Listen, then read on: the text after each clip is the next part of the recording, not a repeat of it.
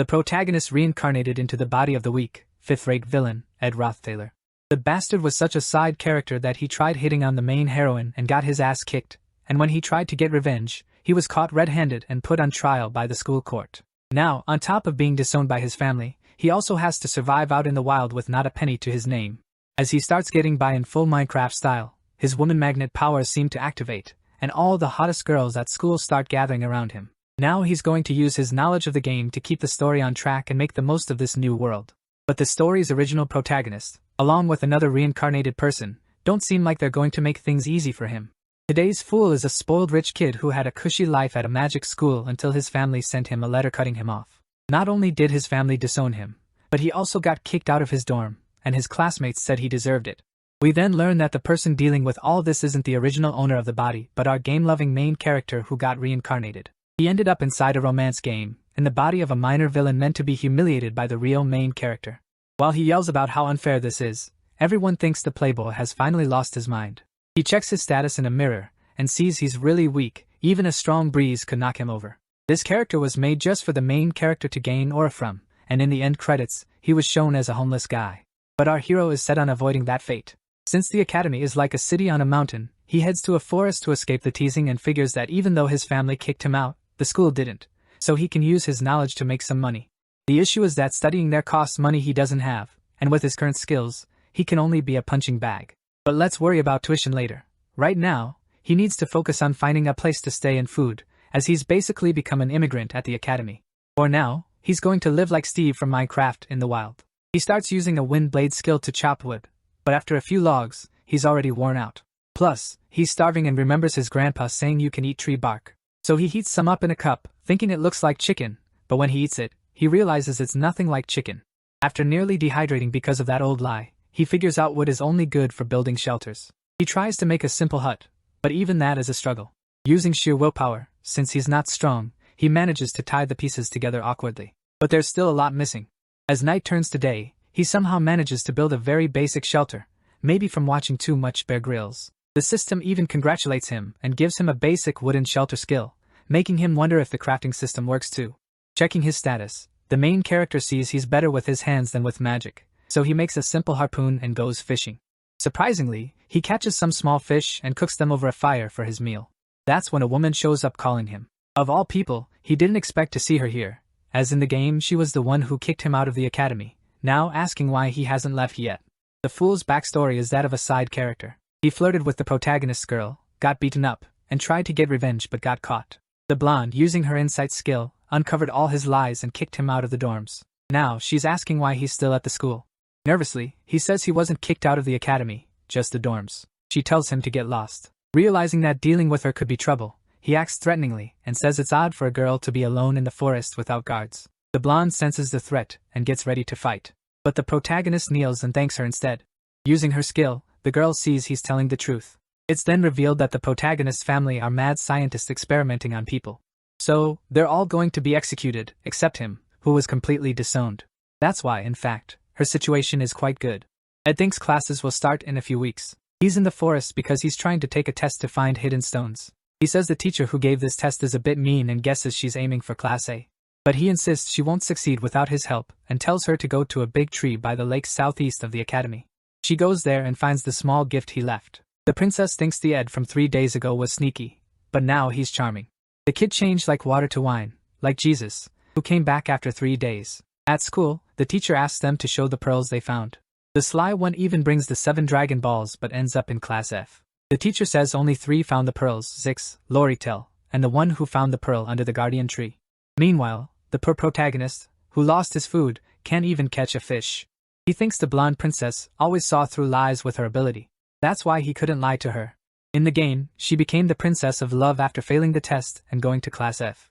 What if she passed? The original story would fall apart, and his information would be useless. But she didn't pass. When she found the pearl, she thought it wasn't a gift, even if the kid hadn't lied.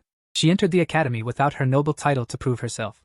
Since she didn't find the pearl alone, she wouldn't accept the gift, as she earned the Princess of Love title by being righteous. He just planted the seeds and reaped the results. Now the blonde is mad and will watch him closely.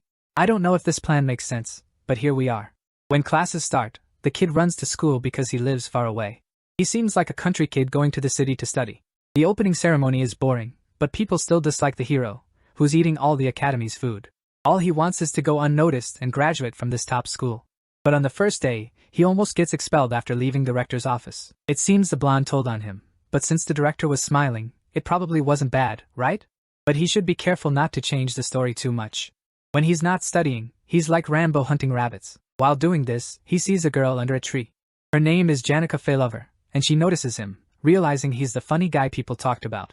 She introduces herself, saying she's in the second year, and asks if he's surprised she knows him.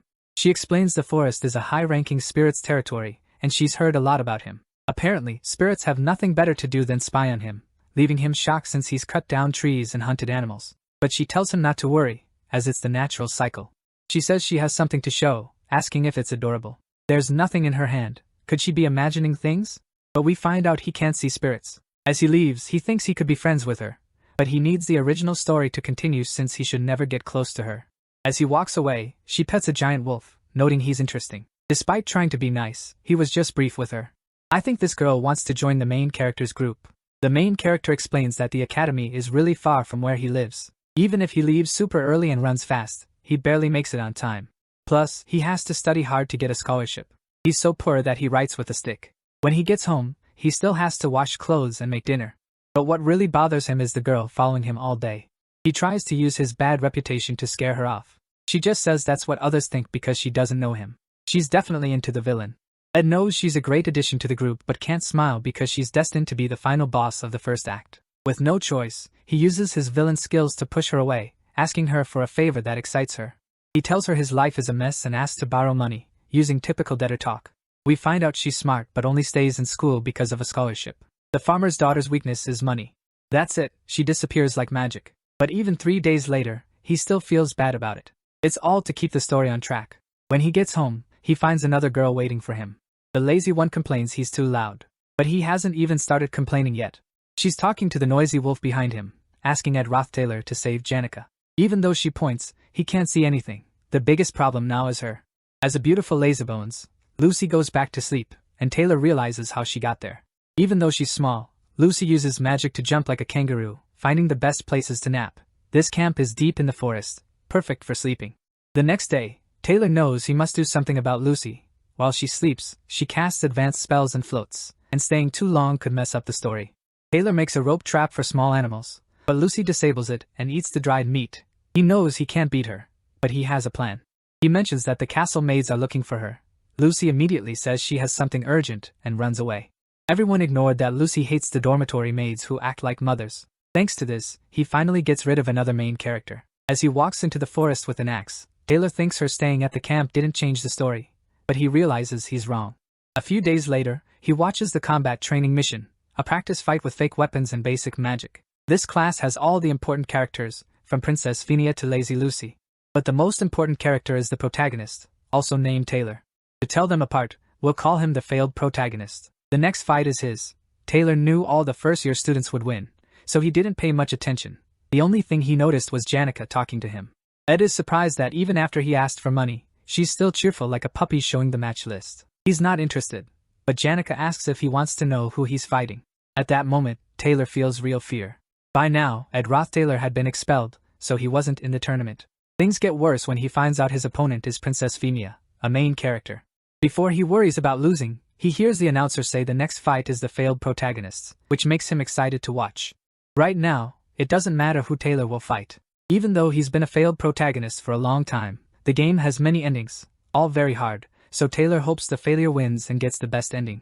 The problem is his opponent, Lucy Merrill, hasn't shown up yet, making him worried. Luckily, he sees her sleeping on the reserve podium and tells her to go fight. If the fight is cancelled because she's lazy, it will mess up the story since it's the first time the failure uses a sword. In the original story, even though he was meant to be a swordsman, he never used a sword. In this fight, the failure will cut Lucy's magic and get close to her. Lucy will be surprised by his speed and use electric magic, getting disqualified and making the failed protagonist the first to beat her. But what happens is the opposite. With one magic, Lucy throws the protagonist out of the ring, injuring him badly. His story is about failing but surprising others. Even though everyone doubted him, the weak protagonist gets up and faces challenges. Like in the original, he quickly moves towards Lucy. Taylor thinks she'll use lightning magic, but she stops the attack with wind magic, throwing him far away. Taylor is shocked, realizing the story has changed. As he watches the failure leave the arena, he thinks leaving him alone will be a problem. The wind protection Lucy used is magic from a contract with the wind spirit Marilda. Depending on the scenarios, Lucy and Marilda are separate, but after 2 days in her cabin, she signed a contract and got stronger. As his and the princess's names are called for the duel, Taylor runs to the failed protagonist, ignoring Phineas in his way. In this fight, the failure was supposed to win and gain sword confidence, but he lost because of a character who shouldn't exist. Taylor tells him not to be sad since his fight was amazing. If the failure's spirit breaks, our protagonist might have to work harder in the story. Then we see some of Princess Phineas's past. Emperor Chloe was the first to see her talent. This ability wasn't given by a god, she created it for protection. But even seeing through people, there was still a deep sadness in her eyes. The protagonist asked her to go easy, while people who saw him shout at the failed protagonist think he was mocking someone who lost. Even agreeing with what people say about Roth Taylor, and knowing he was a liar before, she knows his despair was real. Then the fight starts. Phineas says our MC confuses her and wants to figure it out with this duel. Knowing Ed can only use fire and wind magic, she starts with a water ball and wonders how he'll react. Her goal is to forget everything and have a great battle, but the protagonist gets hit by the magic without doing anything. The princess, expecting a great battle, is confused, while Taylor lies on the ground like Yamcha, quickly giving up to avoid more hits. The other students laugh at him since he did worse than the failed protagonist. As he stands up, Taylor says it was a good fight and he learned a lot. But the princess finds it odd that he hasn't made eye contact since he got on stage. He was never interested in the duel. As he runs through the halls, we see why the main character lost on purpose. He wanted to blend in, and now he needs to find the failure because if the world's hero quits, his easy life will fall apart. Before he finds him, the princess catches up, upset because he didn't try to win the duel, adding to her many worries. Taylor notices her frustration and tells her to calm down, saying there's no need to be so upset. Once she calms down, she feels embarrassed and asks him to forget what she said. He tries to leave, but she keeps talking about life in the palace and asks one more question. Phineas asks if he knows about the dark side of the Roth Taylor family and why he bothered the failed hero, thinking he needed to be kicked out of the family. Though she's mostly wrong, her guess about the Roth Taylor family is right, but the main character says he doesn't know, as it's too soon to look into them. This makes the princess angrier, as it doesn't make sense for him to support the failure after trying to expel him. Taylor decides to ignore the questions and lies, knowing she'll catch on, which angers Phineas more. Without proof, she calms down and lets him go. As he leaves, Taylor feels guilty. She's already deep in the main story and now has another problem because of him. Taylor thinks her burdens can't compare to a princess's, but she should relax. This isn't the palace, but Sylvania Academy. Phineas always saw through others, but this was the first time someone saw through her. The main character wasted time in this talk. If he's not quick, his easy life, or the whole world could end. But before he reaches the failure, his childhood friend stops him. She says the hero is having a hard time and doesn't need more trouble. The failure also asks why he's still at school. Taylor remembers that no matter how much of a failure he is, he never loses his fighting spirit, no matter the opponent. While he argued with the princess, Tris, who comforted him after losing, ran off. The failed hero asks if Ed needs him, and Taylor realizes with Isla by his side, he doesn't need to work so hard, so he leaves, saying the hero is good with swords, unlike him. Taylor thought the failure would handle being the game's hero, but now he's relieved the character he knew is still okay. Still, other characters won't suddenly like him. Taylor heads to the door and sees an explosion on the training field. Everyone should have watched the fight between Gold Lordle's daughter and spirit sorceress Janica, but the failure and his friend are watching. Taylor hopes he watches well, as his first trial, the boss of episode 1, Janica Failover, is coming. After the fight, people gather around Janica, who beat the new students, and she's happy but feels bad seeing the girls she defeated taken away hurt. Unlike the original where Lucy beat the hero, all the attention went to Janica. She has many friends, but this event made things busier, which might be good for our mini Tarzan, as he won't see her for a while. 2 weeks have passed since the combat training. Without the main characters, he can focus on his studies and survival. Even though his bad stats have gotten a bit better, it's too soon to relax. Right then, Janica shows up in the forest, feeling awkward seeing the protagonist almost without clothes. But Taylor blames her for appearing out of nowhere. While sitting by the fire, Ed wonders why she keeps coming back. Janica says it's cozy like a secret base and wants some advice. The protagonist, looking monstrous, asks what advice she needs. She explains he might not know since he left before her fight, but she accidentally hurt someone. Taylor knows her opponent used a forbidden spell, but Janica, being kind, still thinks she might have overreacted. She wonders if she should apologize, even though her friends say her opponent was wrong. Taylor, however, tells her to follow her heart. Janica is a lovable second-year student, adored by everyone, and people always support her when she's hard on herself. But Janica realizes that having someone always defend her doesn't erase her mistakes. As expected, Ed doesn't always take her side. Taylor says he can't help if she was offended, but actually, she wasn't offended at all. Despite seeming innocent, Janica understands people well. When the protagonist asked for money, she knew he was hinting for her to stay away, but that's what makes being around Ed oddly comforting. The next day, the protagonist faces a big problem. The failed swordsman game is seen as a masterpiece, but few have seen its true ending. It's a multiple-choice game with many bad paths, and there's a character known as the beginner killer, as meeting her early in the game leads to death. This same person, Lortel Kelchin, is now after the protagonist. Lortel is a hidden heroine. Unlike the princess, she's seen as a villain at first, but her true nature is revealed later in the story. When players understand her loneliness, they must choose between her and the princess. However, our protagonist isn't the main character here and decides to leave without talking to her. But the Daughter of Gold won't let him go easily. Lortel says Ed inspires her because he keeps going despite tough times. If you ignore his arrogance, he's admirable. Before leaving, she offers 3 gold coins to hear his request. Since Ed has been close to Janica, the mercenary wants him to help her befriend Janica. 3 gold coins are tempting, as it's a month's pay for some, but the protagonist isn't for sale, so he asks if she buys friendships with money. Lortel puts the coins in Taylor's pocket, confirming his suspicion. This money-loving fox knows she'll face a political battle with the princess for control of the academy, so she's already gathering allies. Taylor offers a handshake. Lortel thinks she bought Ed, as a moment of poverty can break the hearts of the rich. But it's these small amounts that can ruin lives. Attacking the jobless should be easy, but the protagonist returns the coins, catching Lortel's attention. He's not happy about it. If he took the coins, life would be easier, but being caught between the noob destroyer and the beautiful boss is scarier. That night, Lortel isn't upset by Ed's rejection. After their talk, she weighs the pros and cons and, as a smart businesswoman, won't miss any chance. Her plan is to make Janica an ally. Lortel apologizes for the joint combat incident. Janica asks about her wound, still feeling guilty. The mercenary plans to use her guilt but is surprised when Janica asks about her chat with Taylor. Even though she says they shouldn't discuss personal lives, the spirits love to gossip, so she hears most of the Northern Forest's conversations. Janica approaches and says honesty can't be bought, and likes Taylor's way of being honest. She heads to her room, mentioning she has lots of work and apologizes for hurting her during training. Lortel feels let down that her attempts to make friends failed, but something else grabs her attention. Janica seemed really stressed. At the camp, the protagonist organizes his clothes, but Lucy walks by, says it smells bad, and uses magic that scatters his clothes. Before getting mad, Taylor notices Belle Maya, the top maid from Sylvania's best dorm. She also expelled Roth Taylor. Ed tries to explain his presence, but the maid already knows because of Janica, though she didn't expect him living like Tarzan. Taylor can't stop looking at the basket Belle carries. The maids are elite women trained for chores, and the basket has the best forest ingredients. Taylor tries to recall if she's important in the story, while Belle says to relax. Remembering she doesn't affect the main story, he says he respects a hardworking maid. He thinks it's fine for side characters to be friends and, after some compliments, learns about edible fruits and mushrooms. 2 of his projects are done, and to unwind, he heats tea in a cup. His fire magic and wind blade are level 10 from use. The tea is ready, and he enjoys a sunset with it. Taylor starts liking it until something falls from the sky, blowing up his camp. Ed is thrown back, while Lucy says something almost killed her. The protagonist is puzzled since she's super powerful, but Belle Maya was the threat. Lucy skipped class, so Belle was just doing her job. When Lucy realized she'd get punished, she teleported away.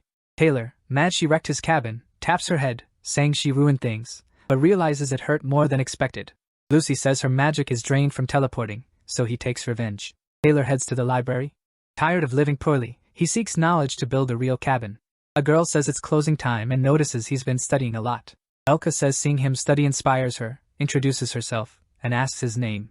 When he says he's Ed Roth Taylor, she's shocked. This reaction is common due to his reputation, but she says he's different from rumors and not to trust them. Elka says she knows someone as sincere as him and will support him. She leaves, needing to return to her dorm, when a big earthquake hits, toppling a bookshelf on her. Episode 1 ends, and the boss fight begins. 2 hours have passed since the disaster started. The kids gather at the camp while Isla explains it's a spiritual summoning magic, or rather, a spell to summon a high-ranked dark spirit, Glaskin.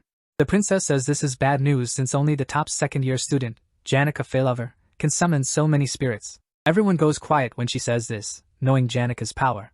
The only one willing to stop her is the failed protagonist. He says the spirits can't leave the barrier for now, but they're on their own to fix this.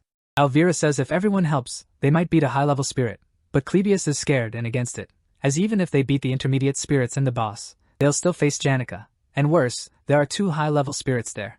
Elvira wonders if she really did all this alone, even though she's strong, handling a high-ranking spirit and several others at once should be tough. Isla thinks this is probably Velocir's power.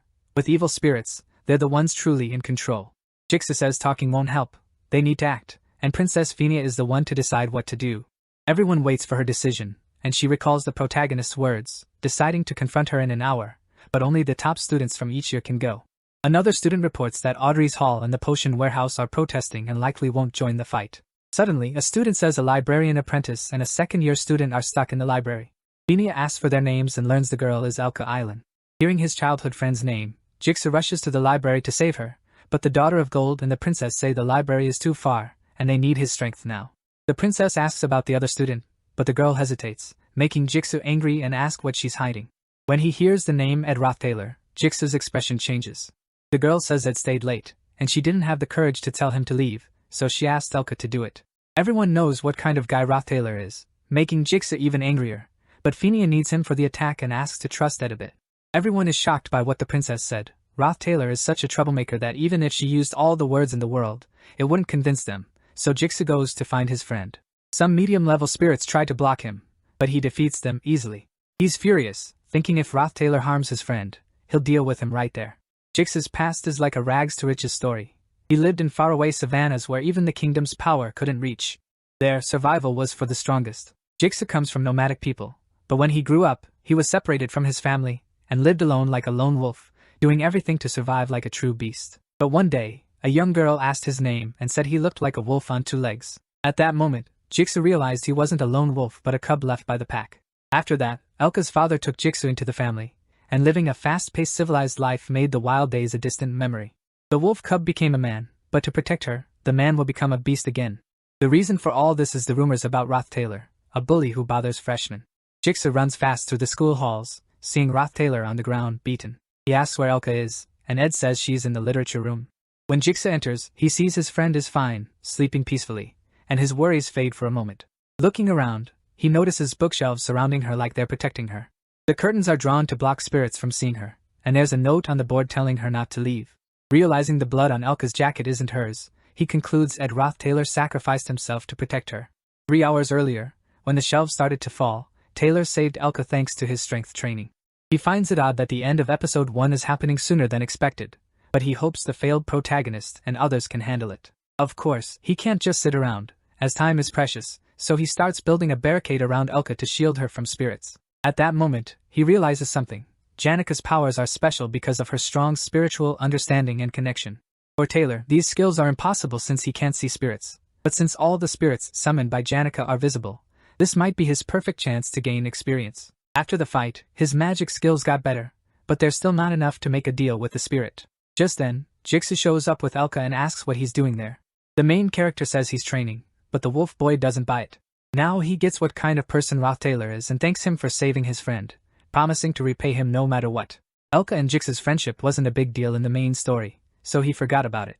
Still, this guy is a friend of the failed main character, who trusted him from start to finish. Ed thinks he probably left the student center, but now that he knows his friend is safe, he should get back to the fight and help Taylor. Jigsaw is puzzled by Rothtaylor sending him to help Taylor Clore and asks why he cares so much. Ed says it's not about caring. The failed main character has the elemental cut skill, the only thing that can hurt that monster. Jigsaw thanks him for the tip and leaves. The main character thinks now that he's given advice, the story should go like the original. But it's odd that Jigsaw isn't the failed main character's best friend yet.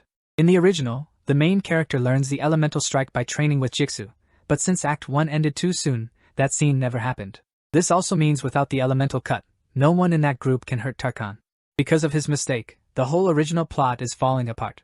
At the student center, Jigsaw says sorry for being late and promises to make up for it, but the princess says even if he was there, they would have lost anyway. Everyone is badly hurt, since the first try failed. The guard says if they want to attack again, they'll need to wait for backup. Phineas is really worried about what will happen since they only got out of the fight by luck. Her guard and the best first-year student got hurt, and now she doesn't know if there's a way out. In this tough moment, someone says they shouldn't waste time going after Tarkan. Judging by how the summoning ritual is going, it will be done soon, and the best move now is to split the team in two. Messing with the main story was the last thing he wanted, but now Taylor has no choice. Lebius asks if he's joking, but Jigsaw, now on Taylor's team, tells him to be quiet. The main character says they need to get past the fire spirit Tarkan. The problem is Tarkan has a strong defense, so his plan is for one group to distract it while the other goes to stop Janica. Lortel says it's a bad idea since they only got away by luck, and if the distraction group fails, things could go very wrong. But Taylor says they should only worry about the risk if there was another option. Then Lortel says the real issue is who will be in the distraction group since it's almost like a suicide mission. The failed main character, like a good hero who likes danger, says he wants to go, but Taylor says no, saying he'll be needed in the fight. Actually, they're seeing this wrong. The distraction group won't die and doesn't need to be big. Just he, Clebius, and Lortel are enough to distract Tarkan. The two obviously don't want to do this, especially Clebius, who dislikes Roth Taylor because of his reputation. Even without knowing his reasons, the princess decides to go with his plan and split the team into two, the strong team and the suicide squad. For safety, she asks that none of them die. As all the teams head to their goals, in the building's hallway, Taylor just tells them to follow his orders and everything will be okay. As they move forward, the main character is sure they'll win, even telling Clebius not to worry too much. Despite being scared and unsure, he's one of the strongest in a fight. Clebius sees that Roth Taylor is full of confidence, and starts to think there really is a way to win since all they need to do is get that big lizard's attention. He joined the team because the princess's strong will convinced him, and knowing he's not alone gives him more courage. Clebius goes to the lizard, ready to attack, but when he asks Ed for help, they both vanish, leaving him to face the lizard alone. In panic, Clebius runs, yelling they're traitors. Lortel, listening outside, recalls the protagonist's words. When Clebius went ahead alone, Taylor told her to leave. Lortel wonders if he always meant to sacrifice Clebius, but Ed insists he's not a sacrifice. Despite appearances, he's one of the Academy's top students. Her role is crucial, ensuring the subjugation group can enter and strike Tarkan. As she prepares the spell, she thinks rumors can't be trusted. Ed knew everyone might doubt themselves, but Lortel is different and tells her to just blow everything up. When the group arrives, Lortel asks what they're doing and tells them to go in and defeat the boss. She remembers blowing up the hall ceiling during training, which might be why Taylor gave her this role, and she starts to find him interesting. As the group moves forward, Lortel recalls her other role. Clebius keeps running from the giant lizard, shouting that if he survives, he'll kill them both. The mercenary prepares the spell, remembering the protagonist's words. Even if they attract Tarkan, they can't let him destroy the school. They must trap him, but first, they need to deal with his man-resistant shell. Taylor already has a plan. As he runs up the stairs, Lortel agrees that without the elemental cut, no one can defeat Tarkan. On the castle's balcony, Taylor knows they need huge firepower to beat Tarkan, and it's clear who will use it. Holding Lucy, Taylor is angry, wondering how she can sleep in this chaos. With the shelter destroyed, she returned to her usual napping spot. Belle's irritation might be a strategy to exhaust Lucy's mana and make her sleep. The little witch wakes up smelling dried meat. Taylor throws all the food into her mouth and prepares to launch her at the giant lizard.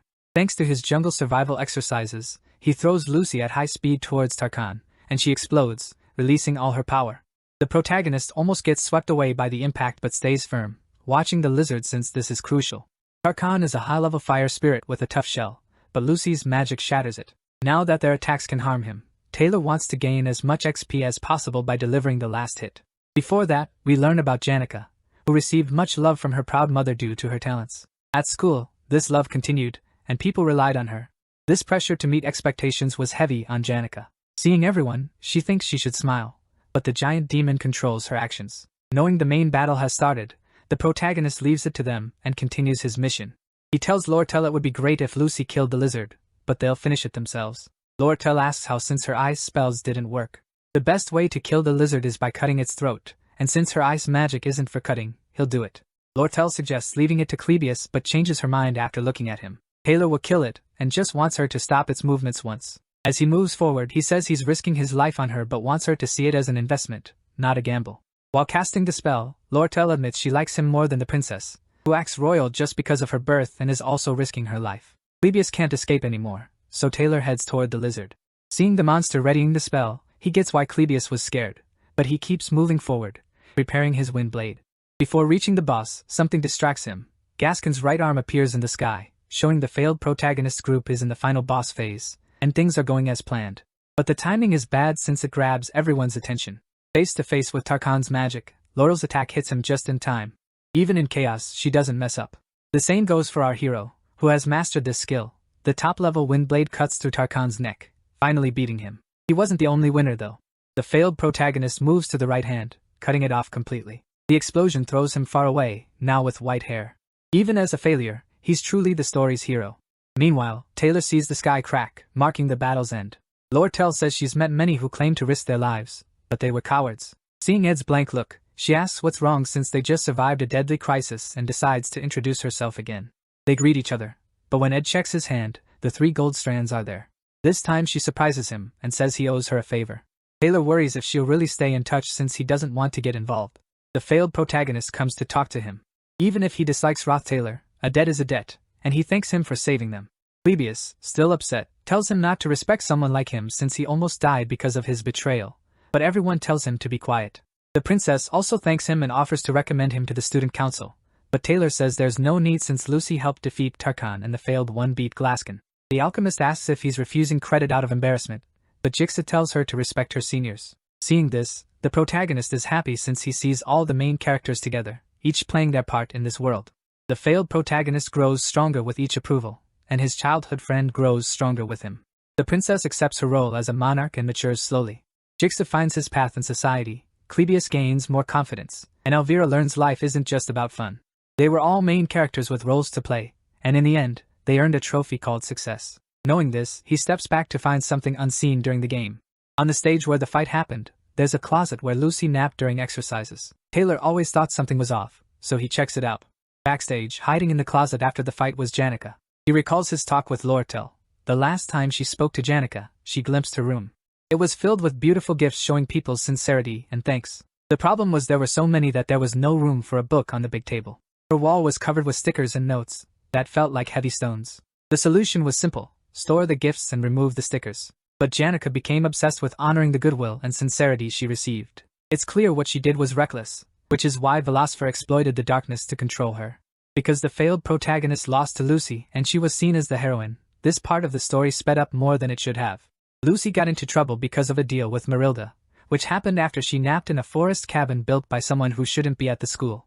Janica tries to act calm, saying the box is cozier than she thought. She didn't expect Taylor to find her so fast, and now she's almost in tears. The main character remembers the wolf's plea to save Janica. Maybe Marilda asked him because he was the only one who could step away from her. Her attempt to make a deal with a high-rank spirit didn't work, even after late-night magic practice and always smiling at everyone. She faced many tough times secretly. Taylor tells her she worked really hard, hoping his words help. On stage, the main characters proudly parade, getting applause and praise. Behind the stage, it's dark and quiet. The first act's villain exits as the main characters move forward. Even after seeing the first acts and many times, this is the first time he truly sees everything. At his spiritual peak, he sees all the spirits around Janica. All the spirits, including Marilda, are pleased with her actions. 10 days have passed since Janica's trial. She admitted her mistakes and accepted her punishment, but students and teachers supported her. In the second trial, the princess said Janica couldn't be judged for attempted murder because an evil spirit controlled her. Lortel stepped in to fix the damage, making the trade group pay for the academy's restoration. It wasn't free, as she got a deal to cut school supply fees in half.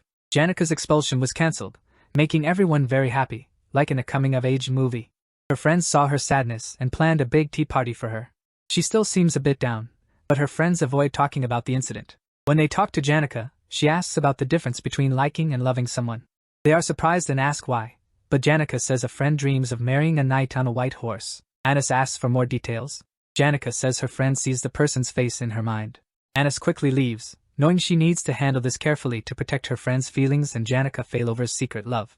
She advises that liking or hating is confusing and not the best time to be honest. It's better to be careful since it could hurt her reputation if others found out. Janica thanks her and says she needs to report her suspension in the main hall. Her friend feels relieved for avoiding a big problem at school. The protagonist, who saved money, spent some due to waive tuition fees and bought a tool kit. On his way back to camp, he meets Janica. Though he avoided her before, now she's just a side character, so he starts to socialize. But when he talks, Janica hides and runs away because she can't be honest about her feelings. Taylor finds it amazing how he made a nice person lose her cool, but he can't think about it much since he's busy. It's time to leave the shack and build a real cabin. On the first day, he picked the cabin spot. On the third, he gathered wood. On the sixth, he paused because semester results came out. Except for the practical classes, his grades were really high. Janica still ignored him, and her friends seemed to warn him to stay away. After 18 days, the woodwork is nearly done, and with the holidays here, he can focus on building the cabin. Lucy kept getting caught in traps, making him think about not using jerky as bait anymore. On the 27th day, Bella Maya brought herbs and mushrooms, but was puzzled when Taylor said Janica might dislike him. On the 30th day, the cabin building isn't going well. He lacks Lloyd Frontera's skills, And when he saw Janika's group again, she ran off when they made eye contact, though her friend seemed to notice something. On the 37th day, Jigsaw came to help, saying the struggling protagonist is actually a nice guy, and after 45 days, he finally finished the cabin. The floor and walls were bare, but it had a roof, and with the doors shut, not even a bug could enter.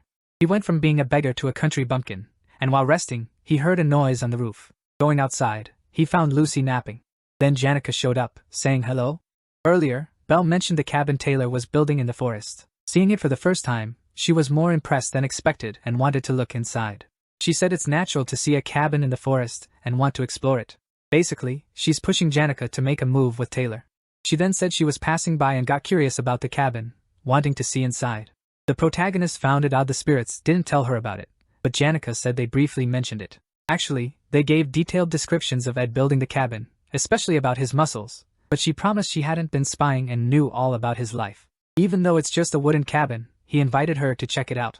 Finally, night came, and Janica said she owed a lot to everyone, especially Fenia, Lortel, and others who helped with tuition money. Taylor said she shouldn't stress about paying back since it's a general belief that debts must be paid. Sadly, she couldn't grasp that the incident happened because the weight of others' sincerity pressured her.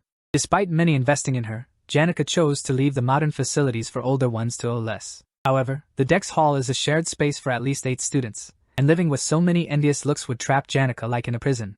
Seeing her now, Taylor realized she hadn't solved her hidden problems, but he said if she wanted to be alone, she could visit anytime since it wouldn't be a bother. She was happy about this and also said if he ever felt overwhelmed, he could ask her for help, and she'd assist him no matter what. Taylor looked at the sky, wondering how he might feel overwhelmed. The second semester was near, bringing Act 2. A grimoire in the school would cause a big storm engulfing the academy, likely caused by Lortel. Still, the protagonist said he wouldn't be overwhelmed, as it wasn't him who would face tough times, but the game's protagonist. In the failed swordsman story, the honor students of Ophelis Hall almost guaranteed a noble life since they got many perks, but that's the issue. Due to heavy rains and a rule favoring Ophelis Hall students, the lower-ranking Dex Hall students felt frustrated, and their bottled-up feelings led to a rebellion. This didn't just happen by chance. Lortel, a merchant, pushed it. She got a student representative to stir up trouble at the academy. Will Lane, skilled at causing chaos, had a reason ready, making it easy. A plan was suggested to change things, but just thinking the academy might accept it made the students angry. They attacked the Ophelis Hall, burning expensive stuff and costing the school a lot. Already struggling from a previous incident, the academy now has to sell their prize-sealed grimoire of the sage. Lortel looks at the rainy sky, remembering her poor past. She knows this place of learning has a lot of light, but it also shows the dirtiness. She wishes for someone like her, living in the shadows. During the chaos, students demand their rights, and some key figures stand out. One is Toto, the decoy, a mid-level boss on the first floor. The failed protagonist beat him, and Lortel bribed him. Toto's job was to control the maid on the first floor and open the hall for students. Toto's role isn't big. He just delays the main character and friends. Now Ed Roth Taylor, a new mid-level boss, takes his place. To see how this happened, we go back 2 days. While hunting, the protagonist sees Ed Roth Taylor lacks combat skills. Even using a bow often, he's terrible at it. Plus, he gets more visitors at his camp far from school. 3 visitors stand out. First, a lazy mage who bothers him with silly questions. Second, Janica, who brings treats and teaches him chores. He's very grateful, even if she's a bit odd. Taylor explains this to talk about the third visitor, Gold's daughter, the Black Veil of the second act. She's likely gathering useful people. Taylor wants to ignore her, but Lortel says she didn't plan to call him either. With Toto out, she had no choice. Hearing things changed, the protagonist asks about Toto. During a fight with the failed protagonist, Toto said he was worse than Ed Roth Taylor, so Jigsaw punched him. Lortel says the task is simple. Get the hall key and open it for students. Taylor doesn't like it and says others could do it, but the mercenary says she picked him for his bad reputation. Knowing he was kicked out, Lortel thinks Taylor is mad and wants revenge, but he says he's not interested.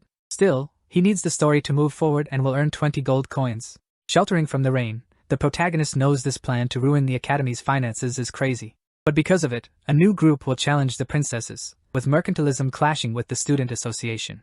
What matters is who the failed protagonist picks, as that side will win. When that happens, our beggar will join the likely winner since he needs to survive. Just then, Janica arrives, drying off from the rain.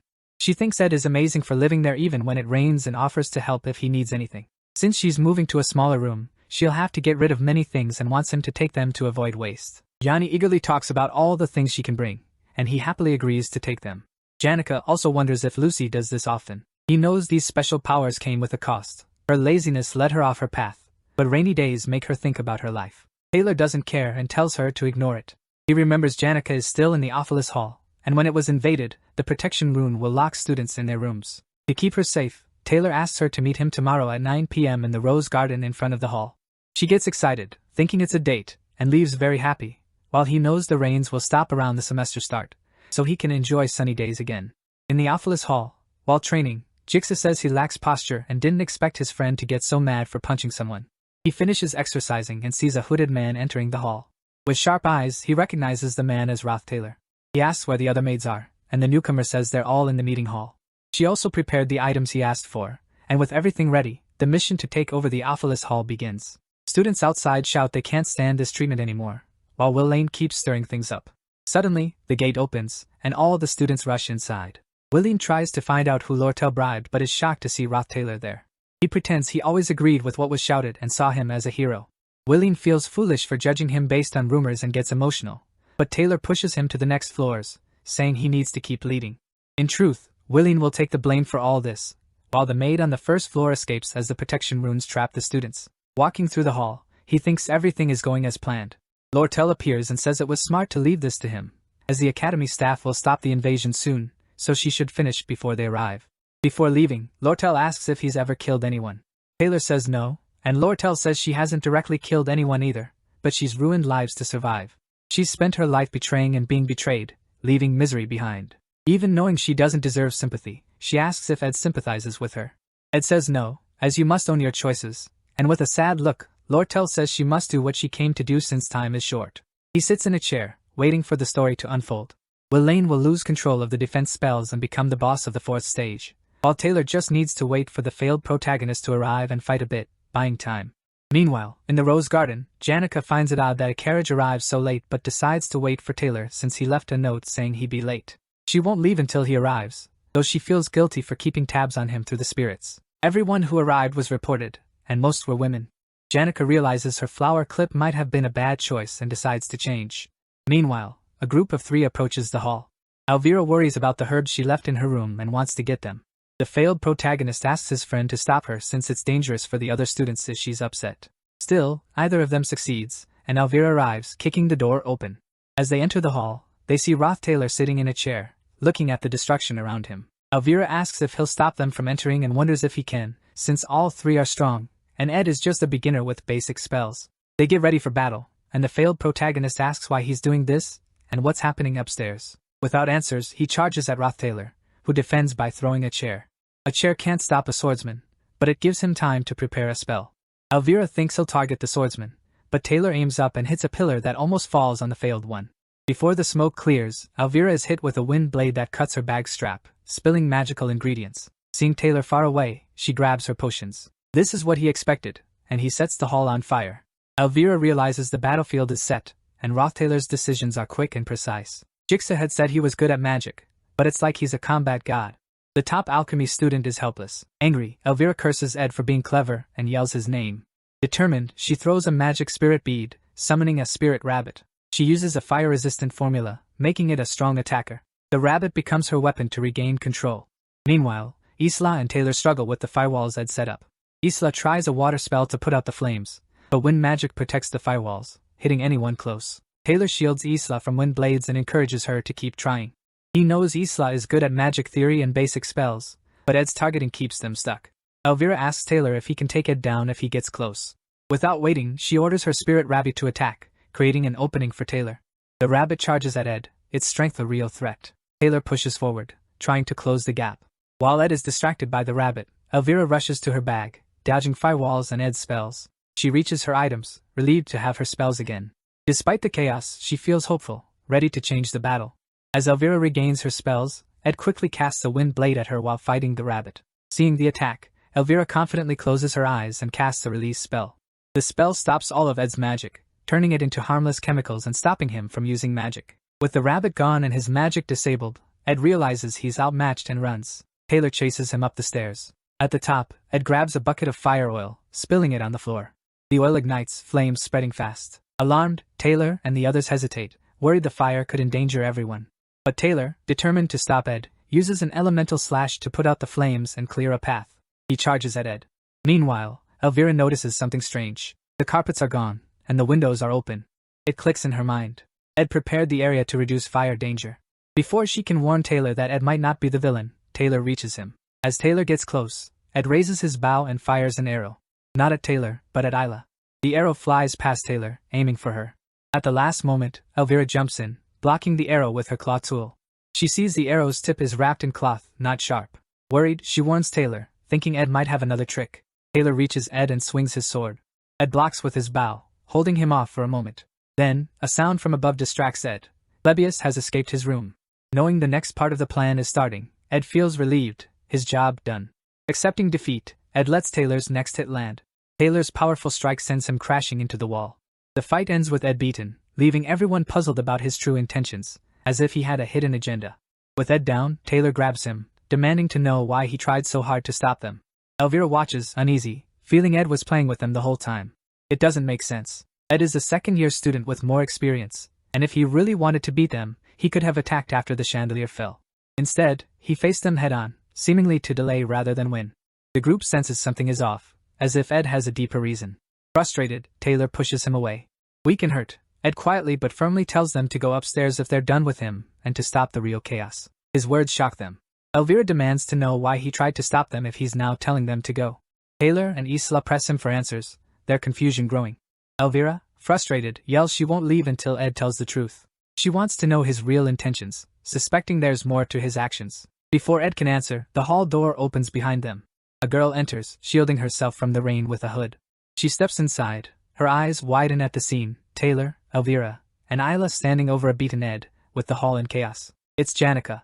She had been waiting for Ed at the Rose Garden, thinking he might be at the pavilion nearby, but seeing him like this, her heart sinks. Shocked and worried, she cries out, asking what they've done to the hall and to Ed. Her voice echoes in the tense silence, leaving everyone still. For Janica, Ed is someone very important, making her feel special. Despite the mess, Ed's simple life and how he treated her during the Glaskin hunt made her care for him more. He makes her believe he'll always find a way, no matter the problem. As she stands there, seeing Ed hurt and surrounded by chaos, she thinks about all he's done for her. She realizes he led her away from Ophelis Hall to protect her from the disaster, knowing she had already been punished for the Glaskin incident. Now, feeling his kindness, she wants to help him back. She knows he never asked for help, but this is her chance to repay him. Determined, Janica removes her hairpin, setting aside her looks and distractions. She focuses, gathering strength to face the situation. Her tone becomes tense and commanding as she demands to know what everyone is doing. Her voice is strong, and her presence feels powerful, ready to take control. Taylor, unsure of Janica's intentions, is relieved she's safe and quickly tells her about the protesters in Ophelis Hall. He also explains how Ed has been acting strangely, stopping them from reaching the top floor. Taylor suggests Ed might be protecting someone else hidden in the hall. But Elvira interrupts, pointing out Janica's sudden change. She warns Janica could now be their enemy. Suddenly, Janica releases a powerful aura, creating intense air pressure that swirls through the hall. Ed, worried, calls her name, but she, now fully in control of her magic, calmly reassures him. Taylor and his group stand frozen, sweating and wide-eyed as they watch her summon a battalion of spirit beasts, showing immense power. Realizing the danger, Elvira panics and insists they retreat, knowing fighting Janica, now seemingly unstoppable, is beyond their abilities. But Taylor, being the brave person he is, won't give up. His strong will to face anything keeps him standing firm. Elvira tries hard to make him see sense, but Taylor stays firm. Then Ed steps in. Even though he's weak, he pulls Taylor away, saving him from a hit by one of Janica's spirit animals. Ed tells Taylor and his team to leave and stick to their plan. Confused, they wonder why Ed, who tried to stop them before, now wants them to go upstairs. Elvira doesn't want to leave and argues against it. Ed taps her on the head, gives her back her bag of chemicals, and firmly tells them to listen to him. Realizing they have no choice, they leave Ed with Janica and hurry upstairs. While Janica is busy with her magic, Ed slowly approaches her. Janica sees him and tries to assure him she'll handle everything, saying he doesn't need to push himself. But Ed, weak and tired, softly calls her name. He puts his shaky hands on her shoulders, surprising her. It's the first time he's touched her like this, leaving her speechless. In a soft voice, Ed asks her to stop her spirits, saying the wind is too strong and he can barely stand. Seeing him so weak, Janica's heart softens. She stops her magic, sending away the spirit beasts and calming the hall. Taylor and his team, watching from the stairs, are amazed that Ed stopped Janica so easily. Ed then tells them to hurry, saying time is short. As he finishes, he collapses from exhaustion. Later, Ed and Janica sit together. Janica gently cares for Ed's wounds, looking worried. She angrily blames Taylor and his team for Ed's state. Ed, trying to lighten the mood, jokes about getting back at Taylor and the others next time. This makes Janica worry more, and she asks Ed to promise not to get hurt again. Ed feels thankful for her care and thanks her softly. He's relieved he finished his task, even if it didn't go perfectly. Now he just wants to rest, so he gets up, ready to head back to his camp. Before he leaves, Janica hesitates and tells him about something strange she saw earlier. She describes a big carriage with a golden crown parked near the garden. Ed freezes, recognizing the symbol. It's from the leader of the Merchant Association's elite, the Golden King, who is Lordle's adoptive dad. Ed remembers the game's story, where the Golden King shows up much later as a fake bad guy before Lordle beats him in Act 2. Ed is confused and worried about the Golden King's early arrival, thinking something unusual is happening beyond what he knows from the game. Meanwhile, on the 5th floor of Offalis Hall, Lordle looks out a big window, her face cold and thoughtful. Next to her is Alice, the hall's chief maid. Lordle talks to Alice about her earlier meeting with Ed. She describes him as mean and uncaring, saying he ignored her pleas for sympathy without a second thought. She thinks about how people like her, shaped by tough lives and betrayal, expect nothing but coldness from others. Alice, who has worked in Offalis Hall since she was 15, listens quietly. She worked hard to become the hall's manager. Seeing Alice's strength, Lordle spent a lot of money to gain her loyalty, seeing her as a valuable ally. Giving Alice a box of gold coins, Lordle thanks her for being on her side. Though Alice stays silent, Lordle believes she's found someone like herself, someone who puts aside values for gold. In her mind, she thinks Alice understands survival and sees her as a kindred spirit. Lordle briefly remembers her tough past in the slums, where life was a daily fight to survive and betrayal was common. Despite her sad beginnings, Lordle has accepted her role as a hidden villain in the game's story, using smarts and tricks to reach her goals. Lordle plans to give Berserker defense magic to Willen's group on the 4th floor to destroy Offalis Hall from the inside, targeting the students there too. Confident in her plan, Lordle walks with Alice to the storage room to start everything. She thinks Alice is loyal to her because of the money. But as they walk, Alice suddenly draws her sword and points it at Lordle's neck. Her aura becomes intense and heavy. She coldly says she's not like Lordle. The words shock Lordle, making her realize how alone she is. She stands still, caught between fear and disbelief as Alice's blade stays close to her neck. Meanwhile, Taylor and his team face many challenges but overcome them one by one. They calm Clebius, beat the main bosses, and handle every problem well. After their tough fight on the 1st floor, things get easier. Eventually, they reach the 4th floor, where everything goes wrong. The 4th floor is chaotic. Willane is trapped by the defensive magic runes and loses control. His body glows with unstable energy, and the crystal ball of magic in his hands becomes very dangerous. Willane cries for help, but the magic is taking over him. The situation worsens as students panic, fearing the building will collapse. They rush out of their rooms, adding to the chaos. The protest falls apart completely. Taylor and his group act quickly. Taylor blocks Willane's magic blasts, protecting the students while the rest help evacuate them.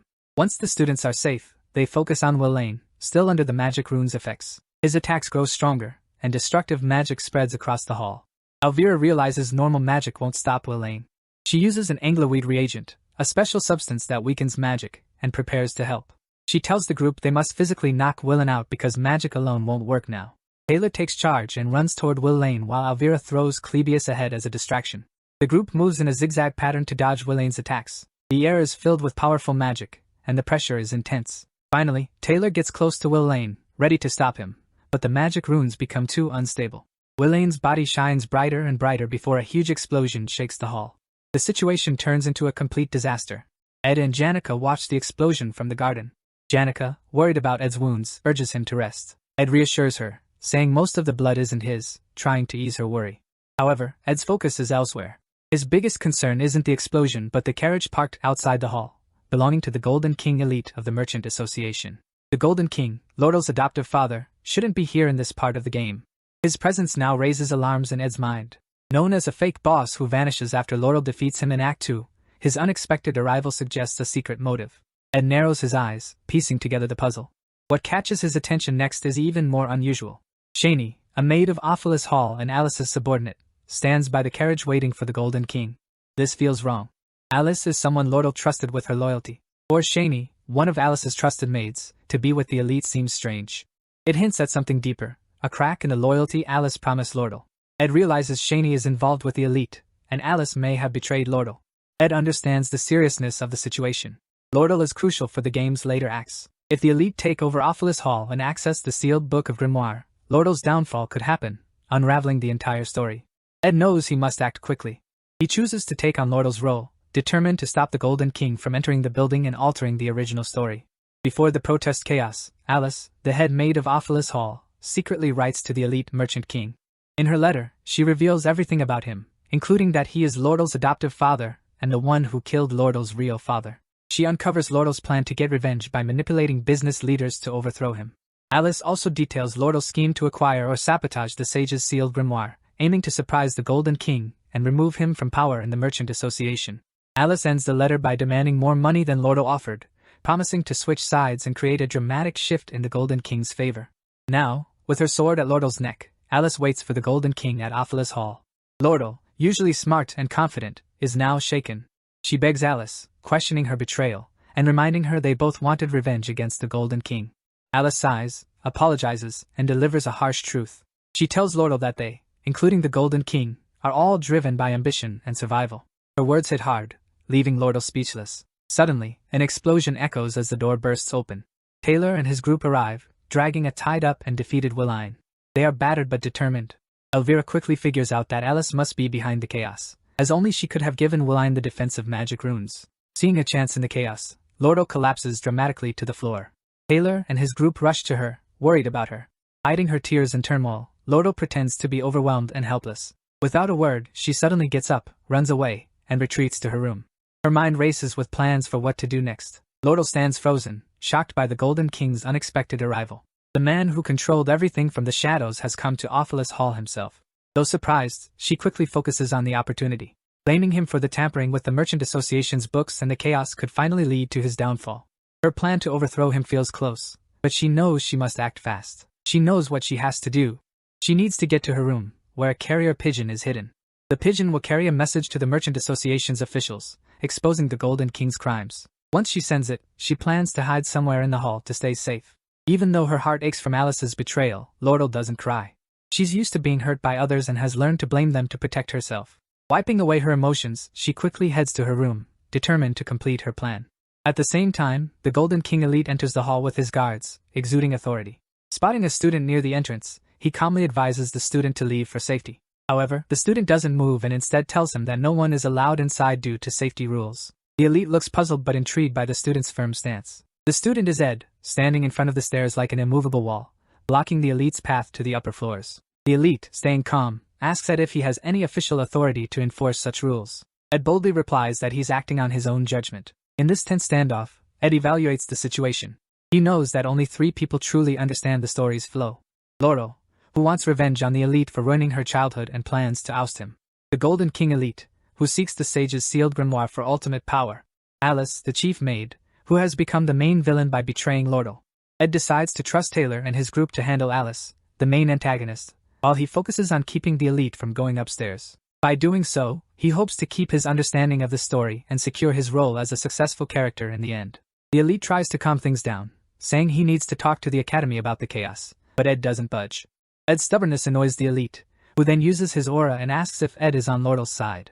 10 minutes before facing the Golden King elite, Ed and Janica reach Jik's room. They find Jik calmly exercising while chaos erupts, with most students already gone. They ask why he hasn't left. Jik says he wants to avoid rash actions and prefers sticking to his routine. Seeing Janica and Ed together, Jik jokingly asks if they're dating. Janica, embarrassed, quickly denies it.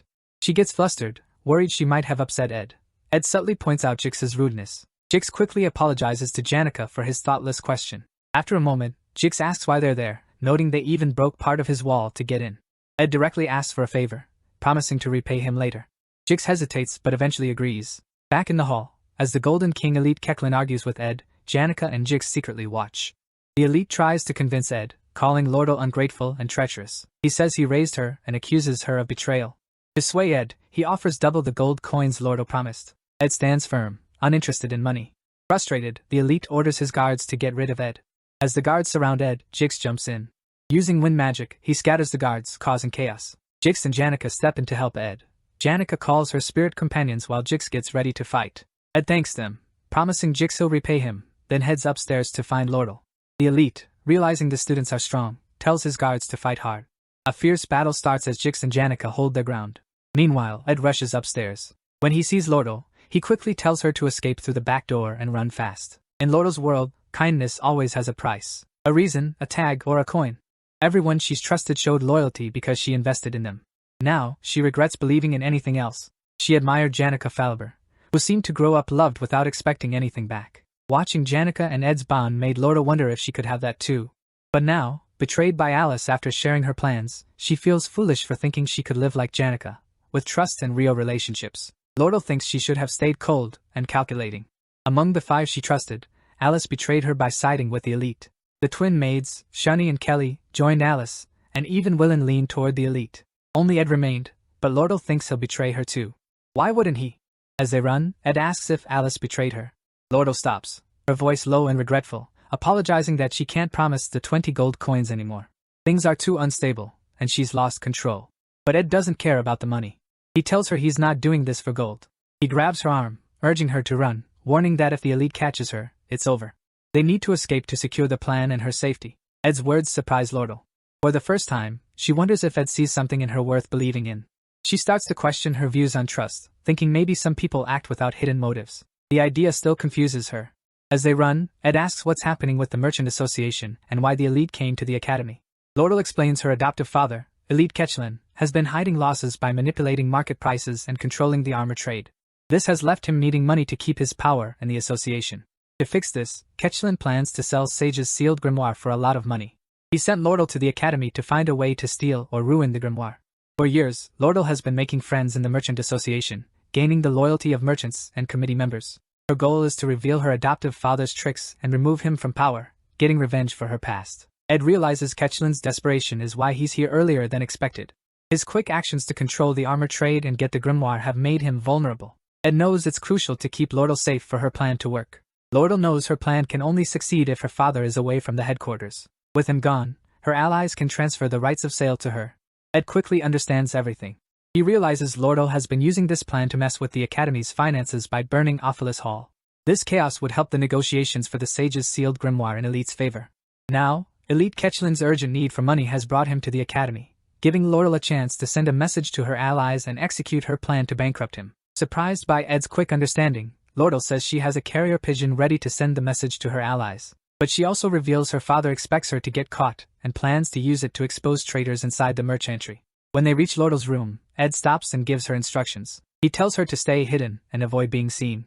He explains how she can escape using the horseman, ride to the Archon Mountains. He advises her to leave the horse carriage to mislead Elite's guards and then hide at his place in the forest for 3 days, as he will send the message to her allies from her room. Ed notices someone suspicious at the back door and warns Lordle to wait until it's safe. He firmly grabs her shoulders and stresses the importance of staying hidden. Lordle is amazed by how calmly Ed handles everything, and for the first time, she starts to trust him. When Ed sees her lost in thought, Lordle suddenly asks why he is helping her so much. Ed simply says he is doing it for no reason, just because he feels like he should help her. With that, he leaves the room. Alone, Lordle sits down, confused by her feelings. She hears a loud beating sound and realizes it's her heartbeat. For the first time, someone has helped her with kindness, expecting nothing back. This new warmth fills her with emotions she's never felt. Meanwhile, at the back door, Shani, one of the twin maids, stands guard. Ed approaches, ready to face her. Alice gathers all the hall's runes and uses them to launch strong attacks. Despite her skill as a veteran magic user, Alice can't match Taylor's strength. Being the hero of the game-failed swordsman of Sylvania, Taylor's determination and skill are unmatched. With this, the final battle of Act 2 begins. Meanwhile, Ed confronts Shani at the back door. Shani draws her sword, ready to fight. As she attacks quickly at Ed's leg, he uses his reflexes to dodge her strike.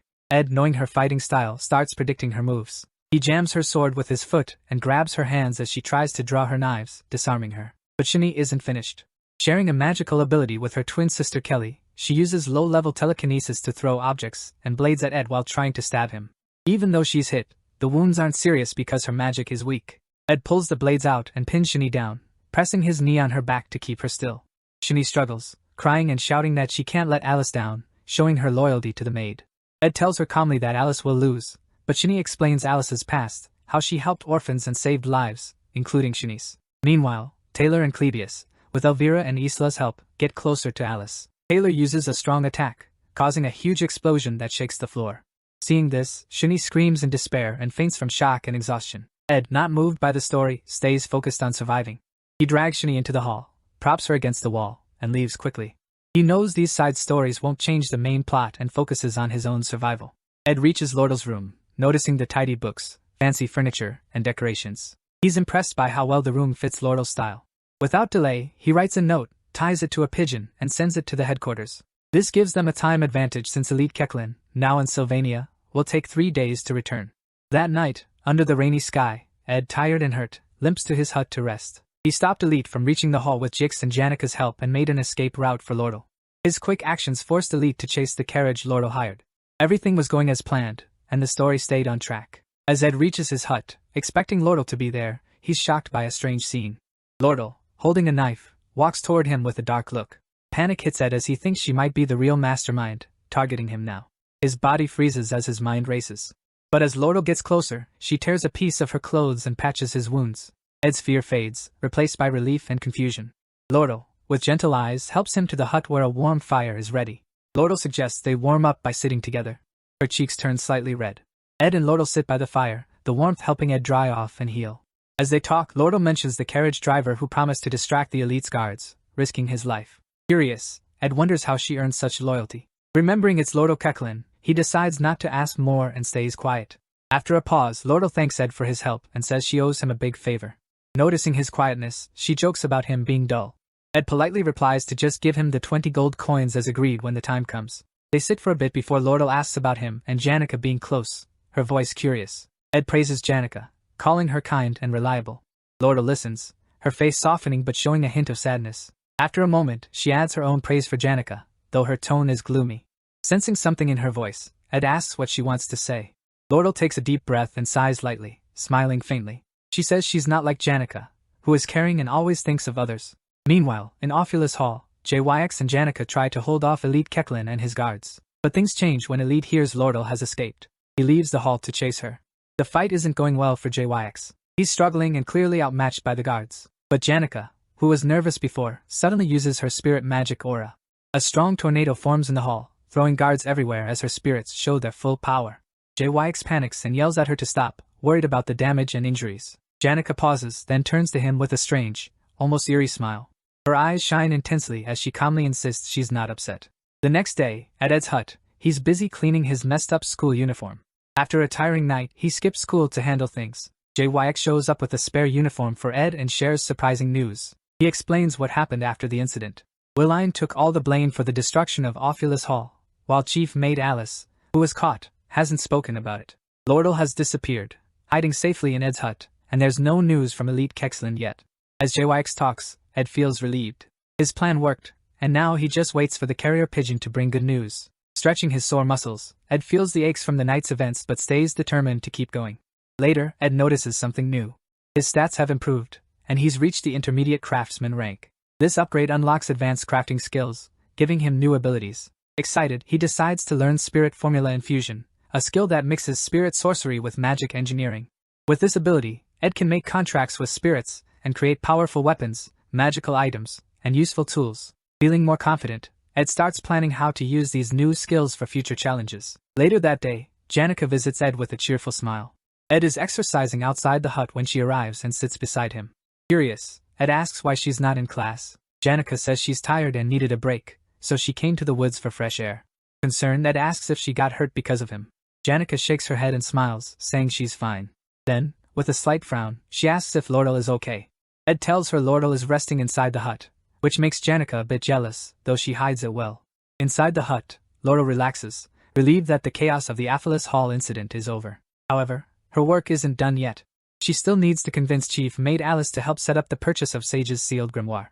For now, she waits anxiously for a reply from the elite merchant's headquarters. While waiting, Lordal notices how safe and comforted she feels with Ed. His kindness and trust make her heart race, and for the first time, she feels something more precious than gold. Blushing, she realizes she doesn't want to lose Ed to Janica, who already has a full life with family and friends. Lordal quietly decides to win Ed over, even if it means competing with Janica. Spending 3 days with Ed only deepens Lordal's feelings for him.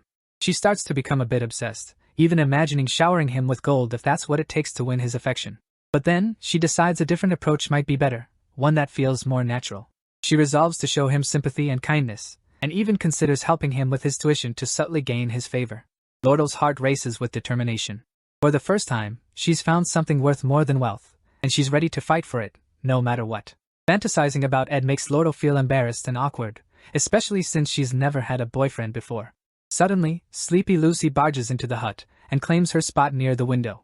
However, Ed quickly intervenes, dragging Lucy out and setting her up in the small tent outside the hut, which he made just for her. Ed then apologizes to Lordle, asking if he disturbed her. Lordle feels unsettled by Lucy's presence in Ed's hut, seeing her as another rival for his attention and labeling her in her mind as a natural disaster. Lordle wakes up early, hoping to spend some time alone with Ed.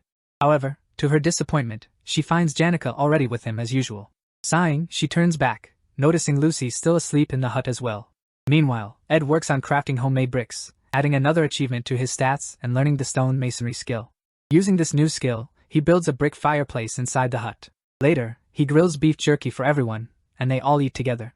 As they eat, Lordle remarks that since nothing significant happened that morning, it means everything is going according to plan. Ed thanks her for the good news but warns them not to let their guard down. Feeling competitive with Janica, Lordle offers Ed supplies and goods instead of the 20 gold coins they initially agreed on. Ed appreciates the offer and asks if she has any construction materials or spare magic engineering equipment. Lordle promises to check. Ed then asks Janica to teach him basic spirit magic and how to connect with spirits. Excited to help, Janica agrees eagerly. She demonstrates with a spirit bird, explaining how to focus and connect. But the spirit bird unexpectedly speaks, scolding Janica for giving Ed wrong advice. The bird also reveals that Janica got tips on using Ed's cabin construction to get closer to him. Embarrassed, Janica quickly dispels the bird, nervously asking if Ed heard anything. Lordle takes the chance to tease Janica, mentioning her leftover food stock at headquarters, offering to sell it to Ed at a discount. Ed negotiates, asking her to include the stocks in their 20 gold coin deal.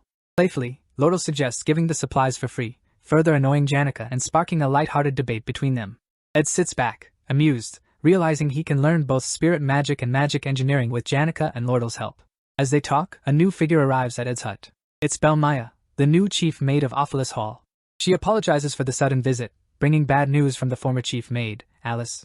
Hearing this, Lordle looks worried, and the atmosphere becomes tense. Before Belmaya's visit, Clara, one of Janica's friends, stops by to see her. Clara gossips with Belle, sharing a secret but warns her not to show shock. Clara whispers that Janica is in love with Ed Rothtaylor. Belle feels conflicted, trying not to show surprise. They chat about Ed, known as a troublemaker but improving his image lately. Clara supports Janica but notices Janica often mentions Lordle. She admits she doesn't understand either of them. Relationships, she says, need balance, and Janica is too naive. Clara complains that Ed is clueless, ignoring Janica's hints. She asks Belle to intervene. Belle, trying to calm her, suggests Ed might be too busy with his problems to think about romance. She adds that maybe it's just bad luck in relationships, leaving Clara uneasy. At Ed's hut, Belmaya gets annoyed seeing Lucy, Lordle, and Janica all there, giving her a headache. When Lordle asks why she's there, Belmaya delivers an important message from Alice. That evening, Belmaya decides to take Sleepy Lucy and Janica with her, leaving Ed frustrated. He's uneasy about Lordle's location being exposed to someone from Awfulous Hall, especially since Lordle is hiding. To avoid risks, Lordle decides to leave with Belmaya, who offers to take her to a safe house. Before leaving, Lordle gives Ed a repaired uniform as thanks. Ed appreciates it, noting it'll be a good second set for the academy. A pigeon carrier arrives with good news, a letter announcing a victory over the elite in business sales, signaling his downfall at the Merchant Association headquarters. Relieved, Ed feels he can return to school as usual. Lordle reads the letter, commenting that her father, the elite, must be making his last stand and won't have time to chase her in Sylvania, ensuring her safety for now. However, she warns Ed not to underestimate her father, who might still have tricks. Even so, she trusts her allies at headquarters, believing she can become the next Merchant Association chairman. Lordle's main concern now is Alice. When Ed asks if Alice might expose her role in the Awfulous Hall incident, Lordle dismisses the worry, explaining that Alice will side with whoever wins. In Alice's letter, she details the orphanages she sponsored, urging Lordle to support them financially for the next year. Lordle shares Alice's backstory. Years of hard work made her sick, but the academy ignored her problems. Unable to handle her duties, including the orphanage, Alice took a risk during the Awfulous Hall incident, changing sides for money and help. Though her actions seemed like betrayal, Lordle understands Alice's tough situation. After reading the letter, Lordle thinks Alice is only supporting her because she believes Lordle will win. In the harsh world of merchants, sympathy is rare, and Alice knows this well. While Lordle agrees to keep Alice on her side, she won't trust her the same way after the betrayal. As she gets ready to leave, Lordle reminds Ed to visit the Merchant Association branch to finish their contract for supply deliveries. Before leaving, Ed gives her a fire torch to light her way. Lordle pauses, looking at Ed thoughtfully. When he asks why she's still there, she comments on his height. She admits she often takes risks to win. With that, she steps closer to Ed, fixing his tie on his uniform. Flirting, she says he looks handsome in the new outfit. Then suddenly, she pulls him by his tie, leans in, and kisses him unexpectedly. Flirting more, Lordle teases Ed about how tasty the raspberries were, saying she can taste them again through their kiss.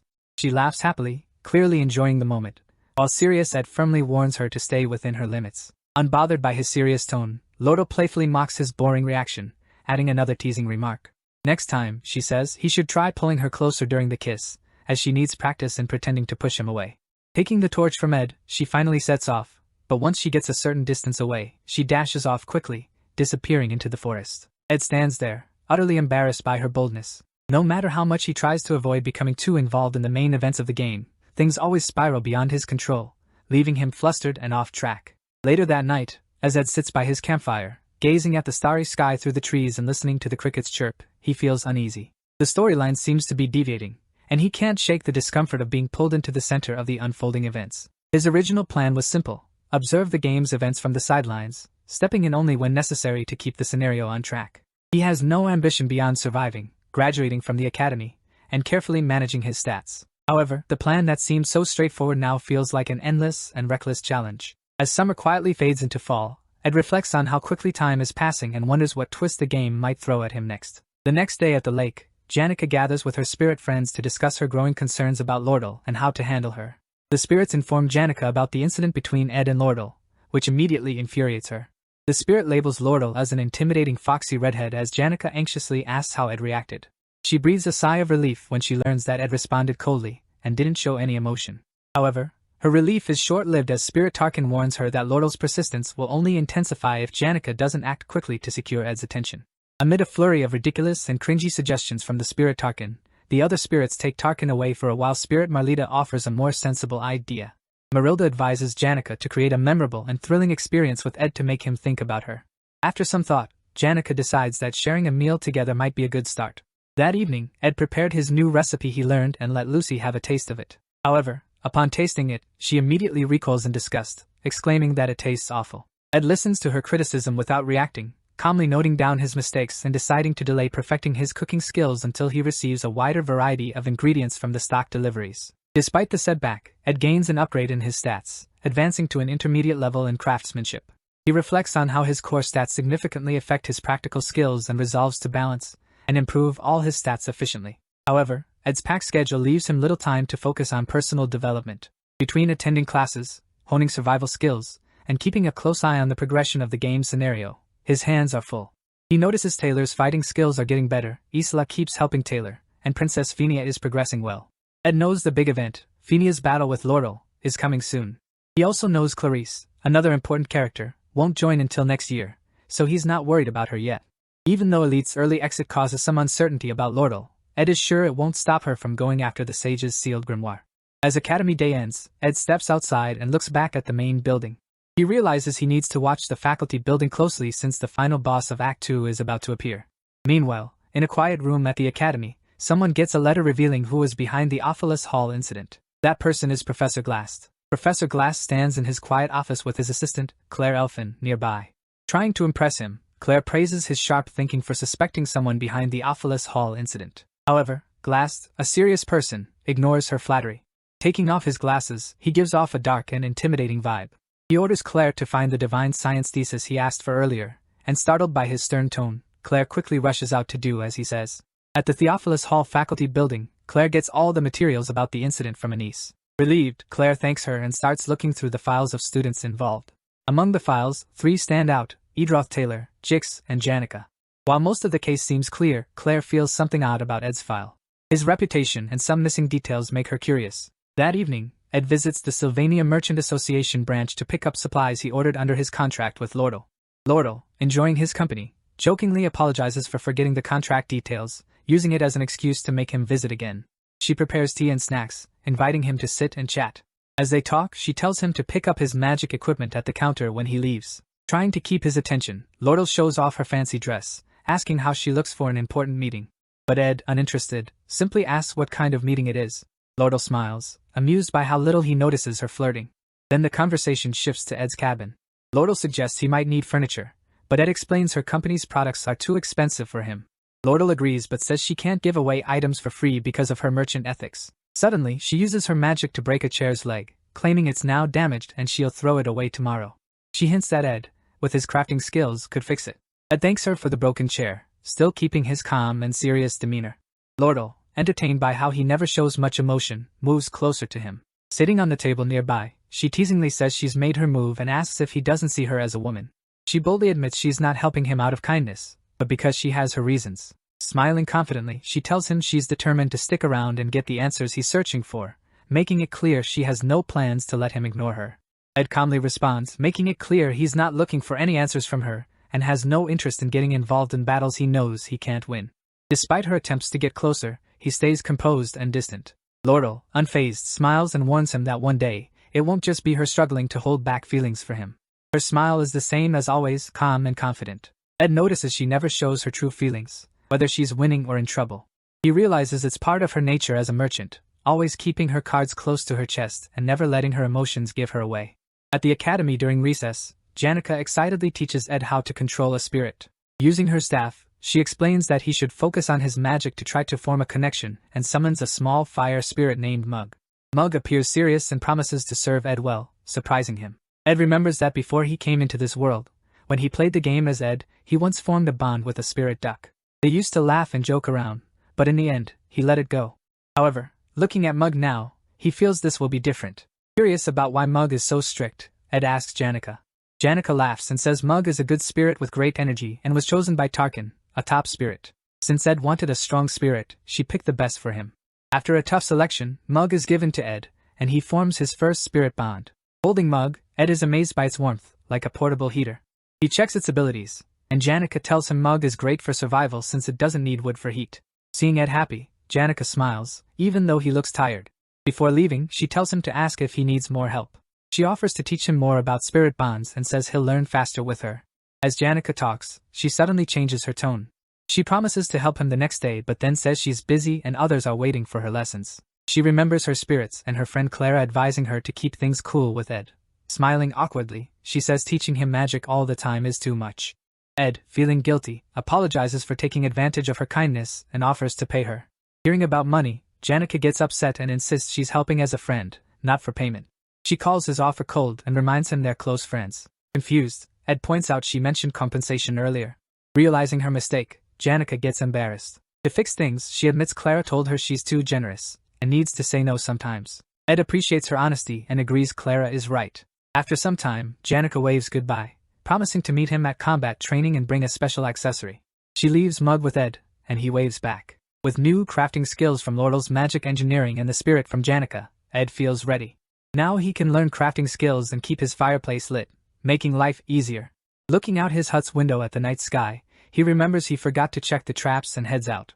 Meanwhile, in the forest, Claire Elfin is investigating Ed, suspecting him in the Ophelis Hall incident. With what she knows, his family disownment and lack of ties to Ophelis Hall make him stand out. Reports say he's often in the woods, leading her there. As she moves through the forest, she hears footsteps and hides. She sees a man carrying Lucy and dragging a deer. The man doesn't use magic but relies on combat skills, making Claire realize it's not Principal Abel. Her suspicions are confirmed. It's Ed Rothtailor, the true mastermind. Proud of her intuition, Claire follows Ed, surprised to find his hidden hut. Watching from afar, she sees Ed put Lucy in a tent and place the deer by the fireplace. Then, Ed goes inside his hut to sleep early for work. Claire sneaks closer, determined to rescue Lucy. As she reaches the tent, Lucy casts a warning spell, startling Claire and asking who she is. Nervously, Claire introduces herself, but Lucy, uninterested, returns to her tent and eats beef jerky. She eyes Claire suspiciously before flying away, leaving Claire baffled. Back at the office, Claire rushes to Professor Glass, showing her evidence, convinced Ed is guilty. She reminds Glass that Ed was disowned, emphasizing his suspiciousness. However, Glass, uninterested in low-ranking students, barely remembers Ed. Claire teases him about not caring and warns that Ed is dangerous, reminding him how Ed overpowered Lucy in the forest and kept her in his tent. Glass brushes it off, saying Lucy often wanders and sleeps in the woods, so it's not strange. Claire, annoyed, knows convincing him will be tough. She tries a new tactic, confidently saying she used magic to capture memories from Ophelis Hall's first floor. Glass, curious, asks if she had permission to use magic for that. Embarrassed, Claire quickly claims she lied to the authority and got the memories herself. Unmoved, Glass tells her to write an apology and explanation letter. Still, Claire urges him to check the memory she brought. The memory shows Ed on the stairs, looking like a mastermind, and stopping Taylor and his group from going upstairs, which seems suspicious to Claire. But Glast isn't interested and asks for stronger evidence. Claire, determined, mentions the forest incident, explaining how Ed carried an unconscious Lucy, making it seem like he was trapping her. Glast, silent for a moment, just reminds her again to submit the letter. Frustrated, Claire leaves his office, feeling drained. Alone, Glast finally examines the memory globe seriously. Watching Ed block Taylor and his group, he becomes curious. He can't believe someone like Ed could stop the Sword Saint Taylor and the alchemist Elvira. The memory replays Ed's actions and techniques. For the first time, Glast's expression changes, realizing Ed might not be so ordinary. The globe finally catches his interest. In the forest, Ed crafts a great weapon using magic engineering and spirit magic. It's a ceremonial dagger with explosive power. Proud, he examines the dagger. Muggs, seeing Ed happy with his work, suggests using it often to improve its efficiency. Then, trying to flatter Ed, Muggs sings a song in his honor. Ed, noticing Muggs' flattery since they met, suddenly picks him up and shakes him, asking why he's acting this way. Muggs stammers and apologizes, but Ed pushes, asking if Janaka promised him something. Mugg hesitates, but Ed insists on honesty since they're bonded through spirit connection. Under pressure, Mugg finally admits he respects Ed but feels ashamed of his low ambitions. He agreed to the contract to benefit from Janaka's refined magic, which helps him grow faster. Ed sighs, asking if there's more Mugg is hiding. Feeling guilty, Mugg reveals he heard rumors about Ed's strict reputation at the academy. Afraid of Ed's temper, he tries to stay on his good side by flattering him. After Mugg's confession, Ed calmly says he understands and that it's natural to want to grow stronger. They head back to their hut, with Mugg sitting on Ed's shoulder, chatting along the way. Back at the hut, Ed chops wood for the fireplace. His stamina is better, and his storage is full of food. He no longer sleeps outside hungry. With enough supplies, he can focus on his studies, reducing sleep and practicing more, absorbing information quickly. But all this effort makes him tired, and he falls asleep. Later, Ed wakes up to find Janica beside him outside the hut. She advises him to take care of his health, saying she's worried.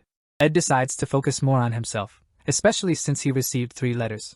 The first is from the academy, the second from the mercenary. But it's the third letter that really grabs his attention.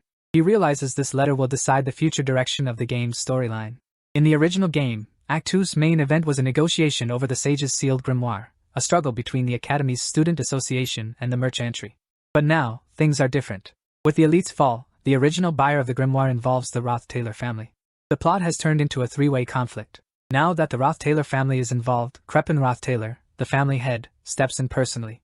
He wants the grimoire for his research on eternal life. Crepin was supposed to be a major boss in Act 4, and his early appearance in Act 2 makes things harder. In the game, no player could beat him at this point. Ed knows how dangerous Crepin is and wants to stop him from getting involved, hoping to keep the story on track and avoid chaos. If Crepin Roth-Taylor buys the Sage's sealed grimoire, Ed won't be able to finish the game, even with all his knowledge. Crepin's involvement would mess everything up, making Ed's survival and progress impossible. The third letter has important information about Crepin's actions and suspicions about the grimoire. But the letter's sender is unknown, adding more mystery. During recess at the academy, Princess Phinia enjoys tea in the garden. Captain Claire approaches her, saying he delivered Ed's letters as she asked. She thanks him for his service. For Phinia, the Sage's sealed grimoire is the Academy's heart, and selling it for money would be shameful. Even Principal Abel asks her for help, telling the princess about the Academy's money problems and asking for her support. But what worries Phinia more is Crepin Roth-Taylor's unexpected interference in the grimoire's sale. Captain Claire suggests Ed might have told his family about the sale to be accepted back. He thinks Ed might do anything to regain his family's approval. Before they continue, Lordle, known for her cunning, arrives and interrupts Claire. She doubts his theory and politely asks the princess to join her tea session. Phinia is surprised by Lordle's visit, as she thought Lordle disliked her. But Lordle smiles and clears up misunderstandings, offering inside information as a sign of goodwill. Lordle reveals it wasn't Ed, but Elite Ketchlin, her adoptive father, who involved the Roth-Taylor family in the grimoire business. To Phinia's surprise, Lordle adds that Crepin Roth-Taylor originally requested the grimoire. However, with Ketchlin's influence weakening in the merchant headquarters, he still wants to buy it with Crepin's help, as the elite merchantry has invested a lot into the deal. This makes Phinia realize the grimoire sale might be an attempt to form a business alliance between the two families. But she wonders why they are now competing for it instead of working together. Lordle smiles and explains that since she now controls the merchantry, she wants to save the grimoire by buying it herself. She assures Phinia she won't sell it to the Roth-Taylor family. Surprised by Lordle's honesty, Phinia asks why she's sharing such internal matters. Lordle, still smiling, calls Phinia an ally in this situation. She explains that if Phinia helps her get the grimoire, it will strengthen her position in the merchantry, while Phinia can keep the Roth-Taylor family in check, making it a win-win for both.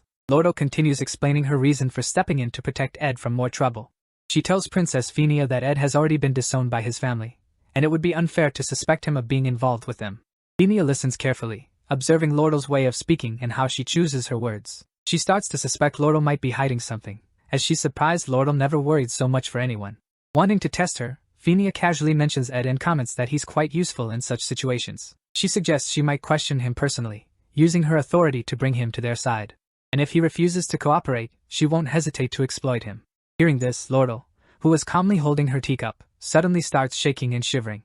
She carefully puts down her tea, then bursts into laughter as she realizes that even Princess Phinia isn't above exploiting others for her own goals. Captain Claire, surprised by Lordle's mocking attitude, becomes agitated and questions her on how she dares to disrespect Princess Phinia. Before he can do anything, Phinia calmly tells him to stop. Lordle stands up smoothly and assures Phinia they are on the same side. She then gives Phinia one last tip: never underestimate Ed Rothtailor. She warns that if Phinia does, she'll regret it. As Lordle leaves, Phinia starts thinking deeply. She wonders if Ed is really behind Crepin Rothtailor's sudden interest in the bidding, or if it's Lordle, who always seems confident and never bows, even to a princess. Watching Lordle go, Phinia wonders if she'll ever meet her again. For the first time, she's unsure about her next move. At the mercenary branch, Lordle sees Ed with Janek and feels a bit jealous. Janek notices Lordle's look and greets her playfully.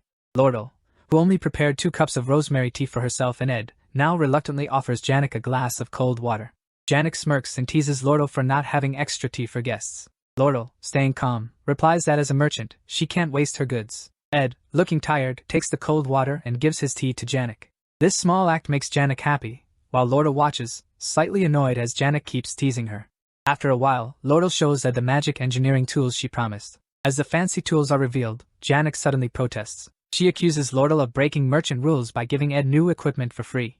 Janek's jealousy rises, thinking Lordle is trying to win Ed over with pricey gifts.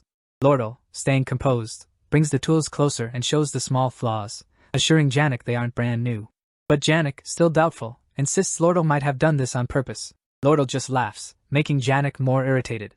As Ed looks at the tools, he hesitates, telling Lordle he can't accept more free stuff, especially since he hasn't paid for the last ones. He reminds her this is the 4th time she's offered him something. But Lordle dismisses his worries, saying since he's a regular customer, he can always renew his contract, so there's no problem. Janek, seeing Lordle's clever moves, suggests Ed quickly pay off his debts and end ties with Lordle before he gets too deep. Lordle, unimpressed, tells Janek to mind her own business, sparking a playful but competitive argument between them, both trying to get Ed's attention. As they continue their banter, Ed suddenly feels a strange sensation, like he's floating in water. It's something he feels when he's overworked. His mind, busy with thoughts about the grimoire problem and making a better mattress for sleep, can't keep up with his tiredness. Before he can react, he collapses. Lordle and Janek quickly rush to help him. At Sylvania Academy, Princess Phinia thinks about Ed's calm and precise nature, whether she saw him fishing at his camp or during the Glaskin incident. His calm attitude and reputation among students, who say he only focuses on studies, make her rethink Lordle's advice. She starts questioning if her thoughts about Ed were wrong and decides to confirm it one last time. To do this, she sends Ed the 3rd letter, inviting him to the royal residence, a letter meant to be secret. As she checks her schedule for the next day, she asks Captain Claire about Ed's visit. But Captain Claire gives unexpected news that Ed has collapsed from overwork. This surprises Princess Phinia. In the game, when a character gets exhausted, they usually get several days to rest. Now, despite all the urgent matters and plans for the Crepin Rothtailor event, Ed has to rest, delaying his plans. When Ed wakes up in his hut, his body feels very heavy, and a strange warmth spreads through his lower belly. Looking down, he sees Lucy sleeping on him, mumbling in her sleep. Seeing her sleep so soundly, Ed remembers how light she felt when he threw her during the Glaskin incident, making him wonder if she's even human. But with his tiredness, he can't even move her off. Noticing the new blankets and mattress around him, he assumes the merchantry brought him here to recover. As soon as Lucy wakes up, she starts talking about how hungry she is. When she sees Ed is awake, she offers to help fix his mana flow. Lucy says she's been doing this while he was sick. After finishing, she falls asleep next to him. Before sleeping, Lucy tells Ed not to get sick again because it's troublesome for her, and warns him that being weak is risky. Ed remembers her grandfather died from a similar illness, so he thanks her for the magic help and her care. Just then, JYX enters the hut without knocking, checking if the stove is keeping Ed warm. Seeing JYX enter so casually, Lucy quickly leaves the camp, feeling embarrassed. Now fully awake, Ed thinks about how he attracts people in this open society, even though he tries to be independent. He asks JYX why he's there, and JYX says he's been checking on him while others are away. As they chat, JYX mentions it's autumn and offers Ed some soup. Still taking it all in, Ed asks about news from Sylvania Academy.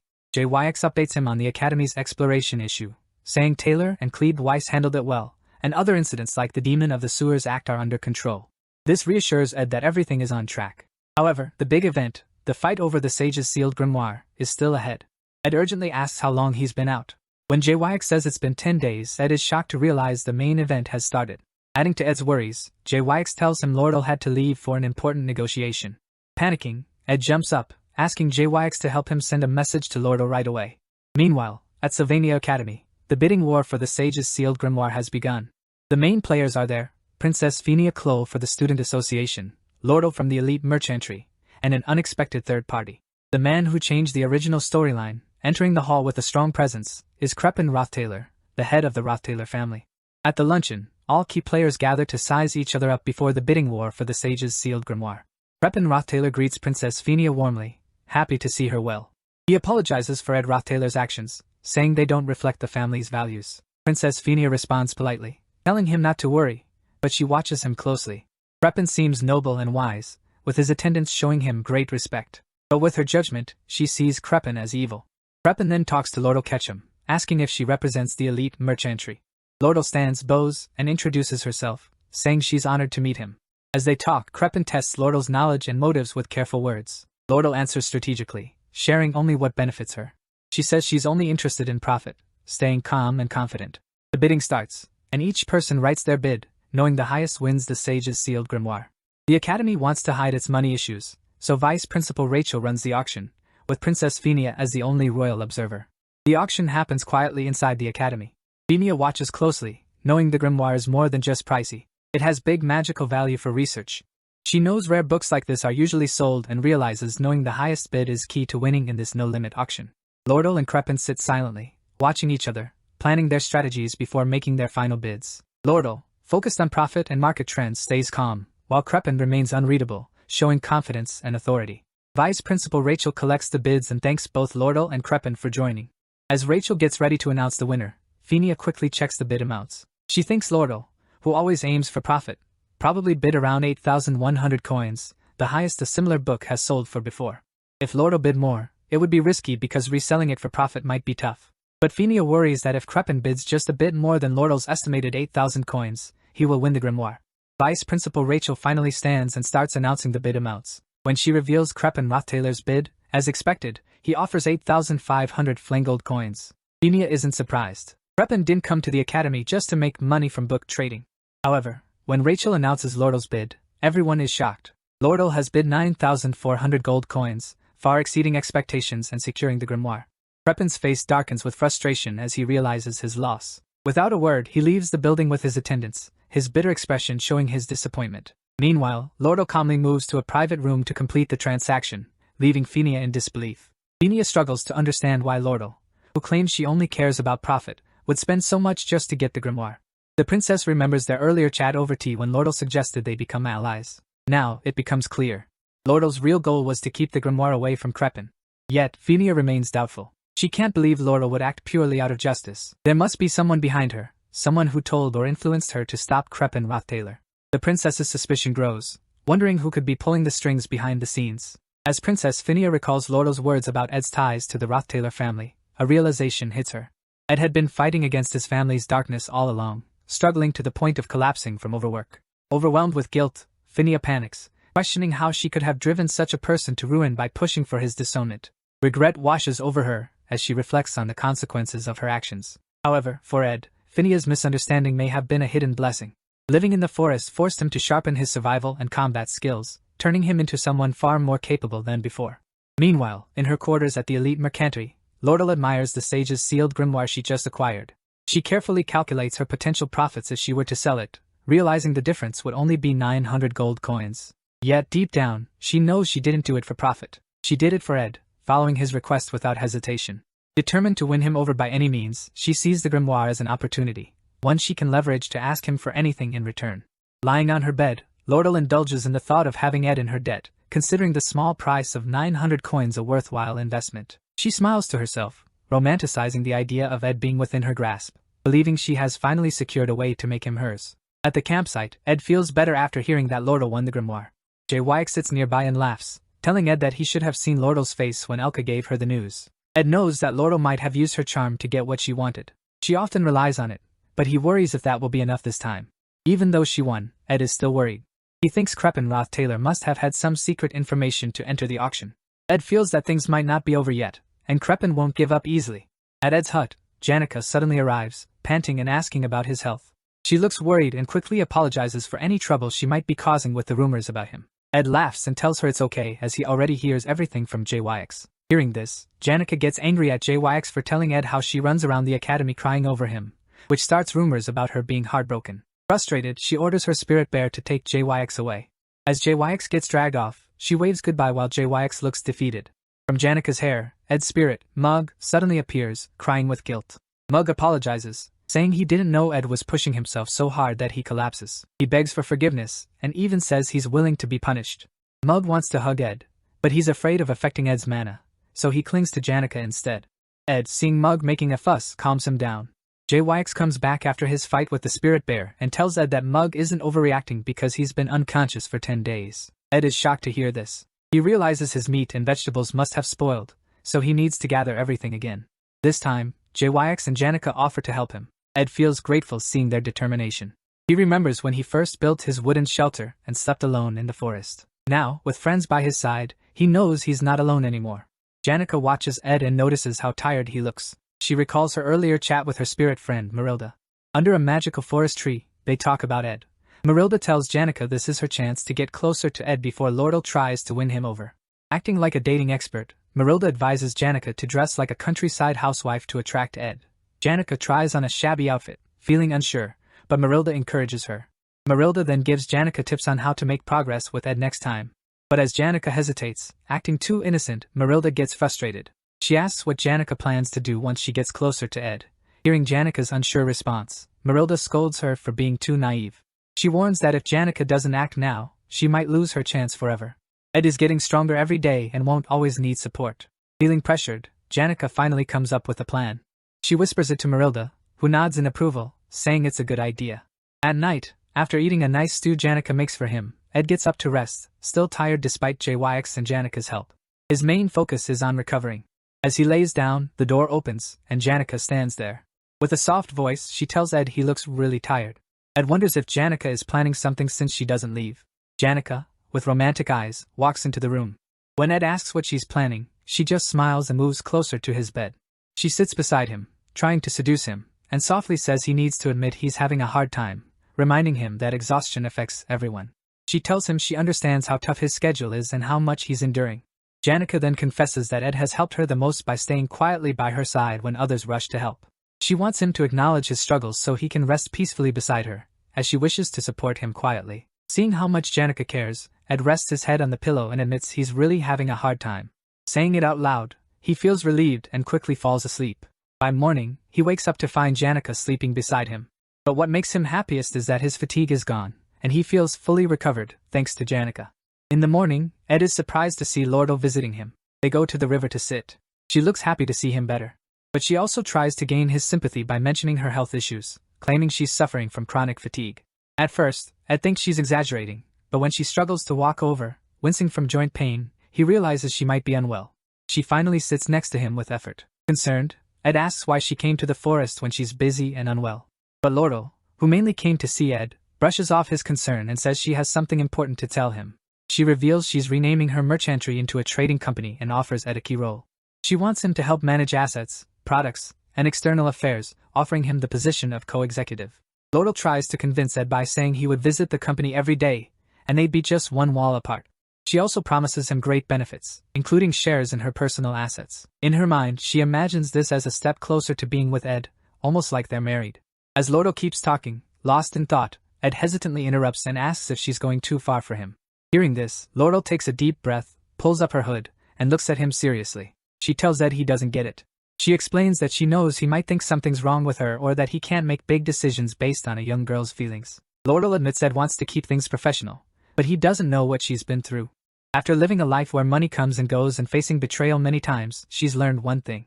She needs someone she can truly trust, someone who won't betray her, even if she loses everything. She tells Ed that while most people have family or friends, she's seen too much. Like merchants rising and falling, fortunes disappearing overnight. Her biggest fear is being left with no one to trust. Finally, with deep emotion, Laurel asks Ed to stay by her side forever, no matter what. Ed looks at Laurel in surprise, but she laughs and says she almost fooled him. Frustrated, Ed yells at her for being too emotionally manipulative.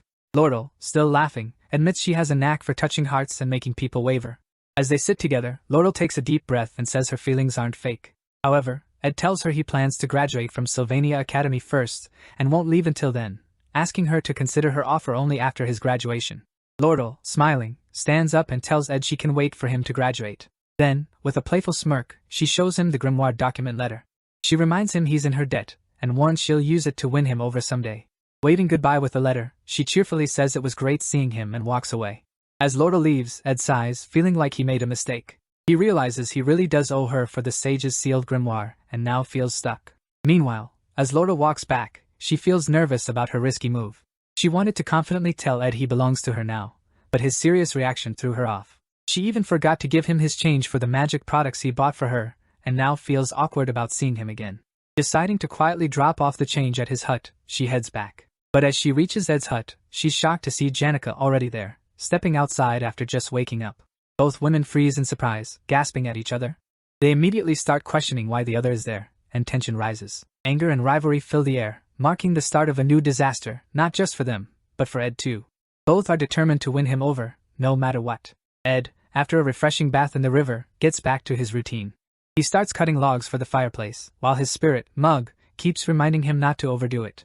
Taking Mug's warning seriously, he manages his energy and finishes his tasks efficiently. Now that his food and firewood stocks are full, thanks to Jix and Janica's help, Ed can focus on his health and studies. With a clear mind, he looks at the 3 letters he got before collapsing from exhaustion. The first letter is from Laurel, warning him to stay alert since neither of them knows what the elite might do next. The second letter talks about Craypon's possible involvement in recent events, but it's the third letter that grabs Ed's attention the most. It's a highly confidential message from an unexpected sender, Professor Glass, asking for a private meeting after the conference. Unfortunately for Ed, he couldn't meet Professor Glass because of his sudden collapse, leaving him unsure about Glass' true intentions. Ed knows from the game that Professor Glass is the final boss of Act 2, and the events have already started. In the game, Glass thinks only a few talented people can change the world. He wants to bring back Sylvania, the greatest sage ever. To do this, he studies aspectual magic, which can change the world's natural laws. But Glass needs the sage's sealed grimoire to finish his plan. The Academy sold it to Laurel because of money issues, so Glass steals it. He then kidnaps Taylor's friend Isla, who has special magic powers. He plans to put Sylvania's spirit in her to start a new era, but his plan is dangerous and crazy. In the game, Taylor fights through many challenges and defeats Glass to save Isla. In the end, Glass falls from the magic tower and says something important before dying, but Ed can't remember what. Ed knows the final battle of Act 2 starts when Isla is kidnapped. He realizes he must be ready for what's coming. Isla wakes up in a dark, damp dungeon, guarded by a scary demon from the underground waterway. She's terrified as she realizes her awful situation. The dungeon's silence makes her heart race, and she feels overwhelmed. But Isla soon realizes she's not alone. Another voice in the dungeon blames her for being there. Tears fill Isla's eyes as she yells at the person, calling him mean for blaming her now, insisting she hates being stuck in this place. To her surprise, the person with her is Ed Roth Taylor himself. In Act 2's final scene, Ed didn't plan on being kidnapped. He thinks back on the past 3 days. While working on his magic gadgets, Ed realizes his hard work isn't enough for the final battle. He needs better materials and blueprints. Suddenly, he remembers a key detail from the final battle. They must enter a secret lab during the 3rd stage, which has valuable blueprints. Although Taylor handles the middle boss in the lab, Ed is more interested in the lab's contents. Knowing it's risky to go alone, he asks Janica for help. At the academy, Professor Glass announces 2 new students, Adele from Class B and Isla from Class C, will join Class A. This is because the academy needs more talented students. JYX realizes that with these 2, Class A will have 5 members, a big change after many years under Glass' watch. Even though Isla isn't the strongest, her unique magic stats make her special. Curious, JYX asks Glass if the class criteria are strictly about talent. Glass responds firmly, warning JYX not to underestimate the students' efforts. He says the quickest way to ruin someone is to give them false confidence in vague talent and offer poor support, making sure everyone, including JYX, understands. Professor Glass strongly believes in talent, and is almost stubborn about it. This is mostly because of his daughter Mir. He had a lot of faith in her, even though she was just an average mage. Mir wanted to prove herself, so she joined a monster hunt too soon. Sadly, she died, which broke Glass' heart. After losing her, Glass changed a lot. He became more focused on proven talent, and spent most of his life at Sylvania Academy studying magic. But his research is interesting because he's not trying to improve magic. Instead, he wants to bring back Sylvania, the greatest mage ever and the creator of magic. At the end of class, Glass calls Lordle as if to say something, but stops and changes his mind. Instead, he tells her he'll talk to her tomorrow about the lesson. However, Lordle knows what he wants to ask. He's worried about the sage's sealed grimoire, which she already bought. She also knows he wants to scold her, seeing it as a disgrace, since the grimoire is crucial for magic research. But Lordle isn't worried because the ceremony to pass the grimoire to her is soon, and his words won't matter. At the academy, when Claire's class ends, Ed gets ready for the sage's grimoire ceremony, which starts the final battle in Act 2. Ed plans to follow Taylor through phases 1 to 5 to save Isla, picking up items as planned. Ed checks his list for important items, especially from Phase 3, like Glock's Eye and Delheim's Hourglass. These items are hard to find and usually made in the final stages, giving him an edge in the story. He plans to watch Taylor reach Phase 5 before heading back to camp after his mission. To get Janica's help, Ed says they need to go to the underground waterway because he lost something there. Even though Janica might not like dark places, she agrees to help, making Ed feel a bit guilty but knowing he needs her help for future battles. Just as Ed is about to leave, Assistant Professor Claire tells him Professor Glass wants to see him. Ed is surprised and confused about why he's being called. He thinks it might be because Glass called him before, but he couldn't go because he passed out. Believing Glass wants to discuss something important, Ed decides to visit his office. When he arrives, he's surprised to see Isla there. She stands defensively, still wary of Ed since the Ophilus Hall incident, when he shot an arrow at her. Ed is confused to see Isla safe instead of kidnapped as expected for tomorrow's event. Sensing something is wrong, Ed looks around the professor's desk for clues about a change in the story. He finds a report by Claire about Ed's actions during the Ophilus Hall incident. Ed realizes Professor Glass knows about his abilities and actions. While processing this, the office door opens, and Professor Glass enters. Ed instinctively draws his dagger. Isla, startled, screams and runs to the professor. But Ed isn't the villain, Professor Glass is. He's revealed as the final boss of Act 2. Glass uses magic to trap Isla in a time prison. Ed quickly throws his dagger at Glass and calls Mug to trigger an explosion. Glass easily blocks the attack and praises Ed's quick thinking and research skills. Despite being impressed, Glass tells Ed it takes more to understand his true motives. Ed asks why Glass is restraining him and promises to stay quiet if Glass only needs Isla. But Glass won't leave threats unchecked. Seeing Ed's skills, Glass decides to eliminate him as a threat. Realizing Glass will keep pursuing him, disrupting the story, Ed considers his options. If captured, he might be taken to the secret lab, where he wants to go. Ed decides to surrender and lets Glass kidnap him. Glass observes Ed and says he's a product of effort, not talent. Despite Ed's skills, Glass sees his approach as weak. Ed reminds Glass of his daughter and her past struggles. While Ed is trapped, Mug sneaks out of his pocket and escapes the office. The small creature hurries to Ed's hut, where Janica is making lunch, not knowing what's happening. An old man writes about his life, detailing his travels in the southern continents where he discovers magical truths. He dedicates much of his writing to his late master Sylvania, a great mage who died young. In his heart, she stays forever beautiful, and he wishes to break nature's laws just to see her again. But he knows what's lost can't be regained. So, he decides to pass on his knowledge by training a young apprentice to continue his teachings. On his deathbed, he places Sylvania's hat on his apprentice and gives her his life's work. In the last words of his book, he dedicates his legacy to his young apprentice, Lucy Marcel. In the game's story, that old man, Glocked, calmly accepts his nearing death, waiting for it more sincerely than anyone else. Lucy, his apprentice, has to let him go. Yet losing her beloved master, whom she calls grandfather, deeply hurts her. Ed wonders if Lucy's pain will ever heal or if the scar will stay forever. Lucy finds a small comfort in the beef jerky pouch she keeps from Ed's hut. As Lucy shakes her beef jerky pouch and finds it empty, she climbs down from the hut's roof to refill it. But she sees Janica below, surrounded by a dark purple aura filled with anger, while the spirit Mug talks to her. Meanwhile, at Trix Hall, the Academy's main conference room, the Sage's sealed grimoire passing ceremony starts. Elite members of the mercenary and Academy faculty gather as Lordle stands ready to receive the grimoire from Principal Abel forces in front of the audience. As she looks at Principal Abel, she remembers Kreppenroth Taylor, who is the same age but looks very different. After the bidding for the grimoire ended, Kreppen met with Lordle, urging her to give it to him. She countered with a bid of 12,000 gold coins, which Kreppen accepted quickly. Before leaving, he told Lordle that her father, Elite Ketchum, had hired mercenaries heading to Sylvania. Despite Kreppen's unpleasant nature, his information is valuable to Lordle, strengthening their alliance. Holding the grimoire, Lordle thinks about whether to sell it to Kreppen for a big profit or use it to get closer to Ed. A small smile appears on her face as she touches the grimoire, considering her options. Suddenly, Professor Glass uses aspectual magic to create a strong barrier, stopping anyone from getting near the grimoire. At the same time, he summons two huge spirits, forcing Principal Abel and Lordle to back away under their pressure. Without delay, Glass grabs the grimoire and quickly leaves the hall. With no obstacles left, the story moves forward without changes, marking the start of the final scene of Act 2. In Professor Glass' secret lab, Ed finds himself trapped in a cell with Isla. Angry, Isla yells at Ed for being mean and says she hates him. Suddenly, Kum, Glass' friend and fellow researcher in aspectual studies, shows up. He warns them to be grateful for not being used in experiments, and tells them to stay quiet, fearing the monstrous guard outside might wake up and endanger them. But Ed stays calm and responds confidently. Impressed by Ed's calmness, Kum tells them to sit quietly and avoid foolish actions, as he will watch them closely. Ed leans back and waits, expecting Taylor to come and rescue them. His plan is to seize the chance, gather all the magic engineering recipes and equipment, and quietly return to his hut.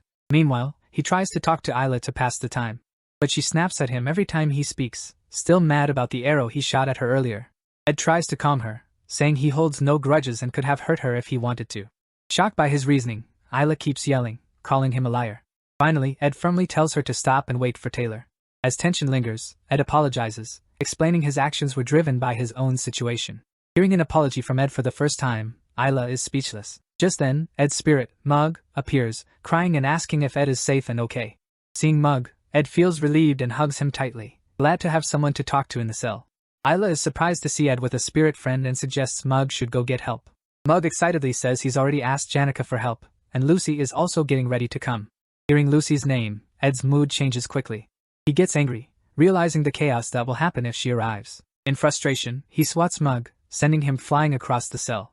Kum notices the noise and comes over to Ed, but Ed warns him to let them go or face big trouble. Amused by Ed's boldness, Kum ignores him and goes back to his work. Meanwhile, Mug sneaks back with the dungeon keys, having grabbed them while Kum was distracted. Ed quickly unlocks the cell and plans to escape, convincing Isla to stay behind because her leg hurts and there are dangerous monsters outside. After some hesitation and arguing, she agrees. Without wasting time, Ed rushes out, determined to stop Lucy before she arrives and causes chaos. Ed knows that even the most dedicated players avoid involving Lucy in big events, fearing the unpredictable changes she could bring. With his future at stake, Ed races against time to stop Lucy from reaching the lab. At Ophelis Hall in Jick's room, Taylor arrives, bruised and tired, asking Jick for help to save Isla. Having lost track of Professor Glass after the events at Trix Hall, Taylor urgently asks for Jick's help and plans to lead his friends into the underground waterway to follow him. Meanwhile, Ed, having escaped from the lab, starts retracing his steps backward, unlike the original scenario. He finds it funny to experience the final scenario this way, but also feels relieved. In this reverse sequence, all the monsters stay locked up, which helps him. However, his biggest fear is a possible meeting between Lucy and Professor Glass, which could lead to a terrible ending. Determined to stop this, Ed hurries to finish the scenario before things get out of hand.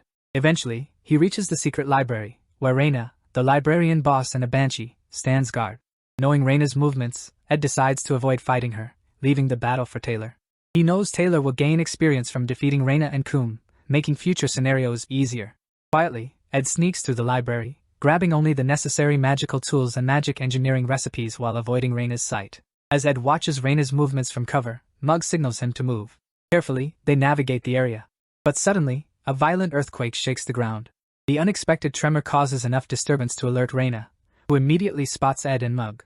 In an instant, Reina locks onto them, and as she approaches, both Ed and Mug scream, realizing they are in serious trouble. 30 minutes before the earthquake, Principal Abel finally defeats the giant summoned by Professor Glass in Trix Hall, saving everyone.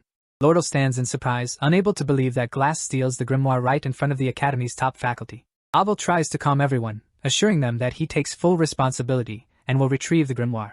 However, he expresses his concerns about Glass, suspecting that he is planning something dangerous. As the others listen in confusion, Abel explains the three major taboos of magic: seeking immortality, resurrecting the dead, and traveling through time. These acts defy natural laws, disrupt time, and challenge human destiny. Lordle, remembering Glass' obsession with his late daughter and the legendary mage Sylvania, realizes that he might be using the grimoire to attempt one of these forbidden spells, most likely to bring back the dead. Abel then asks Lordle what she thinks Glass will do if he has truly mastered a spectral magic for resurrection. Before she can answer, a faculty member rushes in, reporting that Taylor is seen chasing Glass into the underground waterway. Worried about Taylor's safety, he also informs them that eyewitnesses see students being kidnapped, including Isla and Ed. Hearing about Ed being kidnapped, Lordle stands in shock upon hearing the news. Believing that Principal Abel, the greatest mage of the time, will keep his promise to retrieve the grimoire, Lordle feels confident that he can easily rescue Ed and the other students as well. She decides that the most sensible thing to do is to wait in the hall. However, as she glances outside, she notices something massive moving in the distance. Curious, she grabs a pair of binoculars and sneaks to the window. She notices the entrance to the underground waterway and is surprised to see a giant spirit dragon with Janica riding it. Seeing Janica heading into the waterway, Lordle quickly decides to act. She tells her team to get ready, planning to retrieve the grimoire and fight against Glass Madness. Inside the waterway, Janica sees Dorothy, a third-year student and one of Professor Glass's assistants. She grabs Dorothy to question her, but Dorothy is terrified of Janica's huge, fiery dragon, Tarkin. As Tarkin growls and Janica's dark energy grows, Dorothy faints from fear. Unsure of where to go next, Janica remembers the directions Dorothy gave before fainting. She feels a bit bad and gently covers Dorothy's face to hide her condition. Just then, Lordle arrives with her team, greeting Janica playfully. Seeing Janica's strong spirits, Lordle realizes Janica will do anything to keep Ed safe, even if it means destroying the waterway. But Lordle feels jealous, imagining Janica winning and Ed falling for her. Determined to stop this, Lordle approaches Janica with a sly smile, saying Ed has already been saved and is back at his hut, suggesting she check on him. However, Janica, always sharp about Ed, doesn't believe it. She logically asks how Ed could have escaped when she was the first to arrive and saw no one taking him. As they argue playfully, Janica mentions she asked Lucy for help, but Lucy just yawned and left them to deal with it. Realizing they have no choice, Janica and Lordle decide to split up and search for Ed in different directions. Both rush to find and save him, hoping to win his heart. Meanwhile, in the secret library where Ed and Mug are trapped by Reina, something unexpected happens. The ceiling suddenly collapses on Reina, trapping her under debris. To Ed's shock, Lucy falls down from above, yawning and saying she got bored and decided to help. Seeing Lucy there, Ed is shocked, realizing things might get worse. While this happens, Principal Abel and his friend watch the sunset, debating whether to retrieve the grimoire or stay out of it. Abel thinks the students should handle it, seeing it as a chance for them to grow, as they are the future mages and warriors of Sylvania Academy. His friend wonders if the students need to push themselves so hard.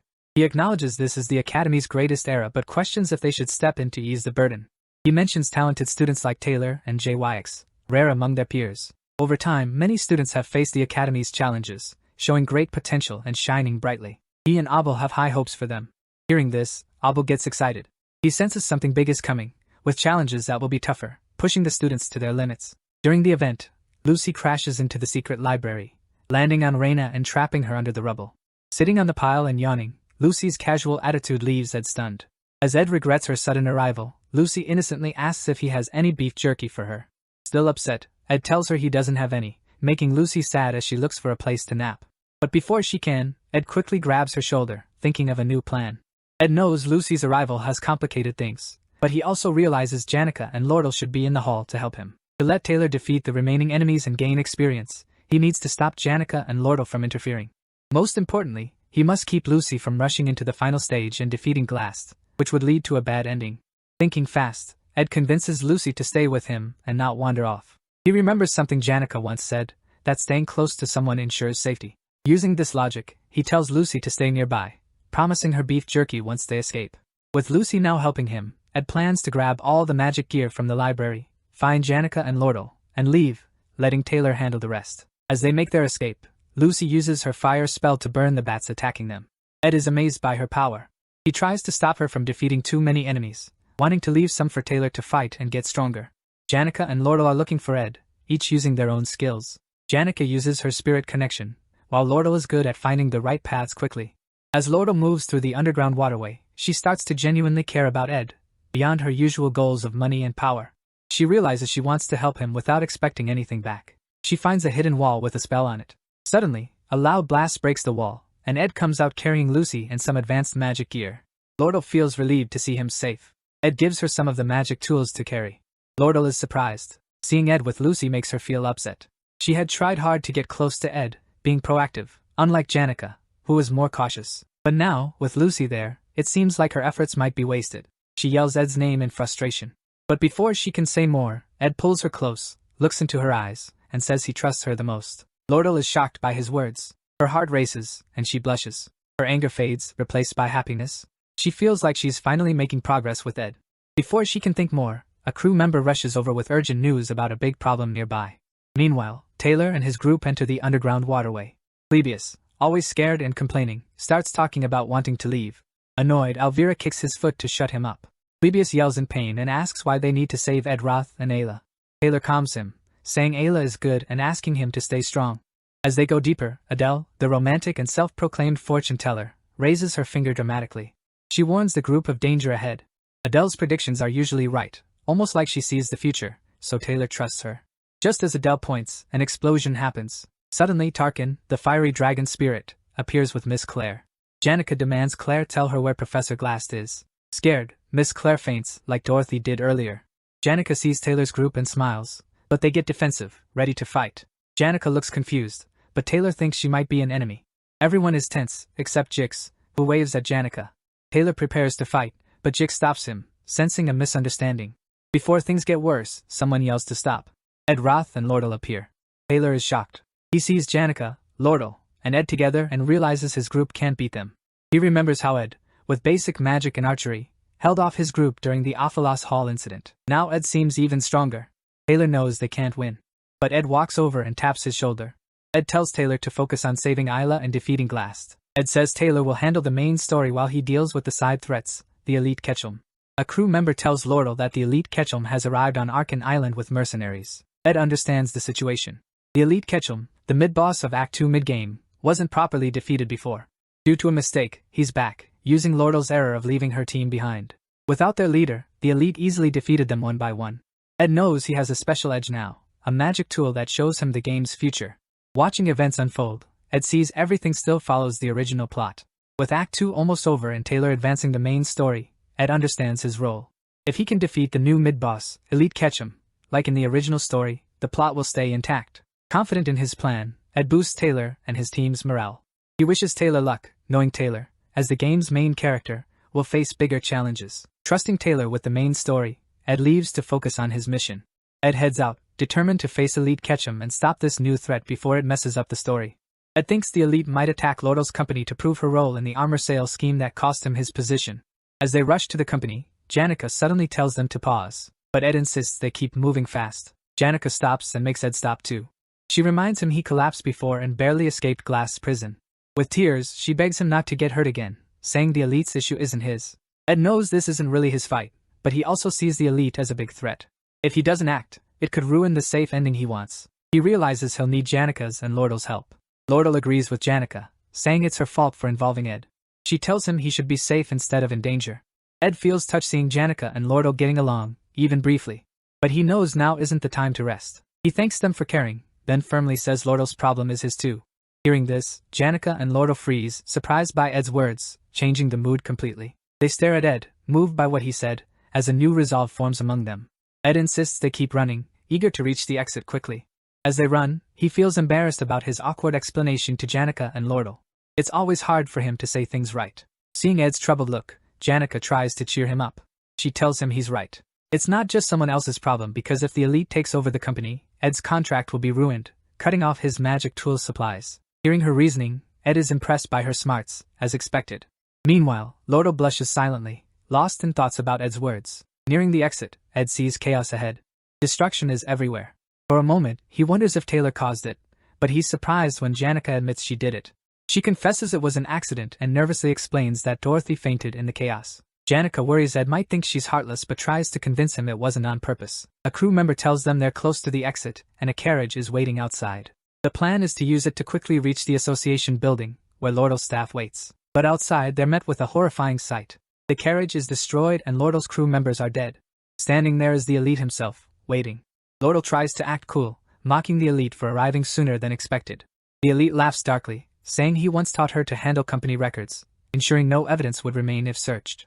But this time, he exploited a gap in her team management. By bribing a crew member, he led them into this trap. Elite makes fun of Lordle, seeing her struggle with her crew's betrayal. He mocks her, saying she's learned to smile through betrayal, but he'll ruin her with torture to make her confess. With a snap, he turns Lordle's beaten crew into zombies, who attack Ed and Lordle.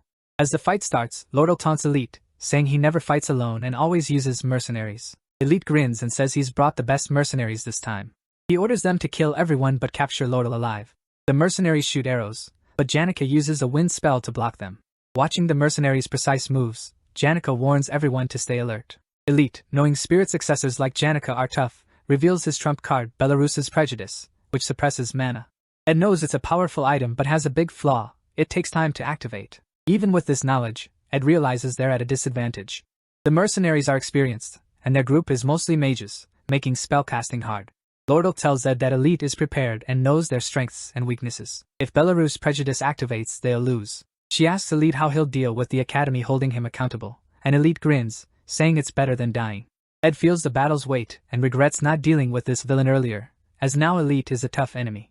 Remembering Elite's dark past, including killing Lordle's parents, Ed sees him as the ultimate villain. Despite the odds, Ed is determined. He knows Elite was defeated in the original story and plans to make that happen. As Elite's mercenaries block their way, Ed gets an idea. He gently unloads Lucy from his back and nudges her to wake up. Lucy yawns, complaining about the noise, then activates her magic aura. Her powerful spell clears the way, sending mercenaries flying. With Lucy, the lazy but powerful mage, awake and fighting, the battle turns. At Glock's cabin, his travel journal, written in his final days, was barely known. In it, Glock wrote about Lucy, recognizing her talent and star blessing, but warned her not to stop learning or become lazy. He advised her never to be alone, as her power would bring loneliness. Before finishing, he made Lucy promise 3 things: never kill with magic, avoid actions that might stain her hands with blood, and live peacefully as a student at Sylvania Academy. In the present, when Lucy uses her magic, the veteran mercenaries, used to danger, become terrified. They'd never seen such power. Even Elite, once confident, yells at Lucy to stop and orders his men to fight her. One brave mercenary charges with a sword, but Lucy snaps her fingers and throws him away with magic. Seeing this, the other mercenaries panic and flee, leaving Elite alone. Elite, now scared, tries to threaten Lucy with his magic tool. But when Lucy asks if he's the leader, her presence scares him so much he falls. Just as she's about to finish him, Ed signals her to stop. Elite is already defeated, and there's no need for more. Suddenly, the ground shakes as a huge earthquake starts. In the sky, 7 bright stars align. Ed realizes Glast has advanced his magic, breaking nature's laws, causing the magical realm to descend. This marks the start of the final battle in Act 2. Ed thinks about Taylor, who has beaten the monsters in the underground waterway and is now stronger, ready to face Glast with his team. Feeling relieved that things are going as planned, Ed starts to relax. But then, to his shock, he sees Lucy flying toward the magical realm. Lucy watches as the realm's towers start pulling magic from the air, suggesting that bringing back the dead might be possible. Surprised and worried, Ed realizes Lucy might be involved in something more dangerous than expected. As Ed watches Lucy, he remembers the game's bad ending. In the original story, Lucy naps on Trick's hall roof during this event. But if players wake her early and take her to face Glast, he offers to revive her mentor, Glock. This temptation makes Lucy turn against the players, becoming an enemy and destroying the whole group, including the hero, leading to a bad ending. No matter how skilled a player is, there's no way to beat Lucy. Ed now fears that his actions of being kidnapped and escaping might have triggered this bad ending. As Lucy watches the realm and Ed watches her nervously, Elite uses his legendary magic tool to weaken Lucy's mana. With Lucy temporarily weakened, Elite orders a mercenary to attack Ed.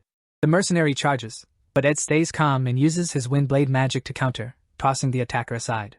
Elite is shocked by Ed's skill. However, Lucy's mana is too strong for the tool, and it breaks under the pressure. Once again, Elite is defeated. Realizing he's lost, he falls to his knees, begging for mercy. But Lucy, angry, is ready to end his life. Just as she's about to strike, Ed steps in and urges her to stop. He reminds her that killing, even if it seems right, isn't the answer. His words echo Glock's advice to her about avoiding bloodshed. Lucy hesitates, remembering her mentor's teachings. She spares Elite and looks at the realm again. As she prepares to leave, Ed asks where she's going. Lucy answers vaguely, but Ed asks if she'll regret her choice. Lucy remembers Glock's final advice from his book, to be strong and accept that what's lost is lost. He dedicated his life and writings to her, urging her to move forward. With calm determination, Lucy assures Ed she won't regret her choice and flies away, disappearing into the sky. With the battle over, Janica makes sure the mercenaries retreat safely by boat. Meanwhile, Lordo captures Elite and takes charge of handing him over to the authorities for his crimes. With things under control, Ed climbs to the top of Trick's hall. His body feels heavy, but he keeps going, knowing he must reach Lucy. When he finally gets to the roof, he finds Lucy sitting alone, looking at the realm. Quietly, Ed sits beside her. He thinks about how much Glack contributed to the academy, even starting the scholarship that Ed benefits from. Despite living simply, Glack gave all his wealth to the academy, shaping the future of many students. The Glack Hall, which Janica accidentally destroyed in Act 1, was built in his memory. Ed understands Lucy's sadness that the entire academy is her mentor's legacy, and his presence is everywhere. For Lucy, the academy is a constant reminder of Glack's life and sacrifices, a legacy. After sitting with Lucy for a moment, she suddenly asks Ed if he has any beef jerkies left. Ed shakes his head, chuckling softly as he tells her he doesn't have any. Curious, he then asks what she's doing up on the roof. Lucy stays quiet for a moment before replying, her voice thoughtful and distant. She says she's just thinking about the old days while watching The Realm. As the stars twinkle in the sky, Lucy starts to share her story. She recalls how, back in the day, she used to cry a lot because of all the sad things that happened to her. But at some point, the sadness started to fade. She explains that it wasn't because the pain went away. It was because so much time had passed. Her old man passed away a long time ago, and even if she used spectral magic to bring him back, he'd eventually leave again.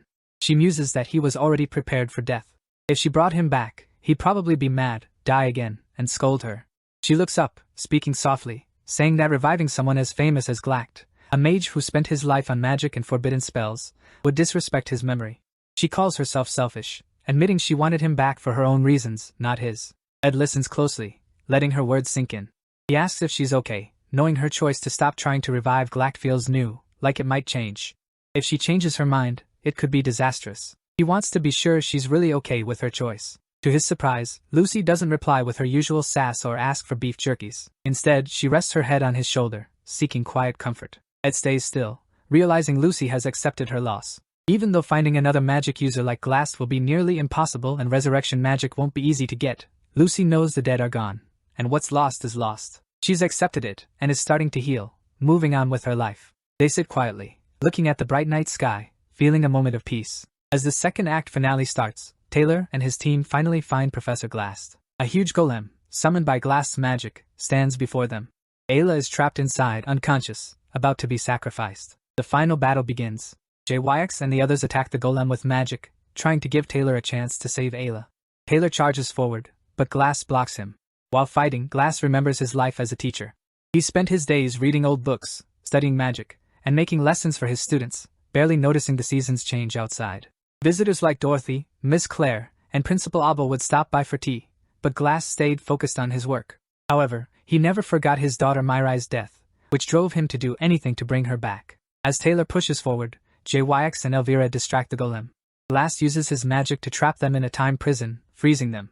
Just before freezing, JYX yells for Taylor to dodge. Taylor narrowly avoids the spell and keeps going, refusing to give up.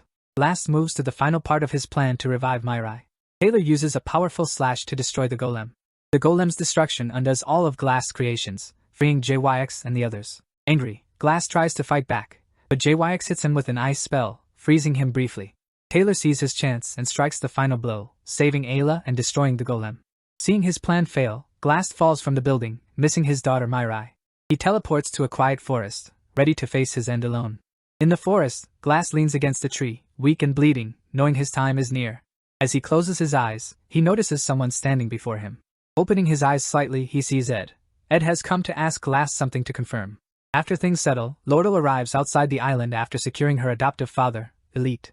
With all threats gone, she heads to meet Ed near the underground waterway. Ed arrives, with Lucy holding onto his coat. As Lordle sees Lucy clinging to Ed, she becomes a bit wary. Before anything is said, Dorothy and Assistant Professor Claire come out from the underground waterway. But seeing Janica with Tarkin, both Dorothy and Claire scream in fear. Janica calmly approaches to check on Ed and make sure he's okay. Janica then shares what her spirit friends told her about reports of spectral magic in the forest. Tarkin sensed strange magic from the magic tower. Realizing this magic is spectral, the group concludes it's Glass' doing. Ed, though unsure about getting involved, decides to investigate. His recent encounter with Elite taught him how dangerous unresolved threats can be. Knowing how much trouble Glass could cause if he returns, Ed decides it's best to deal with him now. In the forest, they find Glass in terrible shape. He's bleeding badly and leaning against a tree. Seeing him like this, Janica and Laurel are shocked. They ask what he's doing there. Glass, with a weak smile, jokes about admiring the moon. His humor seems off, but Ed stays serious, telling Glass he knew forbidden magic would fail. Glass chuckles and admits he knew. What surprises him most is being beaten by students. He then praises Ed, saying he's a better student than he thought, but he realized it too late. Ed, seeing a chance, asks Glass why he kidnapped him. Weak from his injuries, Glass explains. He admits he was impressed by Ed's talents. At first, Glass wanted to use Ed in his plans, but when Glass fainted from overwork, his plans failed. He captured Ed as a backup, planning to make him an offer, but Ed escaped before he could. Glass accepts he's paying for his sins with his life and says it's a fair trade. However, he admits he misses his daughter, Muir. He thinks about the 17 years with her, realizing they weren't lonely. Seeing Glass lost in grief, Ed speaks up. He reminds Glass about his assistant, Professor Claire, who admires him despite his harshness. To her, Glass wasn't just a professor. He was the smartest person she knew. Ed also mentions Dorothy, who saw Glass as a precious mentor. Ed tries to make Glass see that, even though he endangered students and lost his way, he still made a mark. Even though he's alone now, saying he'll die alone mocks his legacy. For many, Professor Glass will always be remembered, whether as a mentor, scholar, or colleague.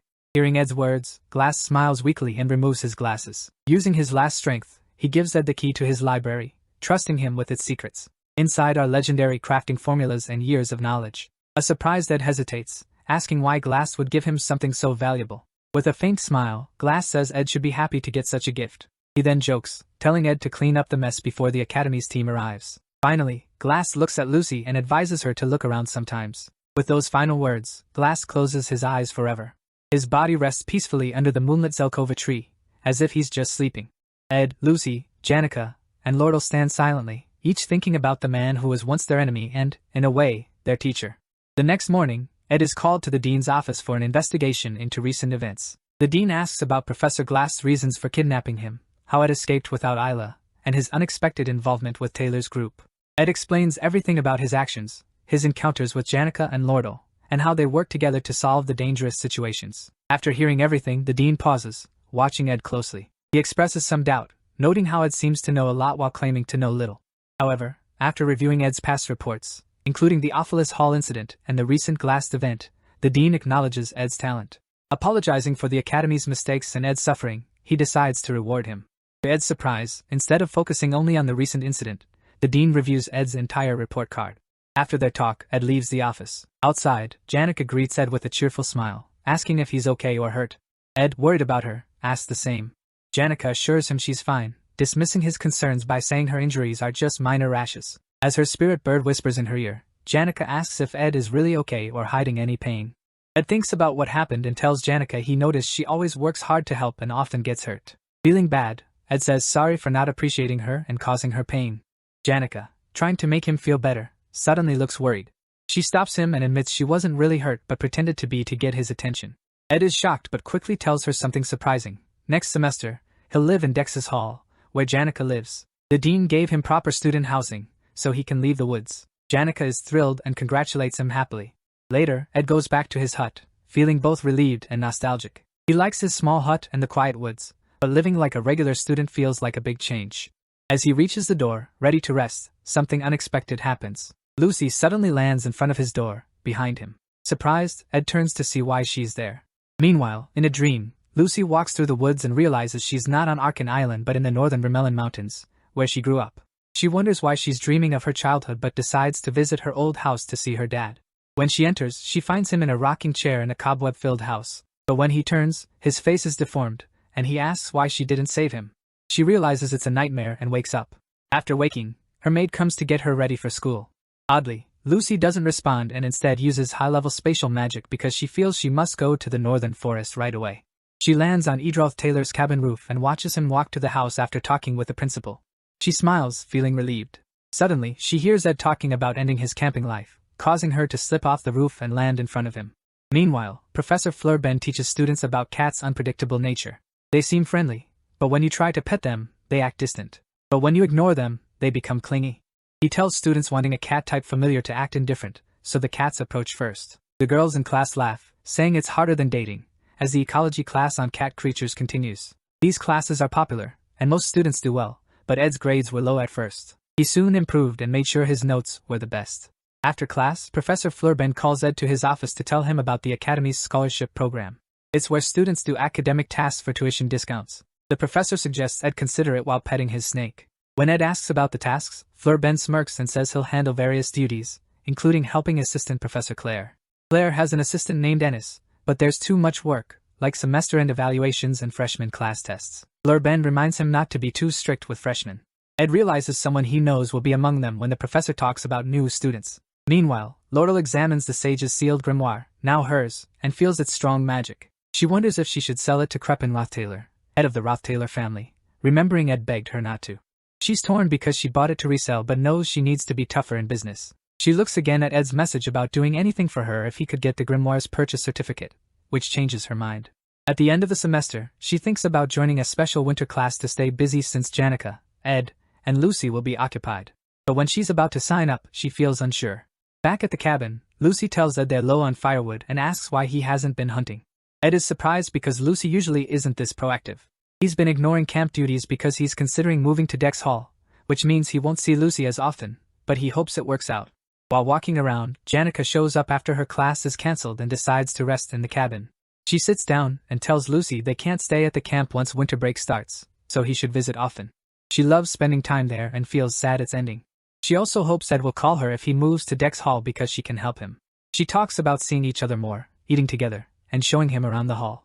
While she's talking, Ed takes out a key from Professor Glass, thinking it's time to open the secret library vault the professor mentioned. Lost in thought, Janica gives Ed a Dex Hall application, warning him not to miss his chance. Ed thanks her, and she encourages him to fill it out with her. While she talks, Lucy stands between them, looking tense, and tells Janica to stop, insisting Ed shouldn't move to Dex Hall. This starts a rivalry between the two girls. Later, while Janica helps Ed with his magic, she notices Lucy glaring at her, wondering if she did something wrong. Ed's magic power grows, and he decides to try intermediate magic. During this time, Lucy clings to him and is hostile toward Janica, but it seems more like fear than anger. Ed finds intermediate magic harder than expected and struggles despite practicing all day. Suddenly, Lucy asks what he'll do when she leaves. He says he needs to run errands and check the fireplace, which wouldn't be an issue if he moved to Dex Hall. She kneels and suggests they go together. Soon, they create a secret entrance in the school library, and Ed uses a rope to get down. He asks Lucy why she followed him, but she doesn't answer, insisting she could help with magic. He refuses because he needs to manage on his own since he can't take everything at once. They find the secret safe, and Ed uses the key.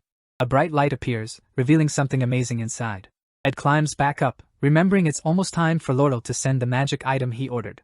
The item is a legendary magic tool called Glass's Golden Phoenix Ring, which can bring future magic abilities to the present. Using future magic means Ed can access high-level spells now, but borrowing too much magic will leave him unable to fight for a while. He knows not to use it recklessly, only in emergencies. Another use is for a spirit contract, like Janica, who commands many spirits due to her magic reserves. Beginners like him have limited slots and must practice with low-ranked spirits. Temporarily boosting his magic means he can contract with a high-ranking spirit, but there are risks. Lucy wonders why Glass didn't do things differently since he had time to make something like that, but Ed reminds her it's all in the past. He thinks this is the best thing the professor could have left them because he never wasted time. This ring can break the talent barrier known as maximum magic capacity, and was likely why the professor studied magic engineering items. He hid it until the end because it was meant as a gift for his daughter. When they leave, Lucy mentions she often realizes the value of things only after they're gone, and tells Ed she followed him to ask something. With a serious look, she asks if he's going to Dex Hall and if he can avoid it. Her question surprises Ed because it must have been hard for Lucy to say. He admits that going to Dex Hall would make life easier since living outside in the cold winter isn't normal. Lucy sadly agrees. Lucy looks at the sky and thinks it's going to rain, but it's actually tiny snowflakes, which is strange for the weather.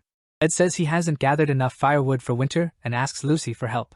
With a grin, he watches as she jumps on him, realizing what he means. Excitedly, she asks if he's serious, and he nods. He's fully adapted to camp life. This is how the second act of the failed Swordsman of Sylvania game ended.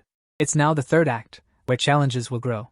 There's a lot to handle, including Princess Phenia, who wants to be student council president, and her conflict with Lordle. Also, new enemies and main characters will join as new students, and the final boss of the third act will be Lucy Merrill herself. It won't be easy, but Ed decides to set aside his worries for now, hoping they will both live well and stay healthy. He had never seen Lucy show such feelings in any scene or route while playing the game, so he's hopeful. Soon after, winter hits hard, and Ed spends half the day shoveling snow. He then starts cutting wood, eager to finish quickly because he's been called for a student scholarship task. Eventually, Ed meets Principal Abel to refuse dorm privileges but ends up getting tuition privileges, giving him more free time. However, he still can't just relax at home because of Lucy. He's stopped trying to kick her out, not because she'd be cold. Her protection magic keeps her warm, but because it would make him feel bad. Finally, he goes out to practice with the ring and tries to contact Marilda, the forest's guardian spirit. Meanwhile, Janica is tempted to the Laplace bakery with tasty treats by her friend Clara, as there was no other way to get her to come out, while Anis is also there. Clara quickly tells Janica that she thinks she's getting too close to a risky line and has completely fallen for Ed. Janica is shocked Clara knows this, but Clara says she's not trying to stop her because her view of Ed has changed. She asks Janica how fast her heart beats, and how nervous she gets around him. After more questions, Janica admits she feels comfortable and cozy with him.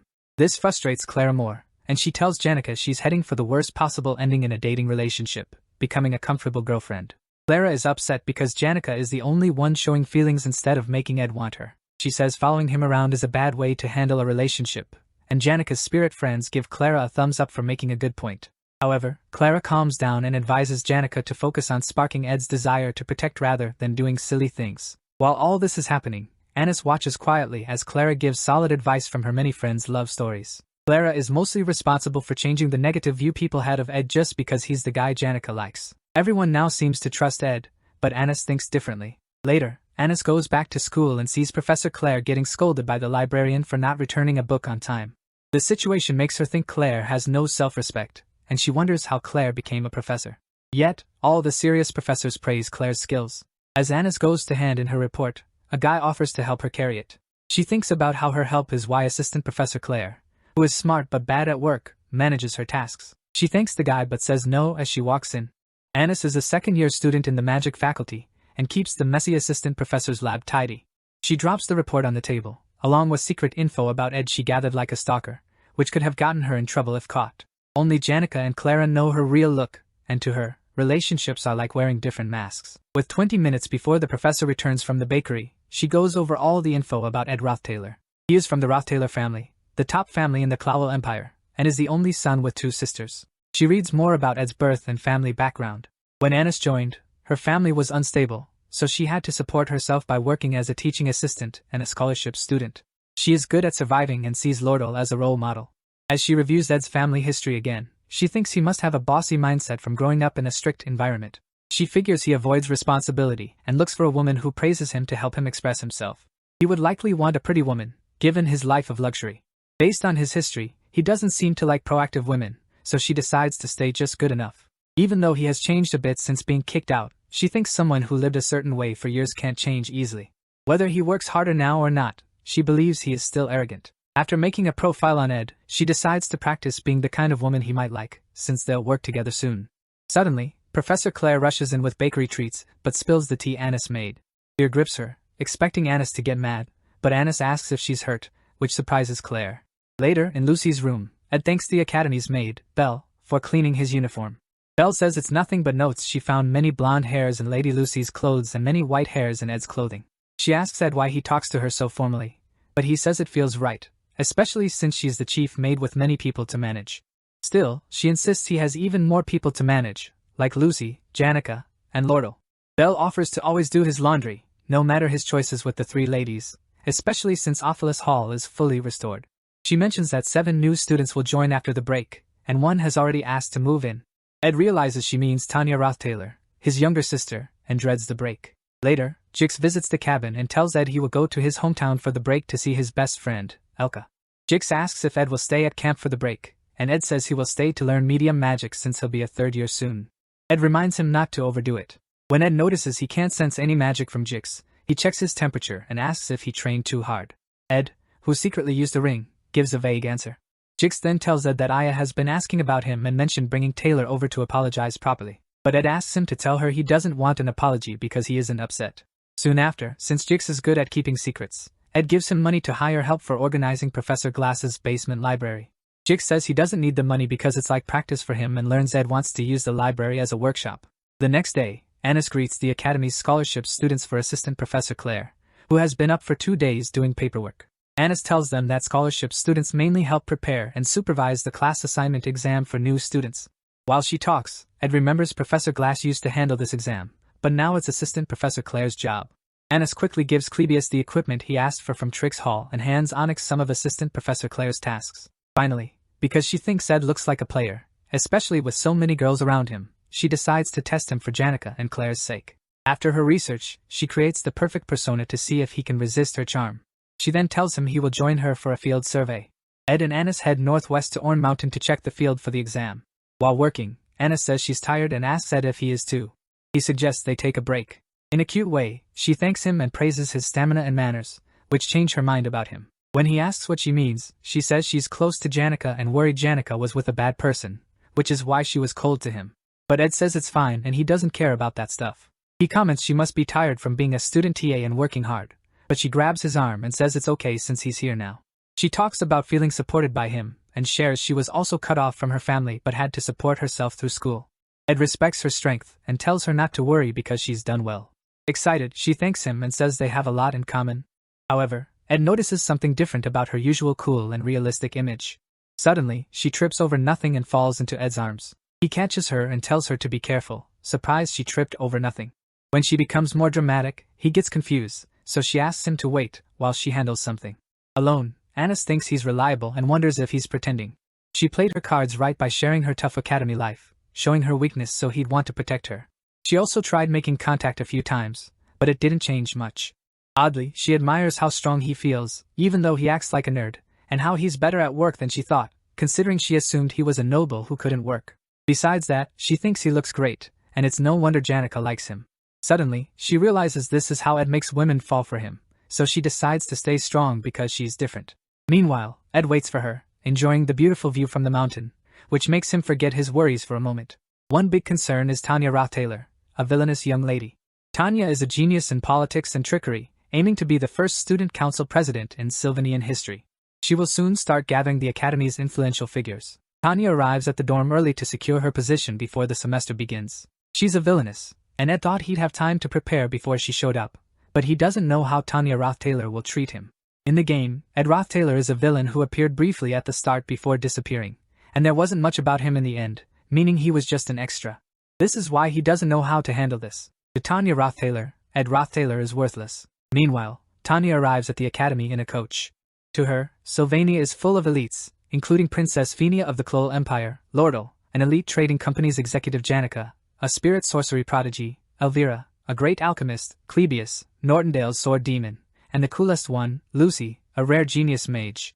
This gathering of nobility excites Tanya, and she longs to be part of it. She soon arrives, and Belle comes to guide her to her room and help with entrance procedures. Before they do that, Tanya says she has somewhere to go first. Ed thought he'd have some time to get ready before she showed up. The issue is, he has no clue how Tanya Roth-Taylor will treat him. Ed Roth-Taylor is just a villain who pops up briefly at the start, and then vanishes, with no mention in the epilogue. Basically, he's just a minor character, which leaves him clueless about handling this situation. To Tanya Roth-Taylor, Ed Roth-Taylor is trash. Meanwhile, Tanya rolls up to the academy in a fancy coach. In her eyes, Sylvania is full of elites, like Princess Phenia of the Clole Empire, Lordle, an executive from a top trading company, and Janica, a prodigy in spirit sorcery. There's also Elvira, a top-notch alchemist, Clebius, the sword demon of Nortondale, and the coolest of them all, Lucy, a rare genius mage. This noble crowd makes Tanya's heart race, and she can't help but want to join them. She arrives soon, and Belle shows up to guide her to her room and help with the entrance procedures. But before that, Tanya says she has somewhere else to go first. Her first mission at Sylvania is to get rid of Ed Roth-Taylor. Tanya's seen as a disgrace to her family. Shortly after she arrives at the academy, she gets a letter from her dad Creepin, who tells her to make connections and represent him well to boost her standing. She's determined to live up to his expectations. He reminds her that Sylvania is all about learning, so she should respect her professors as mentors, and not act superior just because she's a noble. He also tells her to respect anyone above her grade as a senior. Following his advice, she thanks a senior for chatting with her. Tanya mentions Ed, calling him a disgrace to their family. The senior finds this intriguing, so she goes on, describing Ed as all talk and no substance, only the air because he's the oldest. She adds that his ego is so big he won't admit his own failings, and he barely got into Sylvania. The senior is intrigued again, but Tanya starts feeling awkward since she's doing all the talking. Her dad had always told her to be careful around people he introduced, making sure not to offend them. This was especially true with Lordle, who was involved in the Sage's Seal Grimoire deal. She senses Lordle's hostility and goes silent. Lordle notices and asks her what's up, encouraging her to keep talking. She nervously asks if Lordle is mad, but Lordle just grins and wonders what she's on about. Later on, Ed checks off his winter break to-do list, setting up a workshop plan, finishing his academy scholarship duties, mastering medium magic theory, and making a pact with a high-ranking spirit. He's picked up a mid-rank magic skill called Particle Explosion and another one, Root's Desire. He found these skills in a book at Gast's library last night. That morning, he heads out and tries to start a fire, but he still can't use magic because of the ring's effect, which stops him from practicing what he's learned. To get the fire going, he wakes up Lucy, who's snuggled under his blanket, and takes her outside for help. He points at the fire, and she lazily sets it ablaze with her flames. She asks him to leave her outside so she can soak up the warmth. While they're sitting there, she casually points out that she smells perfume on him. Turns out, it's from the flower scent on Anise, since he was working with her all day. Lucy then checks if he's feeling feverish or sick. When he admits he is, she jokingly tells him not to die on her. She tries to release his magic, thinking it might be twisted, but when she finds it empty, she accuses him of doing something reckless. He insists it's under control. Then out of nowhere, Lucy asks him to pat her head, which is kind of unexpected. He agrees and does it while flipping through a book. She rests her head on his legs, enjoying the warmth of his gentle touch. Suddenly, Lordle shows up and mentions it's been a while since she last saw Ed. He figures she's here because of the favor he asked, and wonders why she didn't just call him to the trading company. But Lordle, looking a bit tense, says she has other things to discuss and wants to ask him something. Meanwhile, Tanya is grateful to some seniors for hearing her out, and promises to reward them generously if they help her get back at Ed. She offers them several antiques from the Rothtailor family collection, which really gets Elka excited. But Jix gives her a serious look, trying to figure out if she's truly Ed's younger sister. The intense vibe he's giving off hints at his strong, well-trained body, and Tanya realizes she needs to be cautious because of his powerful magic. Once Jix confirms she's Ed's sister, he grins and eagerly tells Elka the news. Then, he hands Tanya a must-have magic engineering tool for new students to boost her magic resonance. Tanya seems puzzled, but Jix also gives her Elka's copy of Professor Dolorf's notes on elemental studies. After collecting several essentials for her first year, they pack a whole box full of useful stuff. Surprised, Tanya asks if they really understood her offer, but Jix brushes it off, saying siblings always have their issues. Shortly after, Jix and Elka catch a ship back to their hometown, and Jix finally reveals he's a second-year student. He mentions he's Ed's junior, and they're close because they owe each other a lot. He tells Tanya she'll do great, giving her a supportive pat on the back, and acknowledges her noble background. As they leave, Tanya struggles under the burden she's been given, feeling frustrated. She's annoyed with how things have turned out. Meanwhile, over in Assistant Professor Claire's office, Anis praises Claire for her hard work and says they can relax for the rest of the break if the new student's exam goes well. Claire admires Anis' energy, noting she's handled most of the tasks meant for the scholarship's students. Most of them had a tough time, except for Ed, who nailed the document processing without a hitch. He tackled practical problems with a skill level you don't often see, even among top-tier nobles, which catches Anis by surprise. While working, Claire asks Anis about her experience with Ed and reveals a secret. After the Ophilus Hall incident, she followed him and found out he had set up a camp bigger than their lab, all by himself with just some tools. She admires his dedication and work ethic. When she hears that Ed made a contract with a spirit, which is no small feat, Anis starts to think she might have underestimated his skills, which are way more practical than his noble background suggests. After giving it some thought, Anis, who had been looking into Ed because of Janica, decides he's just a genuinely decent and hardworking guy. He's got great looks, isn't full of himself, and even Claire is fond of him. As she considers his strong build, nice scent, and how well he maintains himself, Claire catches her daydreaming and snaps her back to reality. Flustered, Anis quickly opens the windows to let in some fresh air. Worried, Claire asks if she's feeling alright and suggests she might be overdoing it, but Anis realizes she's in deep trouble. She remembers Claire mentioning Ed's spirit contract and suspects he might have needed Janica's help. If that's true, the spirit he bonded with must be reliable and could spill everything to Janica, including her attempts to win him over. Shaking, she bolts out of the office, ignoring Claire's offer to grab some food. So, the Failover family lives by the motto, harmony and coexistence, and Janica Failover's love for everyone really makes her stand out. She's made a lot of real friends, but right now, what's bugging her is finding out about Anis and Ed. Meanwhile, Tanya comes up to Janica to introduce herself and chat about Ed, just like she's been doing with everyone else. Tanya's here on Lordle's advice, thinking it'll help her mess up Ed's life. But as she gets closer, Janica,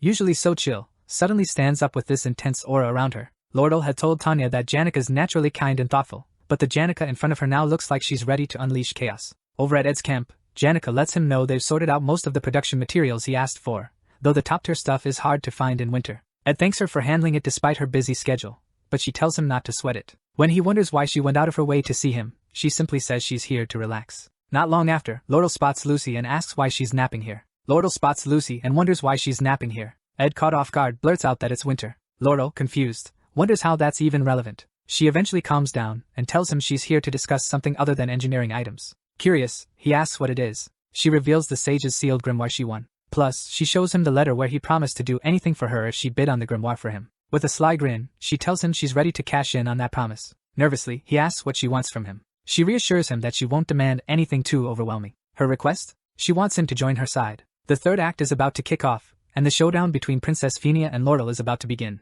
Lordle is diving into politics and strategy. The kind-hearted Princess Phenia Elias Clowell is Lordle's destined rival, and according to the plot, she's set to become the student council president. She aims to control the academy and gain power. With this influence, she's the main character who starts uncovering the dark secrets of the Rothtailor family in the fourth act. In a time when everyone at the academy has to pick sides, Lordle asks Ed to back her. But the real decision-maker in this election is Taylor, not Ed, so he tells Lordle that his support won't make much difference. Lordle agrees, acknowledging he's just a student, but mentions his growing reputation at the academy. She clarifies that she wants him on her team, not for political reasons, but for personal reasons that matter to her. Hearing this, Ed decides to join her. Strangely, Lordle, who always has a plan and is known for it, seems genuinely happy for the first time just because he agreed to be on her side. The next morning, Ed is up early, as usual, and asks Lucy to light the fire, like always. During his long chat with Lordo last night, she had mentioned to him that his little sister was up to something. Lordo isn't sure if Tanya sees him as a family enemy, or if it's just typical sibling rivalry. She goes on to say she introduced Tanya to a few people. That morning, Tanya shows up with some of her crew to meet Ed. She says it's been a while and presents him with a gift she brought along. Tanya seems nervous or even scared of him, but she's not harboring any bad intentions like he thought. He wonders why she's so frightened. He remembers that, in her eyes, he must have been a nightmare while living at the estate. He realizes he's been wrong about Tanya. When he stands up, she lets out a scared yelp, and he recalls a moment when he stepped on a maid who had offered him food while Tanya was there years back. He remembers how she pleaded with him to stop, but he looked down on her for caring about maids, whom he saw as nothing more than tools. Nowadays, he thanks her for the gift, and promises to wear it when the new semester kicks off. He also mentions that he's been excommunicated, so technically, he's not her brother anymore, but he still appreciates her gesture. As he turns to head inside, he gestures for her to sit by the fire and tells Lucy, who's still half asleep and trying to figure out which universe she's in, to offer the guests a seat. Soon, he comes back with a few drinks and starts asking Tanya about the people she's been chatting with. She admits she's been talking about him, and when he brings up Janika's name, their expressions change. Ed remarks that Janika is the nicest person he knows, and Tanya firmly agrees, saying she was genuinely kind. She adds that Janika was really strong and summoned a high-level spirit fire lizard that tossed their workers around. To keep him from telling Janika, she eventually fibs, saying Janika was super kind and wished her well with her school life. A look of realization crosses their faces. Ed remarks that Janika is the nicest person he knows, and Tanya quickly insists that Janika was genuinely kind. She recalls how Janika was strong and summoned a high-level spirit fire lizard that tossed their workers around. To prevent him from telling Janika, she lies, claiming that Janika was very kind and wished her well in her school life. Ed asks Tanya if Janika really summoned a high-level spirit, but Tanya denies it, claiming she didn't know what she was talking about. Ed senses her discomfort and decides to address it. He tells her he's doing his best with his current situation. He mentions he's dealing with the consequences of being excommunicated. Ed admits he must have had a rough time at the estate, and apologizes for past mistakes he can't undo. He also brings up hearing about her plan to run for student council president, and promises to support her. Despite his words, he knows Tanya won't become president because she's actually there to help Venia, but he feels a connection to her since they're family. Tanya is stunned, looking at him like she's seen a ghost, and Ed can't predict where their relationship is headed based on her reaction. Back in her dorm at Opilus Hall, she tries to convince herself that Ed is still the same jerk, just pretending to be different. However, since she almost got burned alive just for badmouthing him, and that makes her realize something. Janika is genuinely on Ed's side, following him without question. But to her, it's odd. How can a place filled with elites put up with Ed's behavior? So, she's hoping his true colors come out soon. As she drags herself to her door, she notices a clumsy, plain human next door. It's her neighbor, someone she remembers seeing at Ed's camp. The girl quickly asks if she's Ed's younger sister and offers to help Tanya with anything she might need. When Tanya steps into her room, she sees a golden nameplate on the door. Only the top students have those, and she's stunned to learn that the girl she just met is the legendary genius mage, Lucy Merrill. At this point, Tanya is utterly confused. Later, Anis meets Chief Maid Belle in the Rose Garden and asks her to introduce her to a charming and notable boy, thinking Belle must know many students. But Belle isn't the type to casually mingle with boys, especially. Belle is at a loss for words because Anis is always swamped with work and uninterested in dating. So, she brings up young Master Ed, thinking he and Anis might have some things in common. Anis, already feeling guilty, spills the beans. She admits she met Ed to check out the bad rumors about him, but ended up realizing they have more in common than she thought. She also discovered that he's actually pretty thoughtful and considerate. When Belle digs deeper, Anis confesses she's a bit drawn to Ed and sees it as a positive sign because it means Janika has truly found her match. Anis plans to squash these feelings by finding another guy to distract her, and making it public that they're dating. Hearing this, Belle wonders if Janika has noticed her feelings, but then corrects herself, saying that using someone else just to replace Ed is really unfair to the new guy. Anis recalls bumping into Janika yesterday, how awkward it was, and the dark look Janika had. Apparently, Anis has to supervise Ed in the next exam, and she feels bad for hurting Janika. But Belle reassures her. He reassures her that maybe things aren't as bad as they seem. After all, Anis and Clara were just trying to keep an eye on Janika. They didn't want her overly nice nature to get her into any trouble. Belle tells Anis how thankful she is for opening up to her. This makes Anis start to feel a bit better about her guilt. Later that evening, Ed is wandering around the camp and spots Janika waiting for him. He's planning to gather materials to build some storage and expand his living space. But when he sees Janika looking distant, he offers her a cup of tea and asks if she wants to chat. Yet, she declines because she can't bring herself to talk about it.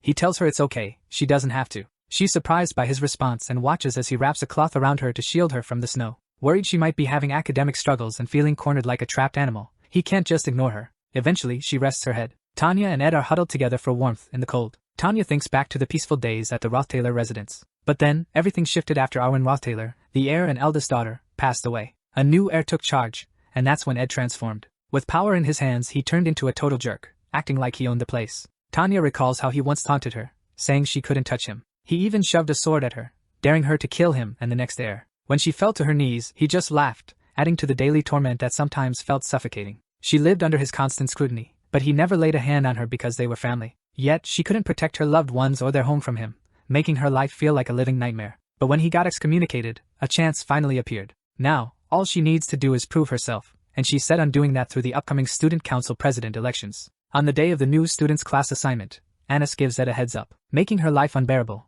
as if she were already gone. But a chance came up when he was eventually kicked out, and all she needed was to prove herself, which she aimed to achieve through the upcoming Student Council President. It's election time. On the day when new students are assigned to classes, Anis gives Ed a heads up to back off because his moves won't work on her. He just stares, puzzled, thinking she must have a reason for acting this way. Meanwhile, Assistant Professor Claire steps in as they gear up for the next exam with the other scholarship students. This exam is happening on Oran Mountain, and Claire is running the show this time. Unlike before, where students had to hunt down hard to find magic marbles, this time, the magic stones are easy to spot. They aren't hidden and don't have different point values. Anyone can make it to A class if they find a stone and place it on the altar of substitution. That's the straightforward part. But since she's the disciple of the fierce glass, there's also the task of battling and defeating countless monsters and wild animals. Only those who survive will make it to A class, which is why she dubs it the Oran Mountain Survival Exam of Hell. In the end, none of the new students managed to reach A class at the academy this year. About the Oran Mountain Survival Exam, calling it hell. In the end, none of the new students make it to A class at the academy this year. So, that's how the game sets it up.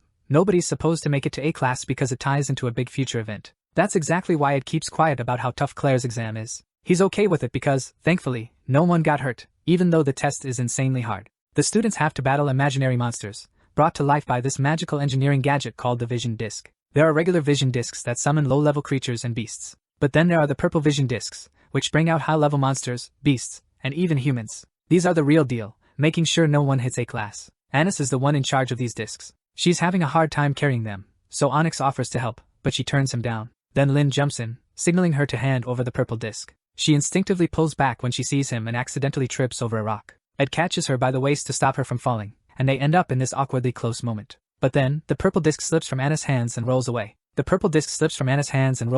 Luckily, Clebius catches it just in time. Ed feels relieved it didn't break but completely misses Anis, who's about to explode because of how he's holding her. Clebius, though, doesn't see the small crack on the disc. Moments later, it shatters right in his hands. Ed sees this and quickly lets go of Anis, realizing they've really messed up. Last year, Taylor, the struggling student, picked up a sword for the first time, and that was when he was supposed to defeat Lucy and get noticed. But things went sideways when Lucy defeated him instead, causing Janica to lose it. The joint combat training this year is just as crucial. The top first years can request combat training against the older students, and once the match starts, the first years go all out against their seniors, trying to win by any means necessary. However, according to the storyline, they're all supposed to lose to Taylor alone. By then, Taylor, who has grown stronger over the year, becomes known to everyone. Saint Clarice, who's also been keeping her identity under wraps, locks eyes with Taylor, and that's how this act wraps up. The bond between the Saintess and Taylor is key because her power is vital in the third act, during Lucy's epic showdown, and everything that follows. She needs to support Taylor, so this class assignment exam has to stick to the original storyline to make sure the top first-year students can go wild as planned during the joint combat training.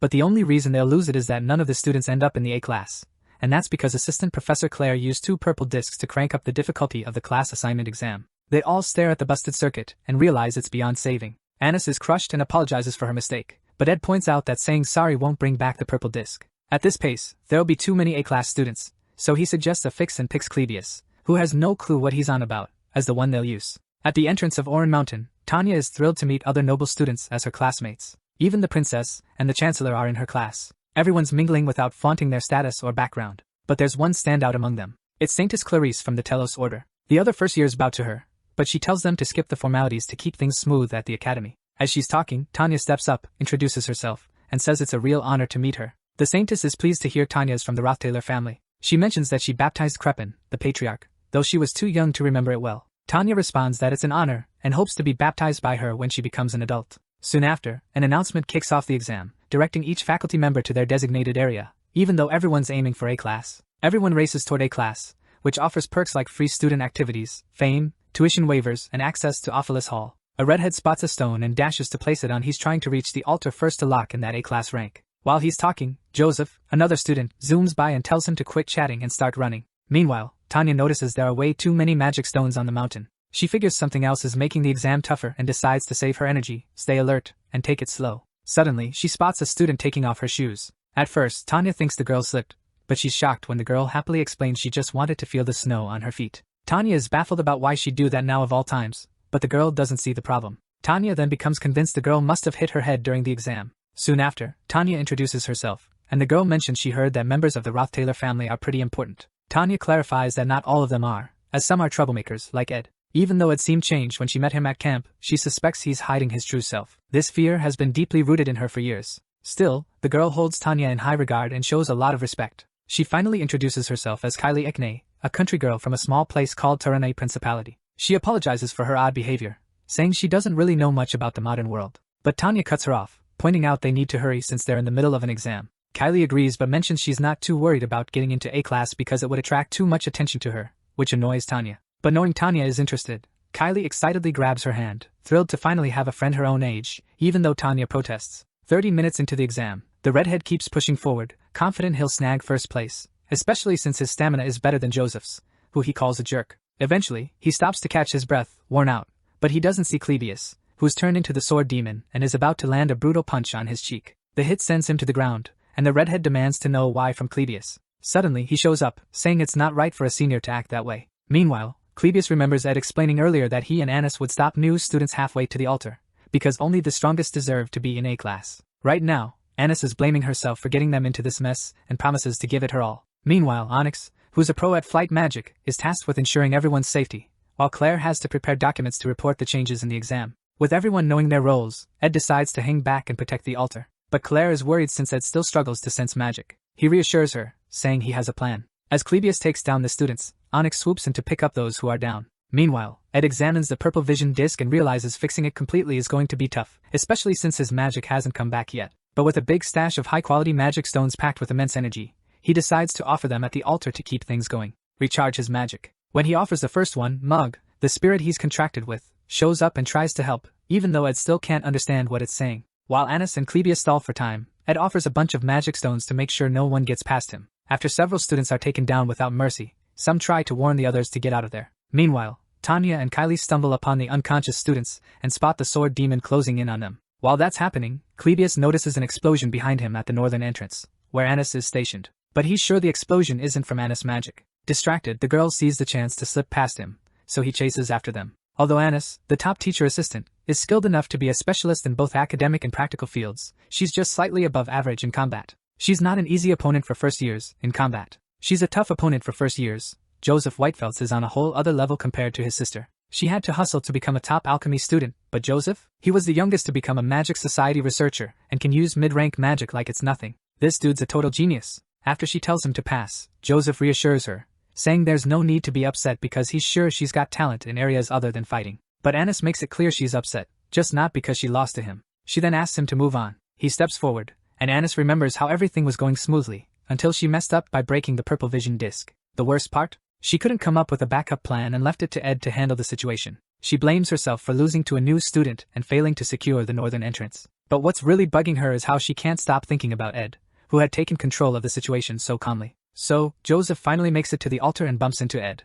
Ed greets him and says all he needs to do is place the stone on the altar, but he's not gonna let that happen. Joseph, a bit thrown off, mentions how weird this exam setup is since there'd be no one left for the other students to face if he actually takes down Ed. When Ed stays silent, Joseph figures there must be another way. But really, he's just chatting to stall and scope out the area. He spots a purple disc and realizes it's a different color, which might mean it's stronger. He also notices Ed isn't giving off much mana and figures he's used magic stones, suggesting his mana reserves are low since he was the first one here. Joseph gears up to hit him with fire, feeling let down that Sylvania didn't live up to his hopes. He unleashes a mid-rank particle explosion, which packs a punch if the target isn't ready. If Ed doesn't catch the direction of Joseph's hand and dodge in time, he's gonna get nailed. But Ed swiftly dodges, showing he's got some battle skills. Joseph quickly guesses Ed's next move will be to use Ed's using fire magic, either ignition or scorch. Judging by how Ed's holding his hand, he's going for ignition. But the flames are way bigger than expected, showing Ed's basic magic is almost mid-rank level. He's really leveled up his skills. Joseph, though, just blocks it with a shield like it's nothing.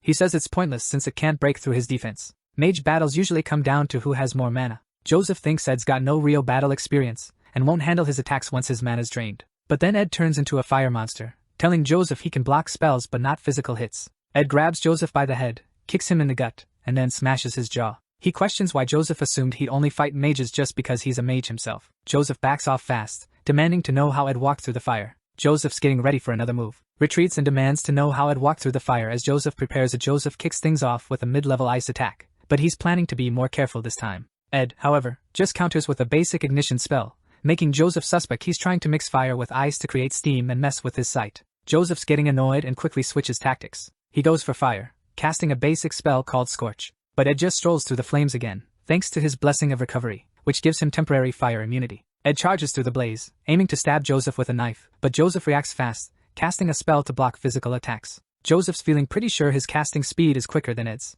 but then Ed throws the knife at Joseph's shield and jumps back. Surprise, surprise, the knife is actually Mug transformed. Ed gives the spirit a signal to use a spirit formula called Explosion. This move easily shatters Joseph's shield and sends him flying back several feet. He's badly hurt but still convinced that Ed's casting speed isn't faster than his. He figures Ed must have used a spirit formula, which also explains how Ed managed to walk through the fire. Exhausted and confused, Joseph wonders who this guy really is. This also explains how he managed to walk through the fire. Exhausted, Joseph wonders who this mysterious person is. Joseph drops the stone when Ed approaches with a knife, admitting defeat. As Ed lets his guard down, Joseph suddenly charges with a mid-rank ice spear attack, but quickly switches to a punch, catching Ed off guard and landing a solid hit on his jaw. Ed is shocked that Joseph, who spent his life studying magic, could pack such a punch. Suddenly, a strange energy surrounds Ed. It's Marilda's spirit formula. This wind protection kicks in when an unexpected attack happens, blowing enemies away. A strong gust sends Joseph flying into a nearby rock. Now more injured than before, Joseph finally admits defeat. Ed compliments his punch, and Joseph asks for Ed's name. After Ed tells him, Onyx shows up to help the injured Joseph. Meanwhile, in a carriage, Elka asks Jix why he joined the magic faculty. Jix is caught off guard by the question, so she points out he could have been the top student in alchemy or combat. She feels guilty because he sacrificed so much for her, but Jix shrugs it off, saying he never cared much about being the top student. He admits he might have been the best in alchemy, but definitely not in combat. The top student in the combat faculty is Clebius Northendale. Meanwhile, Clebius gets hit by a powerful energy that leaves him completely stunned. Kylie, who delivered the blow, hopes she didn't hurt him too badly, but Onyx rushes over to help him out, telling the girls to keep going with the exam. With only 20 minutes on the clock, Tanya and Kylie make it to the altar, where they find several other students knocked out. Tanya spots Ed, the guy she fears and hates, and he immediately tells her to quit. Back in the day, Saintess Clarice had two visions. One of those visions was planted by Archbishop Versio, and the other was a beautiful song by Adele about the outside world, sung by the woman in charge of the Holy Fire. After leaving the Telos Order, she took on the name The Romantic. It was a mystery how she moved from building to building. One of the dreams she had that day was planted by Archbishop Versio, and the other was a beautiful song by Adele about the outside world. The woman in charge of the Holy Fire, after leaving the Telos Order, called herself the Romantic. Although it's unclear how she moved from building to building, she did so with ease. She sang a song at Clarice's window when the world was asleep. Clarice's second dream was about the outside world, which her only friend, Adele, described to her under the stars. Adele painted a picture of a life where Clarice could attend classes, make friends, fall in love, and hug someone who truly cared for her, instead of receiving endless prayers from those who worshipped her. After leaving the order, Adele joined Sylvania, and when vacation rolled around, she traveled the world and visited Clarice. But once Adele left, Clarice started visiting the places from her dreams every night, and at the end of each dream, she shared a heartfelt hug with someone. Together, they would explore the world and embark on a vibrant journey, which was a stark contrast to her previously colorless life. Before heading to Sylvania Academy, Archbishop Verdio reminded Saint Clarice, who was disguised as Kylie, to keep her identity a secret. She promised to be cautious, and with the orders to keep the spotlight off her, she was sent to the academy. In this disguise, nobody paid her any mind, and she loved chilling on a wooden bench, feeling totally content. No one showed her any special treatment, and no one guessed that Kylie was actually the saintess. Well, except for Ed. Jumping to the present, Ed tells the girls to just give up. Tanya is shocked to realize that facing her brother is actually the final test. Ed urges the girls to turn back, but then he unleashes a wild aura and dares them to come at him if they really want to. The aura is insanely powerful, and Tanya thinks this kind of strength is out of reach even for lifelong spirit magic practitioners. It even beats skills taught at the graduate level. These days, spirit sorcerers are considered veterans if they can manage 5 or 6 mid-rank spirits, but Tanya is stunned to see a high-level spirit, Marilda, backing him up. After witnessing that, Kylie suggests that giving up might be the smart move, and Tanya remembers the trauma she went through when facing another high-level spirit while meeting Janica. But she can't bear the thought of abandoning her brother again, just like she did before, so she refuses to back down. Tanya remembers how Ed was 2 years ago and wonders how someone who couldn't even use basic magic could now summon a high-level spirit. She figures it must be a fake. Her plan is to take down the real spirit controlling him, assuming it's weaker. But as she gets closer, the energy is so intense that she has to face the truth. She really might be up against a high-level spirit.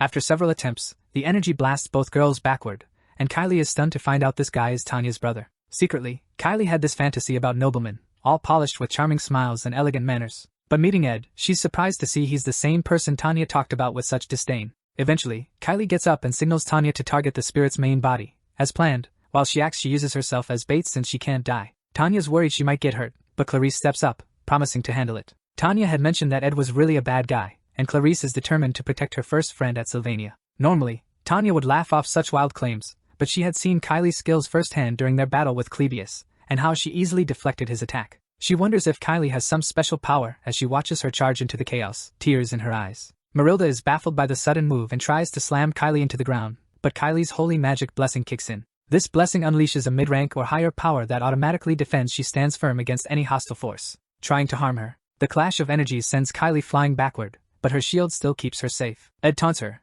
asking if she really thought she could make him surrender, but then he spots Tanya jumping at him from the side, using a basic magic attack called Emit. The attack sends him flying away from the altar and onto the ground, where Tanya notices the purple vision disc lying nearby. As she looks around for Ed's body, she suddenly spots arrows flying past her. She hears Ed's voice telling her to stay put. She's shocked because the guy who couldn't even handle a sword is now a pro with a bow. He reminds her that the first arrow was just a warning shot. As Tanya watches the magical arrows, she starts to question if this is really Ed Roth Taylor in front of her. She realizes that nothing has changed since they were kids, back when he used to push her around. Tears well up in her eyes because, no matter how much she tries, she still feels helpless. But Ed acknowledges her hard work and apologizes for putting up such a fight. He explains there's a reason for his actions and says she wouldn't have enjoyed the challenge if he hadn't resisted. As she listens, he compliments her amazing performance, saying he would have given up if he were in her shoes. Then she notices he's wearing the gift she gave him. He admits he would have given up if he were in her shoes. When she sees him wearing the gift she gave him, she notices something's really different about him now. He reminds her to take pride in fighting till the end,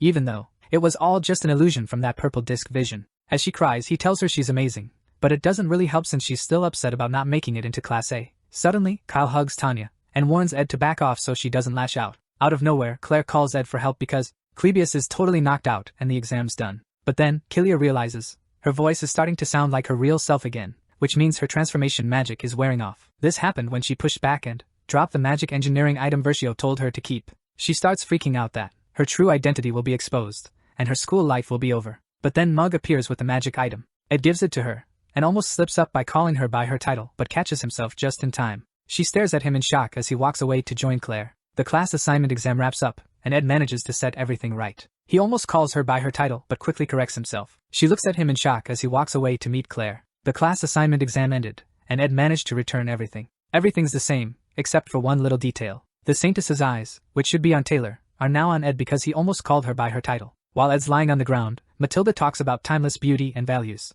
Ed cuts her off, saying she's talking nonsense, but she argues that people can't appreciate the moment despite their short lives. Turns out Matilda's not just a vision, she's really there, but Ed keeps it from his sister. Matilda reminds him to appreciate the little things. Ed realizes she's a chatterbox, just like Janica said, but Matilda scolds him for being too meticulous and ignoring his own well-being. She finally tells him he needs to date someone who can help him take care of himself. To back herself up, she asks Mug if she's right. Mug agrees and even adds his own 2 cents. She's thorough about everything and neglects her well-being. Eventually, she makes it clear to him. He needs to date someone who can support his well-being. To gain some credibility, she asks Mug if she's right. Mug agrees and even adds his own thoughts. Ed tries to listen to Matilda and at least act like he agrees. Matilda questions what he means by pretend, and the little guy apologizes for the slip, even offering to die as penance. Fed up with their chatter, Ed tosses Mug aside and asks Matilda why Janica seemed upset the last time he saw her. She questions if he's concerned but says she can't reveal anything since Janica chose not to tell him. Still, she reassures him not to stress too much because Janica has to face tough times and learn from them,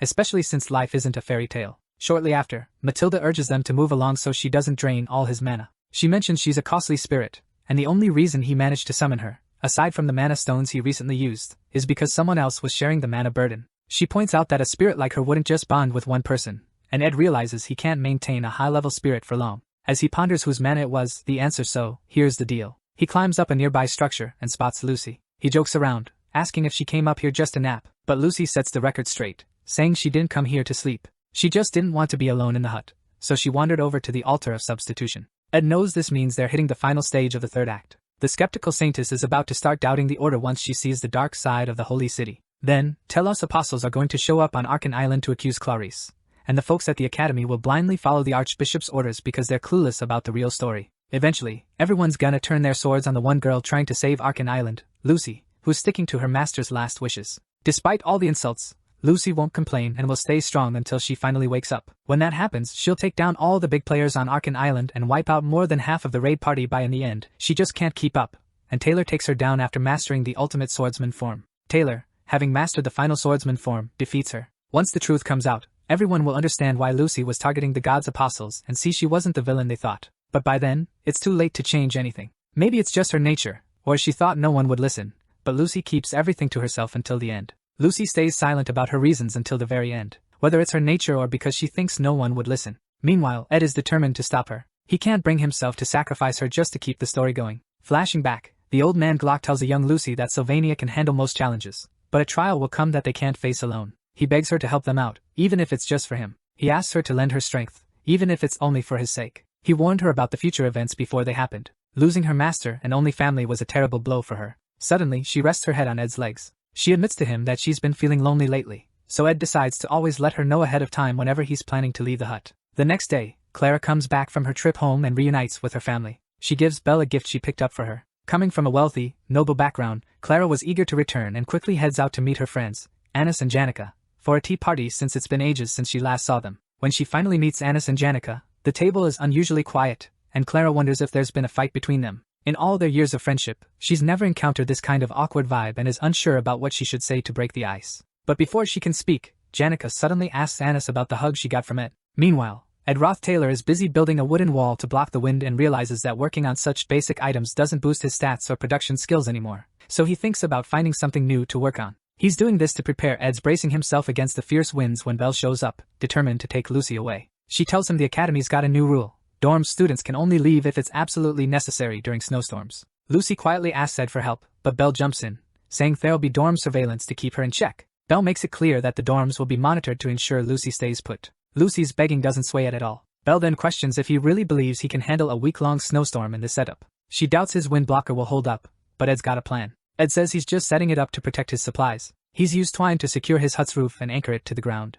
He plans to dive into magic engineering research at the Spirit Library during the storm, so he's got another place to crash. Seeing Belle's concern, Ed tells her to speak up, but she just wishes him luck and keeps quiet. Meanwhile, Janica accuses Anis of getting too close to Ed. Clara turns to Anis, totally shocked. Anis is cornered and stays silent, while Clara is left speechless. Shocked and cornered, Anis stays silent, while Clara tries to explain that there must be a misunderstanding to ease the tension. Anis admits she flirted with Ed and apologizes, saying she didn't trust him because he seemed like a playboy, so she wanted to figure him out. Janica asks if Anis is lying, but Anis insists that isn't her type at all since he looks like a thug and acts impulsively. At this point, Janica stops her from bad-mouthing Ed, so Anis apologizes for flirting with him without talking to her first. But Janica, now in tears, asks why Anis is doing things she never asked for, making her so worried she couldn't sleep because her dear friend betrayed her. She's upset that she's not in a position to be betrayed since she doesn't even know where she stands, but Anis reassures her that from what she's seen, she's more than just a friend to Ed. Hearing this, Janica argues it wasn't right for Anis to judge Ed like that,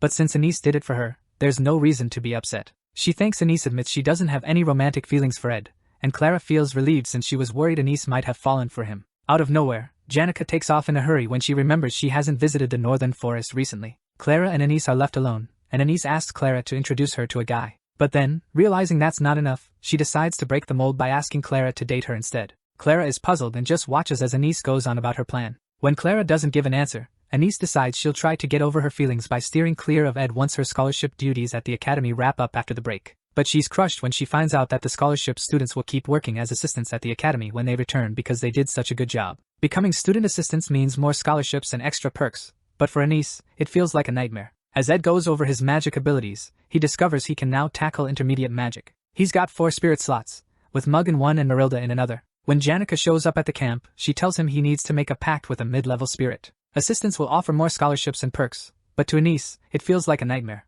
As Ed dives into his magic power details, he realizes he can now tackle intermediate magic. He has 4 spirit slots, with Mug in one and Marilda in another. When Janica shows up at the camp, she tells him he needs to make a contract with a mid-level spirit. If her identity is exposed, her academy life is over. It wasn't tough for her to dig up info on Ed because she overheard Joseph scolding Ed. Notices Janica seems back to her usual self. Last time she visited, she seemed pretty down. Janica brushes it off, pretending not to remember, which makes Ed smile because she always helps him relax. She's the only third year he really considers a friend. Janica then mentions she knows about his contract with Marilda, finding it odd since it's a bit early for him to manage a high-level spirit. Ed is straightforward and shows her the phoenix ring Glass gave him, explaining his future plans. When she learns he can't use magic for a bit, she gets why handling a mid-level spirit is tough for him right now. Ed's magic will come back once the break is over and the semester kicks off. Janica congratulates him on the high-level spirit contract, noting it's pretty rare among spirit sorcerers. She finally asks if he plans to hang out in the spirit library, trudges through the snowstorm, mentioning how hard he works. Ed playfully counters, saying she works even harder since she's the top student. He adds that people will likely notice her in the upcoming student council president elections,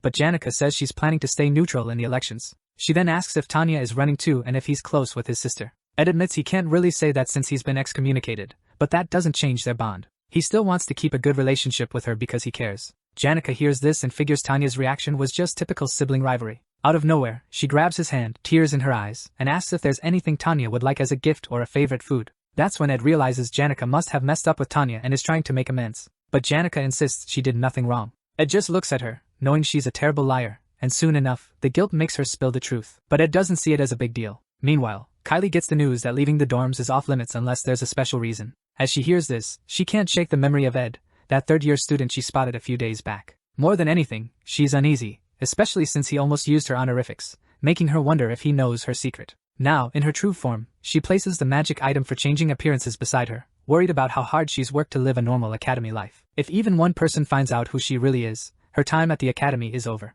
She easily gathered info on Ed after overhearing Joseph scolding the red-haired guy. Joseph was upset about the failure to approach the altar and mentioned that Ed isn't human at all. The red-haired kid for failing to approach the altar. Joseph mentioned that Ed isn't even human, which changes everything. Meanwhile, in the background, she hears that Ed set up a hut in the northern forest where he's staying. The catch? She can't go there because once the storm hits, students are stuck inside. And by the time the snowstorm clears and spring rolls around, the new semester will kick off, leaving her with no chance to shut him up or do anything else about it. She opens her window, but fear takes over. She's scared of Ed, the dark, and the freezing cold. Being surrounded by stark white walls and ceilings has dulled her ability to see the beauty in the world. But she decides she needs to experience it firsthand. So, she leaps out the window, clutching the form-changing item. She lands on the ground, determined to hold on to the freedom she fought so hard for. She heads out to find Ed and makes sure he's not up to the chief maid is called in when they realize Kylie is missing. Belle is one of the few who knows Kylie's real identity. As the known world, his most vivid memory is of his brother, who stuck by him even when everyone else in the family avoided him. Especially the memory of when he stabbed his brother through the heart. After the break, Claire asks if he wants to be a student assistant. He admits he felt like a burden last time, even though he enjoyed the nice treatment. From his tone, Claire guesses another lab might be trying to recruit him, but she quickly convinces him to take the student assistant job. Meanwhile, Ed feels like he's pushed his training to the max. During the break, he focused on leveling up his stats and advanced crafting skill, specifically spirit formula infusion and magic engineering. He's honed these advanced skills to the point where they're his specialties, and he plans to spend the next week in the library, working on them to boost his effectiveness. As he climbs out, he remembers giving Jix some cash to tidy up the library with a bit of magic. But Jix went above and beyond, organizing the books by theme and title. It turns out he got some help from Elka, even though he had told him it wasn't necessary. He knows he owes them big time, but that's a problem for later. Right now, he grabs a book off the shelf and decides to zero in on a few key formulas. Instead of cramming hundreds of them, he focuses on mastering a select few, hoping to whip up at least one legendary magic engineering item. Once that's done, he plans to make a couple more to boost his skills, and then tackle some rare items once he's got the basics down. As he dives into his work, he digs into his bag but comes up empty-handed. Turns out, he left what he needed back in the hut, so he's got no choice but to brave the storm and go fetch them. Meanwhile, Kylie battles through the brutal storm and finally reaches the river in the northern forest that Joseph talked about. She pulls out her map and tries to figure out exactly where the hut is. It's starting to feel like a real adventure to her. Clarice, on the other hand, is no pushover. She's got more talent than most mages, and her holy magic is on another level. Thanks to its blessing, anyone who tries to hurt her will get the damage thrown back at them twice as hard. So even if she runs into trouble, whether it's a wild animal or a thief, she's safe. But Ed? He's a different story. She's got this gut feeling about him, especially since he might have been blessed by the Telos Order. You see, Ed is the heir to the Roth-Taylor family, and that means he might have undergone the Telos Order's baptism. The thing is, holy magic doesn't affect those who've been baptized by the Order. Still, there's no real reason for him to hurt her. She just needs to make sure he doesn't figure out who she is. Not long after that, she arrives at his door and tries to open it, but it's stuck. She gives it a shove, and when it finally opens, she spots a small pot behind it, and her push sends its contents spilling all over the floor. She's standing there, puzzled, and then fear kicks in when she notices a wild boar tied up nearby. There's blood everywhere, and she's gripped by panic. Is this some kind of nightmare? And just when she thinks it can't get worse, she hears footsteps and quickly ducks out of sight. A moment later, someone walks through the open door and spots the blood on the floor. Meanwhile, Kylie is hiding, shaking, as the person gets closer to where she's hiding. The person reaches for something, and then turns in her direction. He asks who she is, and while she's stumbling over her words, Ed suddenly recognizes her and blurts out her name, clearly confused. Shocked, he questions why she's here and why she's trembling. But Kylie, frozen with fear, unleashes a burst of divine holy magic at him, a move that cancels out most of his magic while dealing physical damage. The blast hits Ed, sending him flying backward and crashing through a bookshelf. Seeing the aftermath, she drops to her knees, shaking, realizing she never intended to hurt him so badly. Tearfully, she prays to Tellus, feeling she's committed a terrible sin. She was meant to lead a pure life, but now she's tainted. She vows to endure hell's fires to make amends, but her prayer gets cut off by an enraged Ed,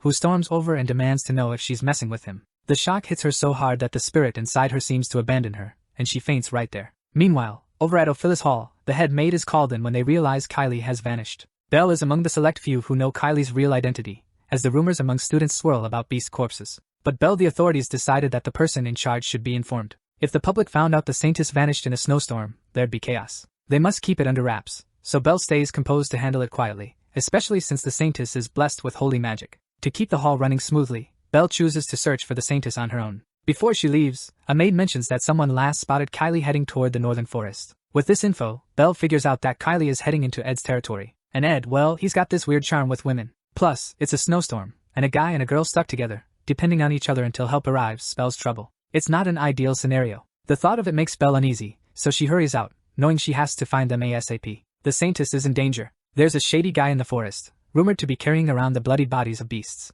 That's the talk among the students, but Belle and Ed's life is the darker side of freedom. Ed apologizes for being impulsive, explaining that Belle knows the truth. She understands that Ed is a genuinely considerate guy who takes his responsibilities seriously, even with all the women trying to get his attention. This makes him someone she can trust. However, Belle is worried that things might get messy if the Saintess gets involved, especially since she's sure Ed has no clue about Kylie's real identity. When she walks in, she sees Kylie with Ed, who looks badly hurt. Confused, Belle asks what went down. Ed fills her in, and then Belle tells him she needs to get Kylie back soon before the snowstorm becomes too severe for them to travel. Ed understands why the Saintess is here, but it's messing with the plot because her identity isn't supposed to be revealed yet. It's not the right time, but he knows Kylie is unsure about him. He apologizes for being rude and asks her to put the chair down, but he slips up and calls her Saintess. Kylie lowers the chair but pulls back again when both women realize Ed just called her that. The Saintess asks if he already knew, and he tells her he's a baptized follower of the Tellus order. He recognized her when her spell wore off. Inside, he vows to stick to his plan of steering clear of the main characters.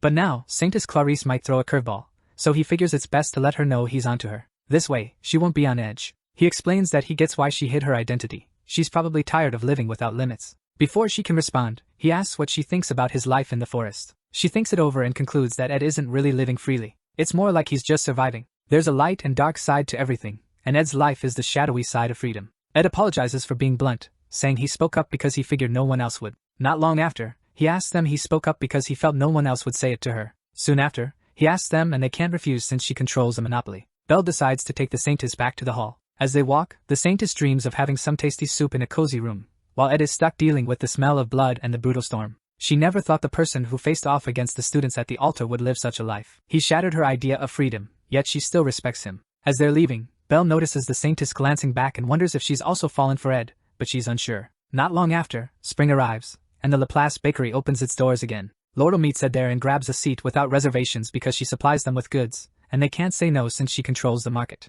She finds it funny, but Ed doubts the baker shares her amusement. Later, Laurel mentions there was a small hiccup in the distribution because of the snowstorm. The bakery ended up ordering a bunch of supplies they didn't need ahead of time, that they can't refuse her orders since she holds a monopoly. She finds it funny, but Ed's not so sure the baker shares the sentiment. Later, Laurel mentions there was a mix-up in the supply chain because of the snowstorm. The bakery ended up with a ton of supplies they didn't actually need, but cancelled all their orders when the storm got closer. It was wrong for them to hoard food that other businesses could have used by making fake orders, so Laurel had to step in. While they chat, the baker comes back, pleading with Laurel to convince her colleagues to reconsider the order limits, as it's hurting the bakery. Laurel, however, just brushes him off and asks Ed if he wants to walk her to her afternoon class. Ed picks up on Laurel's indifferent attitude toward the bakery. She tells him she doesn't mean to be harsh, but the snowstorm has cut off their main distribution hub and money is tight right now. Ed gets it, and she assures him she's skilled at managing finances and will make sure the company's funds aren't wasted because that's essential for running a business. Suddenly, she sees he's not carrying his textbook, so he says he'll have to dash to the library to borrow one.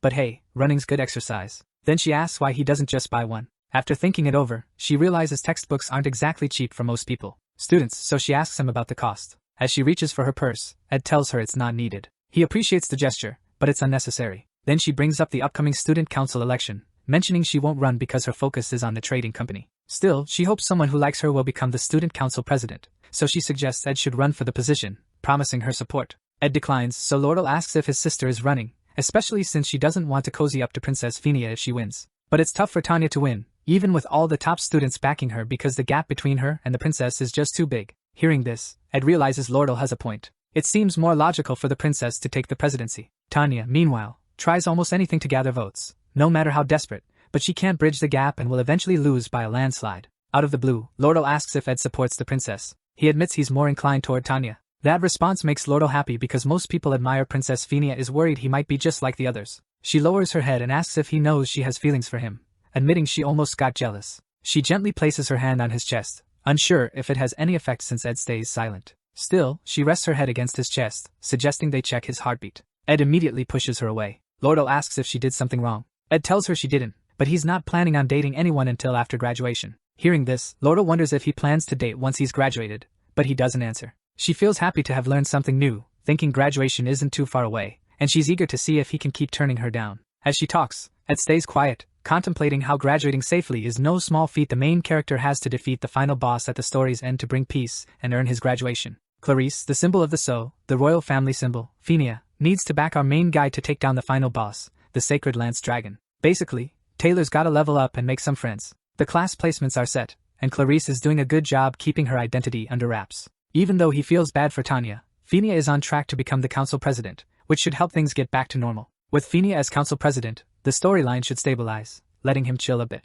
But despite Ed's hopes, things are already going off the rails. The whole plan starts to crumble when Princess Phinia wakes up one day and decides she's not interested in running for council president anymore. Meanwhile, Clebius is losing it because a first-year student sent him a duel request form, and he's wondering why they didn't choose someone else. He's the first person this student approached, and now he's questioning his life choices and why he's the one they want to duel. While all this drama unfolds, this first-year student also tells JYX he wants to duel him too. JYX is curious and asks why, and the student says he wants to learn from him. Someone's itching for a duel. Meanwhile, a first-year student approaches JYX, saying he wants to challenge him, too. JYX asks why, and the guy says he wants to learn from him. But JYX tells him not to give some lame excuse like that. When the guy hears this, he starts saying he wants to prove his worth. JYX questions why he needs a duel since he's already the top student of his year. The boy argues that being the top student isn't a big deal because he's just a first year. Meanwhile, Janica is the top student among all third years, Drake leads the faculty of combat, and Ed is popular in the first-year faculty of magic. He plans to challenge them all. To do things in the right order, he sent a challenge to Clebius,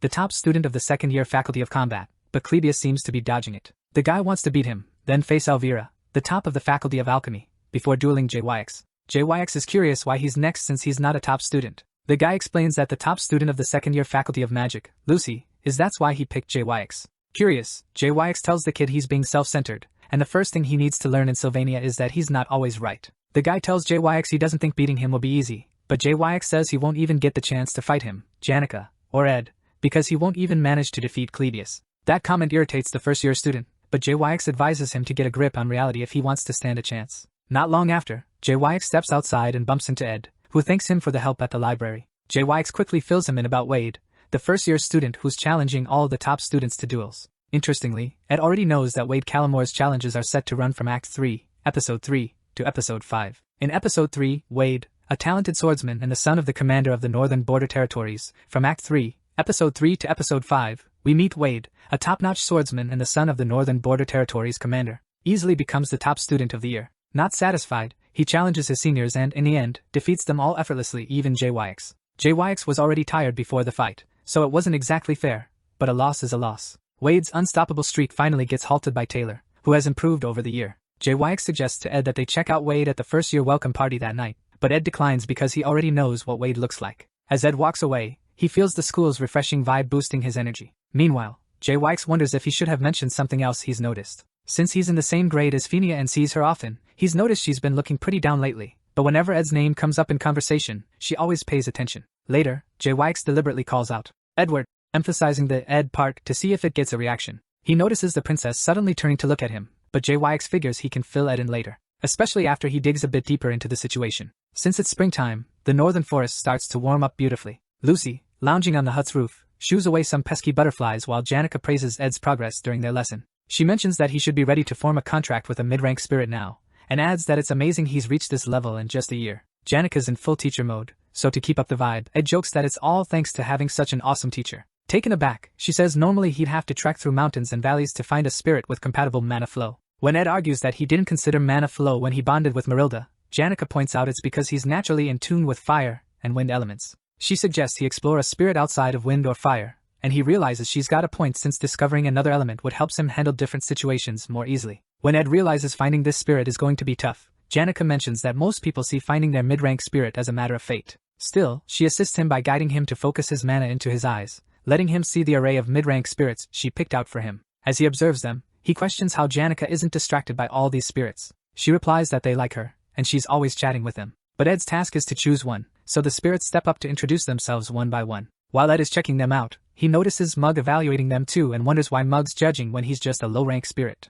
Despite this, Ed feels a bit off, so Janica asks what's up. He says it's nothing, but deep down, he hopes to find his spirit through fate as well and questions if they're going about it the right way. That night, there's a welcome festival for all the first-year students. It's a big deal for the new students, but the organizers soon realize that Janica and Lucy, the top students from the third and second years, can't make it due to personal issues. The faculty starts worrying that the festival might not be as fun without them, but it turns out not to matter because Princess Phinia shows up. The first years are pretty intimidated by her royal status, even the nobles. There is only one person who manages to chat with her during the event, Wade Collarmore, the top student of the first year, who hails from one of the top 3 swordsman families. They end up playing a game of chess, and Princess Phinia praises Wade's skills, though she eventually wins. During their conversation, she admits she thought she was the best at reading people, but she's realized she was mistaken. Initially, Ed Roth-Taylor was just a minor concern for her, but then, he rescued Janica, built a home in the forest, and over time, his influence grew until even the new students spoke highly of him. As her presence at school becomes more noticeable, so does her mistake. She knows she messes up sometimes, but instead of facing it, she keeps dodging the issue like a kid. Avoiding her problems means nothing gets fixed. But then, while she's caught up in a game, she suddenly finds some new strength. She realizes she can't keep running from her problems forever. She decides to take 4 days to sort everything out, and then head to Ed's cabin in the northern forest to have an open chat with him. With that decision made, she feels a sense of relief until the morning of the 3rd day, when she hears the shocking news of Ed Roth-Taylor's death. Later on, she writes a letter to her dad, like she always does, sharing how there are so many things she's still getting used to while living away from home. She talks about her packed schedule, the few friends she's made at school, her progress toward the goals she mentioned before leaving, and her ambition to become the youngest student council president. She also shares her concern after hearing that she's running for president too, and she's determined to give it her all. She mentions meeting Lordle and says they're about to start negotiating for the sage's sealed grimoire. She also talks about meeting Ed, noting how he's become super hardworking and diligent, like a completely different guy. She remembers a childhood dream where her older sister Arwen held one of her hands. In the dream, the other person holding her hand was either her dad or Ed, back when he wasn't such a troublemaker. She thinks maybe Ed has turned over a new leaf, or maybe he's just gone back to how he used to be. She wraps up the letter. After reading it, Crapin picks up a sword coated with deadly poison, lethal even with a tiny cut. He soon hands the sword to a butler, and tells him he sent a response to Tanya to help her with the student council president elections. He also mentions the grimoire negotiations. He's decided to send her a reliable subordinate. This subordinate is also given the poisonous sword. Normally, sending a subordinate into Sylvania is off limits, but since it's for business, the academy has to allow it. After sending the men off to head to Sylvania, Crapin takes off his gloves. His hand is bright red and has eyes on it. It's linked to a top-tier magic called Cause and Effect. This magic lets him see the outcome of any action he initiates. He places his hand on a crystal ball, which drains a lot of his mana. Because of this, he can't use it frequently. But when he does use it, it's incredibly powerful. Suddenly, he gets a vision of one of his men stabbing Ed with a poisoned sword. Then, they toss Ed off a cliff while Janica rushes to save him. Crapin doesn't think this is the best plan, but he sees it as a necessary evil. 3 days before Ed's death, Tanya reflects on Princess Phinia's popularity. She realizes her chances of beating her are slim to none. As she's about to give up, Jix walks by and asks if she's heard about elemental studies training. Noticing her mood, he asks if she's okay. After a death, Tanya reflects on Princess Phinia's popularity, and realizes her odds of beating her are pretty much 0. As she's about to throw in the towel, Jix walks by and asks if she's familiar with elemental studies training. Seeing her face, he questions Tanya's friend, asks her what's on her mind and suggests they grab some tea with Elka later. Meanwhile, the other girls in their class are swooning over Jix, who they think is the academy's strongest guy. They're amazed he's chatting with Tanya. Later, Lordo pops by to schedule a negotiation meeting with Tanya. Her classmates are equally impressed that she just talked with an executive from a top-tier trading company. Not long after, Lucy Merrill, the academy's top genius, casually greets Tanya as she walks by. The other students are blown away by Tanya's impressive connections. They're in awe of how Tanya knows so many high-profile people, and they notice she never brags about it. Tanya hears her classmates chatting and uses it as a pep talk, urging everyone to put in the effort to become outstanding students. As she heads out, she realizes her status at the academy has skyrocketed in the last few days, even though she hasn't really done anything. The only reason she's getting all this attention is because she's Ed's little sister. She used to think of him as a loser, but now she feels like the loser herself. This overwhelming thought shakes her, but she's quickly distracted when two of her dad's subordinates, Kadek Nox and Kadek, show up to greet her after a long time apart. She's really happy to see them and appreciates her dad's thoughtfulness. Kadek tells her he's going to check out the grimoire's market value and the trading company's finances to help with negotiations. Nox says he's there to help with the student council president election. He suggests gathering info on Phinia, but Tanya cuts him off. Tanya reveals they've heard Princess Phinia is dropping out of the race. Meanwhile, somewhere else, Janica and Ed are having a drink. Janica mentions hearing the announcement about the princess stepping down. Ed is caught off guard and asks if it's a done deal or if it might change. He wants to know if the announcement is final, or if there's still a chance it could be reversed. The big bad of Act 4 is Crepin Rothtailor, known to everyone as the kind head of the Rothtailor family. But only Princess Phinia sees his true sinister side. With her sway in the Imperial family and the Academy, she's the only one who can stand up to Crepin. Her stepping back from the election is a huge deal. Her decision to drop out of the election. Out of nowhere, she walks up to Ed, saying she senses he's about to do something reckless again. She can't stand the idea of him getting hurt without her knowing. She hates the thought of him getting injured and bleeding while she's left in the dark. To prevent that, she offers her help, hoping to make things easier for him. Ed admits he thinks it would be better if Princess Phinia took over as student council president. Janica finds this strange since the princess has always been harsh to him, and she's his sister. As they chat, Jix strolls over, joking about how scandalous they look in broad daylight with Janica holding on to Ed. He apologizes for interrupting their moment, and mentions he might know why Princess Phinia pulled out of the election. Flustered, Janica quickly releases Ed, but Jix doesn't seem to care and goes on to explain that Phinia is like an alpha wolf who lost her pack. She made a bad call, and her pack didn't make it. She's lost her confidence and can't act anymore. Before leaving, he casually mentions it'll rain tomorrow, so they should get ready. After Jix leaves, Ed thinks about how Jix's animal instincts often outdo human senses. The worst-case scenario he imagines is Princess Phinia losing all her hostility toward the Rothtailor family. He's unsure what to do next. While he's lost in thought, Janica comments that the rain will be perfect for training water spirits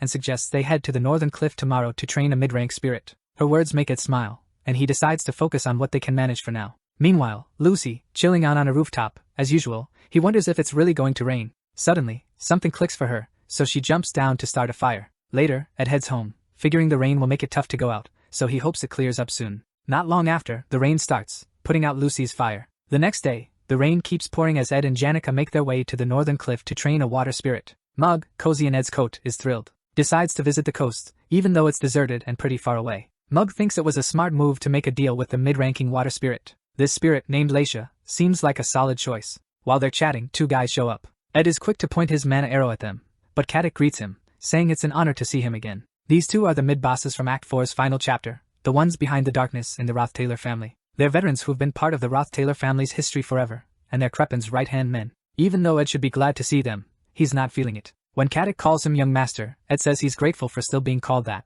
despite being kicked out of the family. Then Kadek drops a bombshell. He says they're here under Master Crepin's orders to take Ed out, but they've had a change of heart. As they kneel, Kadek explains that the family's vassals really hate Ed, which is why they plan to kill him. But after checking out his new life, they found out that he isn't the enemy they thought he was. They've decided to make amends. As they kneel, Kadek reveals that the family's vassals hold a deep grudge against him. That's why they're plotting to take him out. But after checking out his new life, they've found out he has returned to his true self as the rightful heir. While kneeling, Nox promises to explain everything to Crepin and push for Ed to reclaim his position as the Rothtailor family's heir, aiming to restore the family's former glory. Out of nowhere, Ed tells them to cut the crap. Both men smirk, realizing Ed has caught on to their scheme. Kadek praises Ed's growth and charges at him with a poison dagger, sending wind-infused sword strikes ahead. But Ed, familiar with his combat style, dodges the wind strike, only to be ambushed by Night Nox wielding a flaming mace. Ed quickly rolls away to dodge the flames and counters with a water attack, which Kadek blocks effortlessly with his daggers. As they clash, Nox asks Ed if he remembers someone named Miliana, the unfortunate child who lost sight in one eye for his amusement. Turns out, Miliana is Nox's daughter, and he's clearly fueled by the anger from that incident. Furious, he unleashes a fire attack on Ed, only to be stunned when Ed effortlessly deflects it with a shield. Our guy stands firm and admits his actions. He tells Nox that seeking revenge is pointless. Ed warns that vengeance only leads to emptiness, but Nox isn't having it and shatters his shield. Nox refuses to listen to someone like Ed. As Ed steps back, Kadek points out that even though Ed's stronger now, he can't block Nox's magic-charged mace. Ed's dodging skills are on point, but one hit from Nox could be fatal. The bow he's carrying is slowing him down, making things even tougher. Ed's doing his best to dodge Nox's relentless attacks. Noticing Ed's getting sloppy, Nox charges at him with his mace, thinking Ed's got nowhere left to go. Just as Nox is about to deliver the final strike, Ed admits he's out of options. Suddenly, Nox gets stabbed in the back by a dagger. The attacker is Mug, leaving Kadek in shock. Caddick wonders if Ed used telekinesis or a spirit formula, but then realizes Ed was just using basic magic to bait them into attacking while he set up his counter. Out of nowhere, Ed tells Mug to set off the divine explosion. Mug obliges, causing Nox's essence to scatter everywhere. As the explosion rages on, Ed shoots 2 mana arrows at Caddick, who can't wrap his head around how the kid's still fighting in the middle of an explosion. Caddick is baffled by Ed's ability to attack amidst the chaos. Ed then bursts through the flames, using his recovery blessing that makes him immune to fire. Caddick, shocked, questions how Ed got so strong so fast, but sarcastically advises him to aim for vital spots next time. Suddenly, Caddick unleashes a flurry of wind attacks, sending Ed flying back several feet toward Nox's body. Turns out, Nox used his shield to protect his vital spots from the blast. Furious, Caddick charges in to finish the fight. Mid-air, the water spirit Ligia sneaks up on Caddick from behind, wrapping his head in water to make him choke. The attack forces Caddick to drop his dagger, and he gasps for air. Out of nowhere, Nox, who seemed down for the count, grabs the poisoned dagger and lunges at Ed from behind. Normally, burns and stab wounds like Nox's would knock most people out, but he's a battle-hardened warrior. Caddick drops his dagger, gasping for air. Out of nowhere, Nox, who everyone thought was dead, grabs the poisoned dagger and lunges at Ed from behind. Normally, injuries like burns and stabs would knock most people out cold, but as a seasoned warrior, Nox, the seasoned knight, somehow stays conscious. Ed didn't see that coming. As the knife gets dangerously close to Ed's face, he realizes his blunder, but Marilda quickly uses his protection of the wind skill. This skill kicks in when an unexpected attack happens, blowing enemies away. The wind blast hits Nox, but instead of sending him flying, it just stuns him, making him fall to the ground. On his knees, Nox asks Ed to end it quickly, but Ed grabs his hands and says Nox should be the one asking for mercy. Ed points out that if his father really wanted him dead, they'd both be here, meaning his fate is sealed. He figures that killing them won't change anything, so he's ready to die here. He tells Nox that his death would leave a void, but it wouldn't be pointless, as at least Nox wouldn't be chained by revenge anymore. He offers this as a token of gratitude for Nox's loyalty to the Rothtailor family. So, Nox pushes the knife into Ed's stomach. Shortly after, Janica shows up, apologizing for being late because her class ran longer than usual. As soon as she arrives at the scene, she spots Nox. She's apologizing for being late because her class ran longer than usual. The moment she arrives at the scene, she spots Nox. Ed's body is pushed off the cliff, and she rushes to save him, but she's too late. Nox realizes they're in deep trouble because someone saw everything. Suddenly, his body freezes, and he's clueless about why. A strange energy erupts from Janica, and this seasoned warrior, who thought he'd seen it all, realizes there's more out there than he ever imagined. He witnesses the summoning of an insanely powerful spirit, one that's even beyond the high-level spirits. Only one of these spirits exists for each element in the world, and only one person can summon them. She turns to him with a deadly glare, asking if he knows what he's done. A massive white circle appears, something few can comprehend. This is the summoning of the top-tier darkness spirit. It's Glaskin's right hand, the sun that scorches the earth. Its tail is longer than the Imperial City, and it's the one that torched the Alphonse Mountains back in the Age of Myth. This is Teorphus, the highest rank fire spirit, even summoning just one of his, in her line of sight, and questions if he realizes what he's done. A massive white circle appears, baffling most onlookers. It's the summoning of the top-tier darkness spirit, Glaskin's right hand, known as the sun that scorches the earth. It has a tail longer than the Imperial City and is infamous for torching the Alphonse Mountains back in the Age of Myth. This is the top-tier fire spirit, Teorphus. Just summoning one of his hands alone could turn the entire northern forest into ashes. Nox is torn between being amazed and terrified. He knows that what's coming next is certain death. When Janica looks back at him and asks if he realizes what he's done, he starts choking on his own spit. Suddenly, a searing wave of heat engulfs him, scorching his skin. Out of nowhere, Marilda shows up behind him, shielding him from the heat, and tells him to run. When she repeats it, he can't understand why she's helping him, but she insists he needs to survive and report everything he's witnessed. Badly hurt, Nox crawls away from the chaos. Frustrated, Janica demands to know what Marilda is doing and orders her to step aside. Marilda stands her ground, explaining she wasn't the one who summoned Teorphus, urging Janica to think it through. In a flashback, Lordle checks in with Ed about his magic engineering progress, since she had previously given him some items and ingredients. Truth is, Ed spent the entire break honing his magic engineering skills. This guy's engineering skills are off the charts. He actually crafted a legendary item called Delheim's Hourglass. It can rewind all physical states by a few seconds, erasing any damage or injuries, but it's a one-time deal. Ed drags himself out of the water, thinking about how he used the hourglass to undo his fall and the poison from a dagger.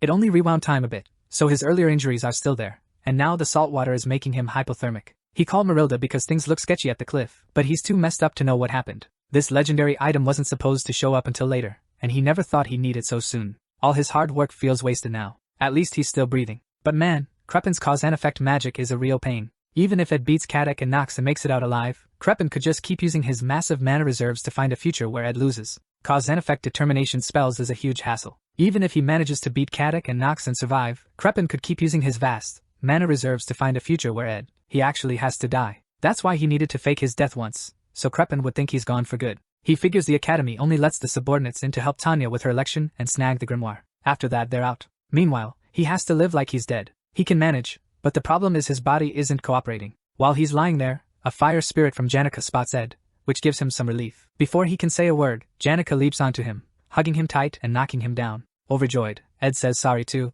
Janica for always making her worry and hugs her back. Later, he tells her it's best if he stays out of sight until the election wraps up. To help, Janica promises to bring him the essentials and daily tools. When he mentions his injuries hurt, she quickly pulls her hands away from his neck and apologizes for squeezing him so hard. Meanwhile, Lucy is hiding under the hut's cover, watching the rain pour down. Even though it seems while it looks like she's just chilling, Lucy is actually mastering the art of waiting. Normally, Ed would stroll through the forest, check if the fire's out, and then give the wooden supports a good kick to make sure they're solid. After that, he'd gather up the clothes drying on the line. He'd stash any tools that might rust under the tent, say hi to Lucy, and settle at his desk to dive into a book on magic engineering. Meanwhile, Lucy would always be by the fire, dozing off to the sound of rain and Ed flipping through his books. Out of nowhere, she picks up on mana tinged with the smell of blood but decides to brush it off. Eventually, curiosity gets the better of her, and she goes to check it out, bumping into some guys from the Roth-Taylor family. Nox sees her and starts pleading for help, saying he fell in the forest and his buddy got attacked by a wild animal. But Lucy's eyes light up, and she throws him a curveball, offering to spare him if he spills the truth about what he was really up to.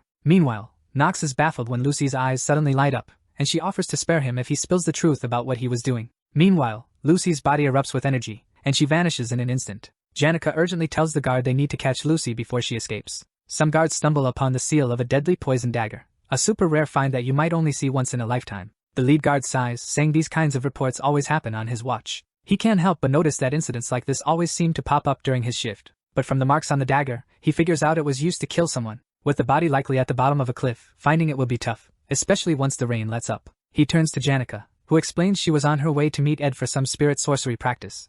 But when she got there, he was already stabbed. He asks if she saw who did it, and she confidently says it was the subordinates from the Roth-Taylor house. The guard suggests he'll talk to the dean in the morning, but before he can finish his thought, Lucy shows up. Janica quickly tries to calm Lucy down, suggesting they explain everything back at the camp, but Lucy drops the bomb that she's already caught the murderers. As she picks up Ed's bow, a bright energy bursts out of her, and she vanishes in an instant. Janica urgently tells the guard they need to catch up with Lucy before Lucy, after being killed by the Roth-Taylor family's subordinates, is now on the run. Things are getting even crazier. Back at the camp, Nox is in agony, suffering under Lucy's power. She's standing over him, demanding answers about the Roth-Taylor family. Nox tries to explain that they were just helping Tanya and had the Academy's permission, but mentioning Tanya only makes Lucy angrier. She storms off, furious, to confront Tanya Roth-Taylor directly. In her rage, Belle rushes out, trying to figure out what's happening. She activates one of her magic gadgets, hoping to calm Lucy down, who is floating with the Caddock and Nox right beside her. Belle asks Lucy why she's doing all this, but Lucy just destroys the magic gadget in Belle's hand with a mere glance,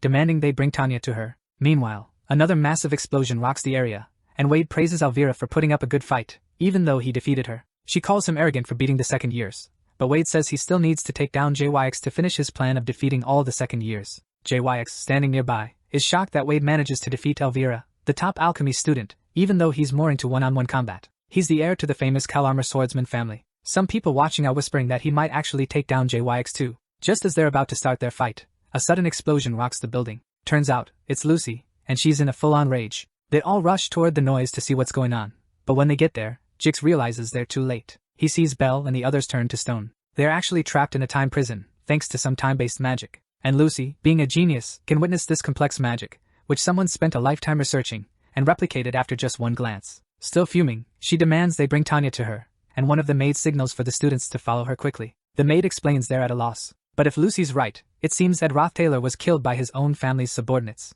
Stunned, Jix halts and tells the others to keep going. Wade Jix is stunned and stops in his tracks, telling the others to go on without him. Wade is determined to stop Lucy. For now, she's safe in the room, but stepping into the square means certain death. He knows he must stop Lucy, warns him not to seek revenge and to evacuate with them. But Jix insists they go on without him, saying he'll catch up later. He rushes to Tanya's room and realizes that 5 minutes after the first loud noise, no one has seen Tanya Roth-Taylor, and her door is locked. The only place she could be hiding is in her wardrobe. He opens it and finds her trembling in fear, wondering why all this is happening. All the evidence points to Tanya, but Jix is confused, especially since Tanya's reputation was improving thanks to Ed's influence. Although she had some bad feelings towards Ed, orchestrating an assassination seems odd. He immediately gets her attention and asks her straight up if she had Ed assassinated. Trembling, Tanya swears she didn't. Even though he's unsure, Jix decides to protect her because he knows Lucy will eventually kill her. Though he's devastated by the news of Ed's death, there are too many things he doesn't get. He decides to figure out the details later and tells her to stay in the room for now. If she steps into the square, she'll be killed.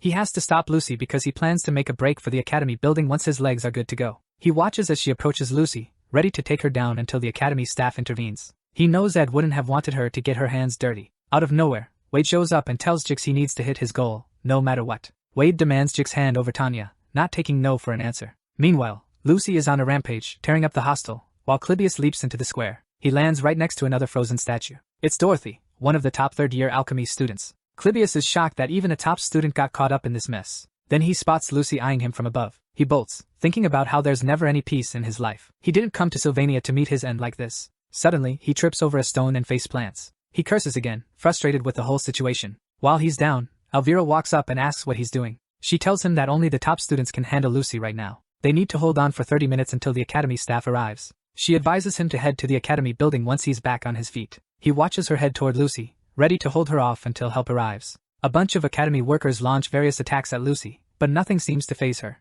Arrives knowing she's also a top student. Meanwhile, Lucy races to Ed's cave with the Orphas, telling him things are looking bad. The academy staff is on their way. She mentions that Lucy found out before she could explain everything, so she's unsure of what might happen. When Ed asks where Lucy is, she says Lucy has gone to the hall to find Tanya. Hearing this, he jumps up, realizing he needs to go himself. In a flashback, Lucy remembers Glock taking care of her when she was sick and warning her she'd get sick again if she kept playing in the rain. He jokingly tells her to remember this feeling because, over time, she'll get hurt or sick less often. He tells her she'll meet people who struggle their whole lives to do what she does easily. Back in the present, several academy workers launch different attacks at Lucy, but they don't faze her at all. When she sees they're not bringing Tanya to her, she tells them it's fine. It's like their attacks don't even touch her. When Lucy realizes Tanya isn't coming, she tells them it's cool. It's not just about magic, it's the crazy amount of mana she's putting out. So yeah, the real issue here is the mana overload. Because it won't be long before she tracks down Tanya herself. Glock had told her she'd become such a powerful mage that no one could match her, and life might get boring because of her natural talent,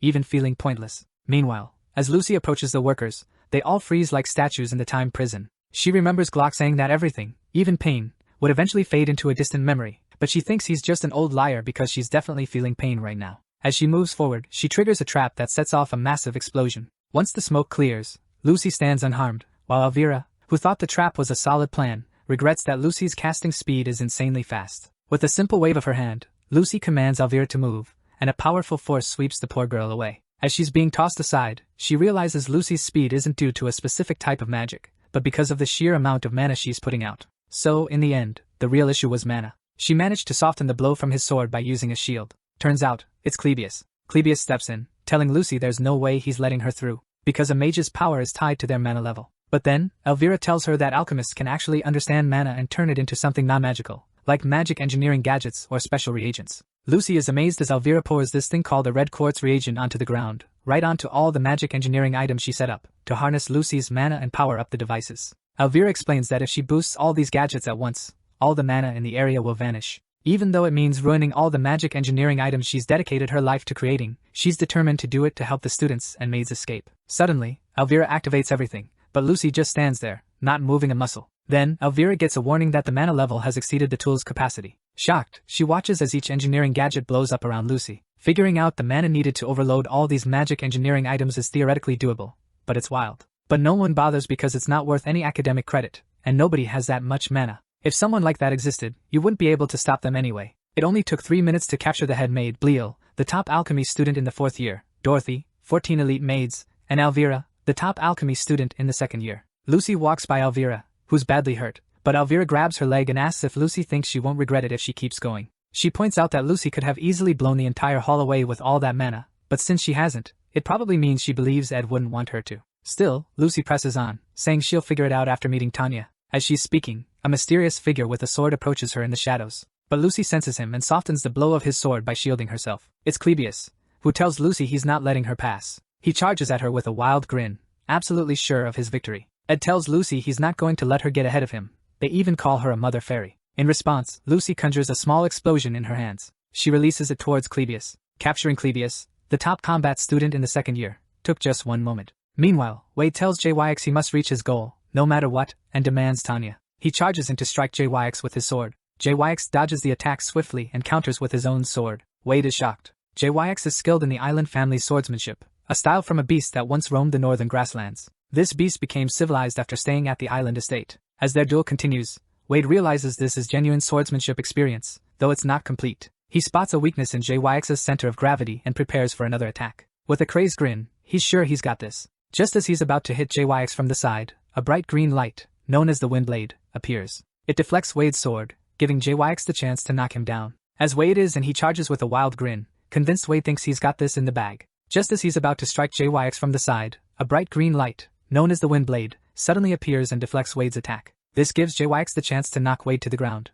As Wade is down, JYX, lying on the ground, asks if Wade wants to keep going. Wade gets back up, ready for more. He admits he loves battling strong opponents and doesn't want to miss this chance. As he charges in for another attack, he urges JYX to keep him entertained, but JYX criticizes him. JYX points out that it's pathetic Wade only enjoys winning, not the fight itself. He accuses Wade of only being motivated when he thinks he can win. JYX argues that if Wade truly wanted to fight someone strong, he wouldn't have chosen him. Lucy Merrill, the top student in the magic faculty, would be a better challenge. Stung by JYX's words, Wade is called a cowardly bastard who keeps making excuses. With a swift move, JYX forces Wade's sword down and goes for the final blow. But he stops just short of Wade's throat. Wade then asks what he should have done against someone unbeatable like Lucy. JYX tells him that's his limit. Meanwhile, Lucy enters the hall. In a flashback, someone reflects on the nature of pride. JYX presses his sword down, ready to deliver the final blow. But he hesitates just before reaching Wade's throat. Wade then asks what he could have possibly done against someone unbeatable like Lucy. Facing her would have been a reckless move. JYX responds, saying that's just the limit of his abilities.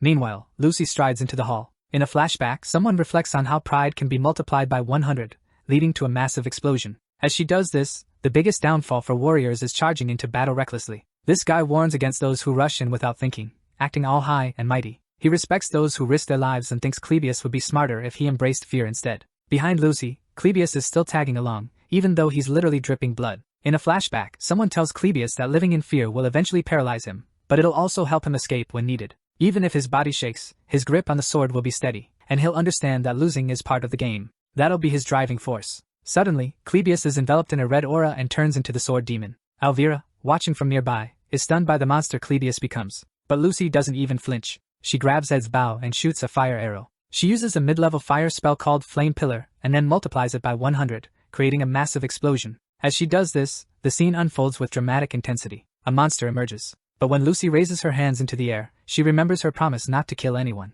She's sticking to it because she's sure she can't take down this monster with just her current efforts. She's convinced that this isn't enough to defeat him. Her eyes go wide when she sees that the arrows didn't even touch him. She notices he's gotten faster, and when she looks back, she sees him charging at her. He's rushing towards her with incredible speed. Just before he reaches her, her wind protection kicks in, thanks to her pact with Marilda. The wind pushes Clebius back, but it doesn't knock him down. He regains his balance with his bare hands, though more wounds appear. Blood continues to pour from Clebius' already blood-soaked body. It's a wonder he hasn't passed out from all the blood loss. But the mana around his sword and body only grows stronger. The more he's injured and the more he bleeds, the more his mana intensifies. With insane speed, he launches multiple attacks on Lucy's shield. Even though she's holding her ground, she's worried. What really concerns her is that he's wielding a cursed sword, a forbidden practice of the Nortondale family. Lucy is drenched in sweat as Clebius continues his relentless assault. She smashes her shield with pure fury. Finally, she lifts her hand and unleashes a powerful force from her palm, aiming it at him. Strangely, instead of being obliterated, the monster charges right through and shatters the shield. Lucy quickly conjures another shield around herself and hits the monster with an even stronger blast. This sends Clebius flying back several feet, with blood pouring from every wound. Blood swordsmanship taps into your own blood as a mana source, and it's the ultimate taboo. In a flashback, some guys find Clebius after his transformation and call him a bastard for killing someone. Even his own Nortondale family banned Clebius from inheriting anything. While they're yelling, Clebius' brother approaches and tells him he's not a monster. In the present, with blood still dripping, Clebius wakes up and stands again. He's the monster who mastered blood swordsmanship on his own, and after years, he had to admit he is a monster. But when Lucy raises her hands to the sky, she feels relieved that it was her who got killed this time, unleashes a powerful lightning spell called Divine Punishment. He realizes Lucy is the true force to be reckoned with. Meanwhile, JYX is making a run for it with Tanya. They come to a sudden halt when Lordle blocks their way. Lordle tells JYX he can escape by going through the door at the end of the hall, but JYX stops Tanya from moving forward because something feels off to him. Still, Lordle remarks that Tanya's lucky to have JYX by her side. JYX, staying wary, asks Lordle if she's heard about Ed, but she says she's unsure. JYX then asks what she would have done if Tanya had been alone. Lordle admits she would have torn her apart, but JYX reminds her that would be reckless. She agrees and says instead of killing her, she should start with her fingernails to get her to confess. Hearing this, Tanya begs Lordle, insisting she wasn't involved, but Lordle tells them to go on, especially since she can't take JYX in a fight anyway. When JYX hears this, he freezes up. Everyone in Sylvania knew picking a fight with Lordle was a bad move. The second she turned against you, things got dicey. You never really knew what surprises were lurking behind that door. JYX is stuck, lost in thought, unsure of his next move, oblivious to the danger. He hasn't realized yet that they shouldn't be safe right now. It's not the time for him to be zoning out like this. Meanwhile, Lucy is grilling Clebius, asking how many more hits from her high-level magic he's willing to take before he calls it quits. In a flashback, Clebius' brother reassures him, saying it's not his fault but the fault of those who wanted to test his powers. His brother tells him to keep his head up, insisting it's not a curse. He explains to young Clebius that his power comes from a hero who stood firm against overwhelming odds, just like their ancestor, Belcus Nortondale, who used that power to protect their family. He tells Clebius that he can become a hero like Belcus with this power. Back to the present, Clebius curses under his breath, convinced his brother was wrong about him. Charging at Lucy again, he thinks of himself as nothing more than a demon who drenches everything in blood when he loses control. In his mind, rationality doesn't apply to a monster like him. As Lucy unleashes another wave of divine punishment lightning, Clebius jumps into the air, dodging the lightning's path, getting ever closer to ripping her apart. As he closes in, Lucy amps up the lightning's intensity around her to fend him off, but she's stunned when Clebius powers through it, and aims his sword at her throat. Clebius recalls his brother's words about him becoming a hero with his power, until he ended up killing him. After Clebius stabbed his brother said it was a relief to be the one dying this time, not someone else, because he could at least forgive him. His brother's final words were to not blame himself too much, as he lay bleeding against the wall. To Clebius, the real hero instead of someone else, because at least she can forgive herself. Her brother's final words were to not blame herself too much as he lay bleeding against the wall. To Clebius, the real hero is the one who can stop Lucy, even if it means himself. It took at least 10 minutes to get everyone out and for Ed to show up. His brother died that day, killed by a monster. Now, back in the present, he shifts back to normal. He tells Lucy he's at his limit. He doesn't want to keep going. He doesn't want to be a hero, but he also refuses to become a monster. Finally, he collapses, and his sword shatters. As the maids and students flee in the rain, Clebius feels he's fulfilled his role. In blood swordsmanship, the more mana you have around your body and sword, the stronger you get as your blood flows. Ironically, you're most powerful near death, but even that power pales in front of Lucy. Still, maybe because she got too comfortable or because of his sheer will, something happened that was a once-in-a-lifetime chance. She could have been killed. Lucy, who had always been strong, couldn't handle the fear of death she felt for the first time. It made her decide she needed to eliminate the weak who couldn't or wouldn't fight. As she unleashes immense power to crush Clebius, she spots a drop of spirit water that catches her eye. When she turns to the side, she notices a hooded figure who shot the spirit water arrow. Clebius sees the shooter and angrily confirms that this Mother Fear, as he calls it, is indeed alive, just as he suspected all along. Meanwhile, Jix is at a loss, realizing he needs to make a quick decision. Suddenly, as he's looking at Lordle, the glass window near Lordle shatters, and Janica bursts into the room, tackling Lordle. Shocked, Janica helps Lordle to her feet and turns to Tanya, relieved to have found her. Lordle notices Janica seems unfazed despite hearing the news about Ed and wonders if she's lost it. Janica then turns to Marilda, asking if she's misunderstood the situation, but Marilda, who probably informed her, reassures Janica that she arrived just in time. Out in the square, Ed is stunned to see Clebius looking so beaten up. Clebius snaps back, saying he knew all that fighting was pointless and that he'd never reach Lucy's, even if he risked everything. However, he didn't run because he saw everyone else fighting, even knowing they couldn't stop her. He recalls Elvira, who gave up everything she worked for without a second thought. In a flashback, his brother talks about their ancestor, Belcus, who could have quit like the rest. But Belcus believed he could be a hero. As Elvira helps Clebius up, he curses, wondering why his brother didn't let him escape. He ended up losing anyway. Clebius feels it's all pointless, but Ed puts a hand on his shoulder. Ed thanks them both, saying their efforts weren't for nothing. Still, Clebius can't accept it. He beats himself up, calling himself worthless, until he collapses from blood loss. To Ed, it wasn't just flattery. He understands all the main players at the academy. He never thought anyone could stop Lucy, not even himself. It took at least 10 minutes to get everyone out and for Ed to show up. That nobody, not even himself, can stop Lucy. It took at least 10 minutes to get everyone out and for Ed to show up. Clebius held his ground the whole time. Clebius, the failed swordsman from Sylvania and the final boss of the third act, faced off against the awakened Lucy Merrill. Lucy just stands there silently. Ed apologizes for not giving her a heads up but explains he was in a life or death situation. He couldn't find a way to warn her in advance. While he's explaining, she rushes over to hug him, tears streaming down her face as she tells him she thought he was gone for good. Ed gently places a hand on her shoulder, reminding her he's still around, then wraps his arms around her. Meanwhile, Jix is convinced nothing could scare him again after rejoining civilization. Right in front of him are the high-level spirit, Marilda, and now Janica, who declares she's been searching for Tanya all along. He figures the two ladies are not thinking straight, probably because of the news about Ed's supposed death. But as Jix gets ready to move, Janica tries to stop him. Ed's dead. But just as Jix is about to leave, Janica tries to intervene. She approaches him and admits she needs to talk about Ed, but he can't hear her because of the loud blast he causes while demolishing a nearby wall. He quickly tells Tanya to take the path nearby and head west until she reaches the life buildings. There, she should seek help from someone in the Imperial forces or a noble family she knows. Before she leaves, Tanya asks what his plan is. He replies that he'll do his best to hold them off so they don't chase after her, even if it's a long shot. As she runs off, she wonders why he's going to such lengths, and he tells her it's because she's Ed's little sister, then urges her to hurry. Once she slips through the opening he made, Jix braces for battle, knowing the ladies won't heed his words. He tries to reassure Janica by saying he gets where she's coming from since he also has someone he cares about. But Janica, who is explaining the Lordle, is confused about the situation and wonders what Jix is rambling on about. Jix keeps going, saying he'd be devastated if he lost someone he loves. He gets it if she's burning with rage, especially since she loves Ed more than anyone else. When he talks about how deep and serious her love for Ed is, Janica blushes, taken aback by his words. As he keeps describing her intense love and feelings for Ed, which she'll carry in her heart forever, he suddenly gets hit by a massive fire attack that literally sends him flying out of the building. Completely stunned, he hears Janica shout that Ed's not dead as she whacks him with the staff she's holding, begging him to stop talking. Meanwhile, Lucy stays wrapped in Ed's arms as the rain keeps pouring down. The emotions are still raw, and you find your balance once you let them out. Lucy thought her feelings for Glock were the same as for Ed, but they were similar yet a bit different. Suddenly, she pushes him away, catching Ed off guard, and he calls out to her in surprise. This catches Ed off guard, and he calls out to her in surprise. Even though he just said her name like usual, it felt like her heart was on fire. Lucy finally figures out that what she's feeling is something more. She thinks about how the smell of fresh grass calms her down. When it drifts from the haystack by the hut, she lets it hang around. She doesn't mind the smell, but the maids can't stand it. As Ed talks, she picks up that familiar grassy scent on him that soothes her. Ed tells her that folks from the academy are coming soon. He mentions he'll need to explain his situation and suggests they meet up with the others now that the rain's over. But Lucy, blushing like crazy, just keeps staring at him and asks him to repeat himself. Ed teases her for not paying attention and repeats that she might have to deal with a disciplinary committee. He also says sorry to Elvira and Clebius because they got pretty hurt.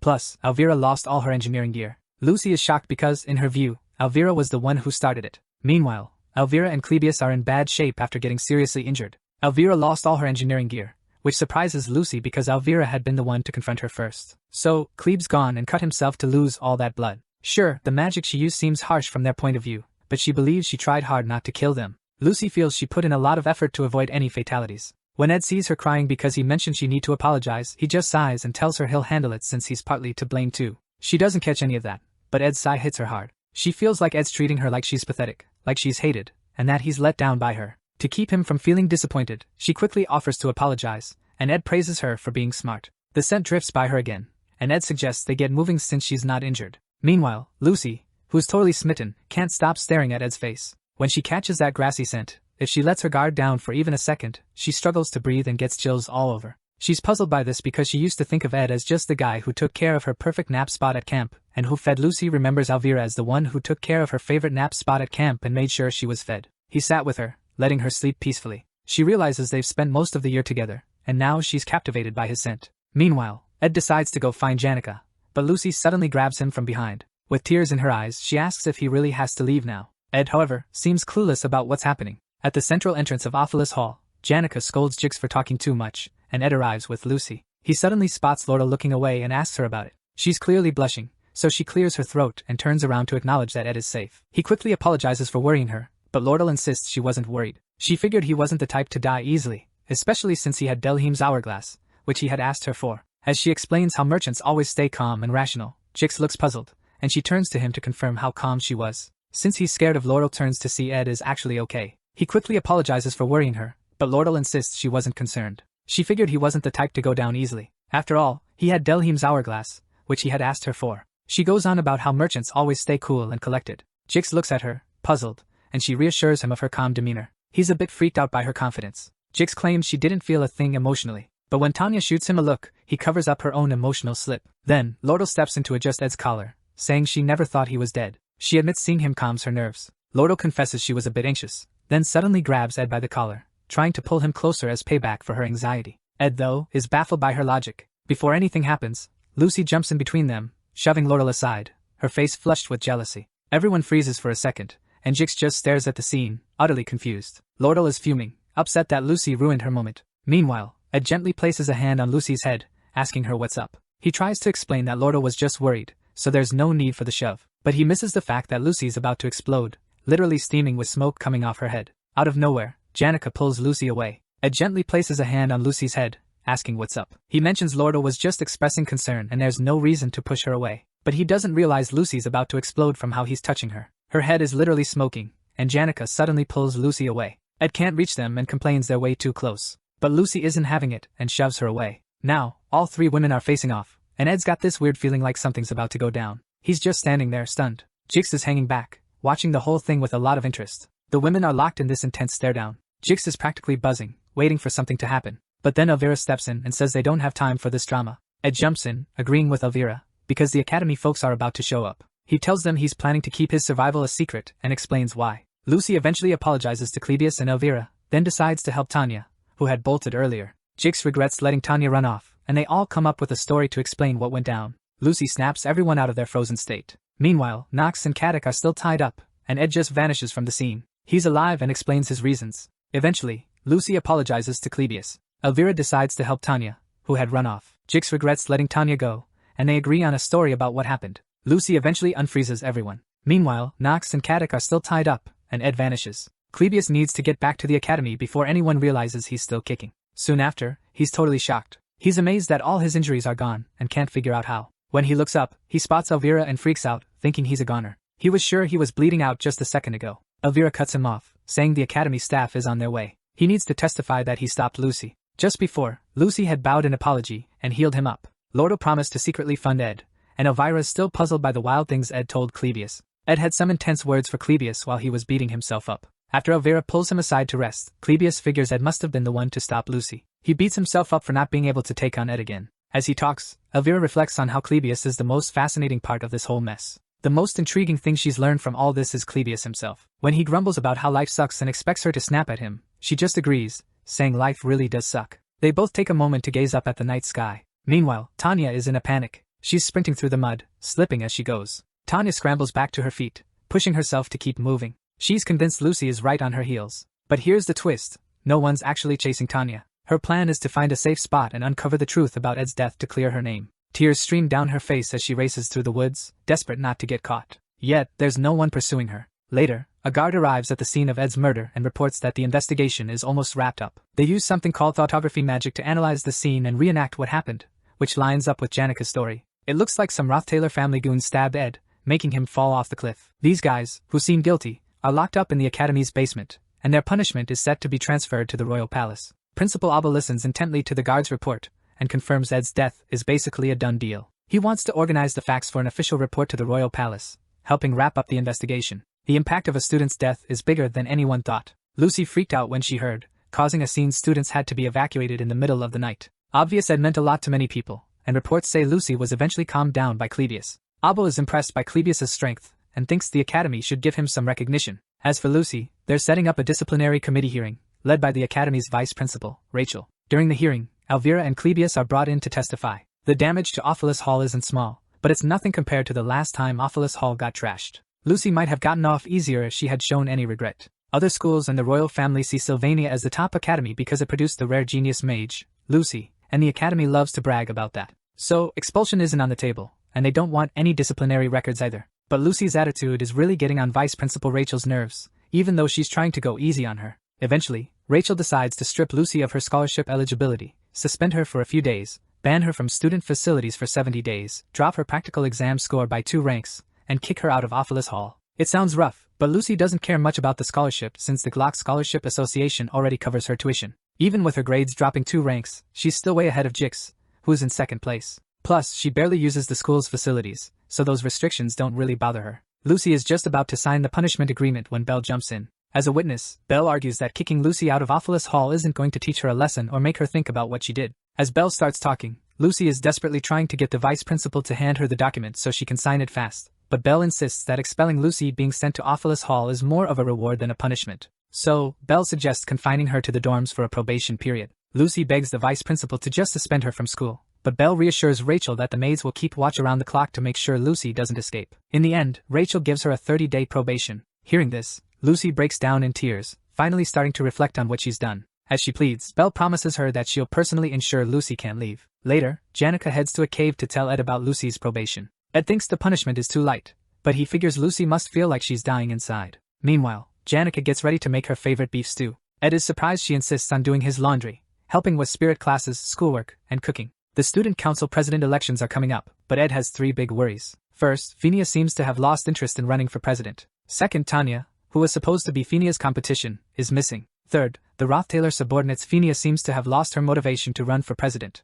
Tanya, who was supposed to be Phineas' rival, is missing. Meanwhile, the Rothtailor subordinates Caddick and Knox are still locked up at the academy. Ed faked his own death so that Crep and Rothtailor would hear about it and stop hunting him down. But things didn't go as planned, and now Caddick and Knox are stuck at the academy. Ed's got to figure out how to bust them out so Crapin really believes he's gone for good. Only then can he safely come out of hiding. Out of nowhere, Janica mentions that Ed, despite being a noble from a duke's family, keeps getting tangled up in all sorts of messes even after being excommunicated. As a simple farm girl, she can't quite grasp his struggles or how to comfort him properly. Ed tells her not to worry about it, especially since she's already done so much for him. She admits she doesn't want him to keep suffering and wishes he'd catch a break. Her words catch Ed off guard, and they share a brief, awkward silence before looking away. Ed then thanks Janica, acknowledging that she's the only one who genuinely cares about him right now, are suffering and wish he would stop struggling so much. Ed is surprised by her words, and they share an awkward silence before looking away. Ed thanks Janica, acknowledging she's the only one who cares about him like this. She laughs, feeling a bit awkward about what she just said.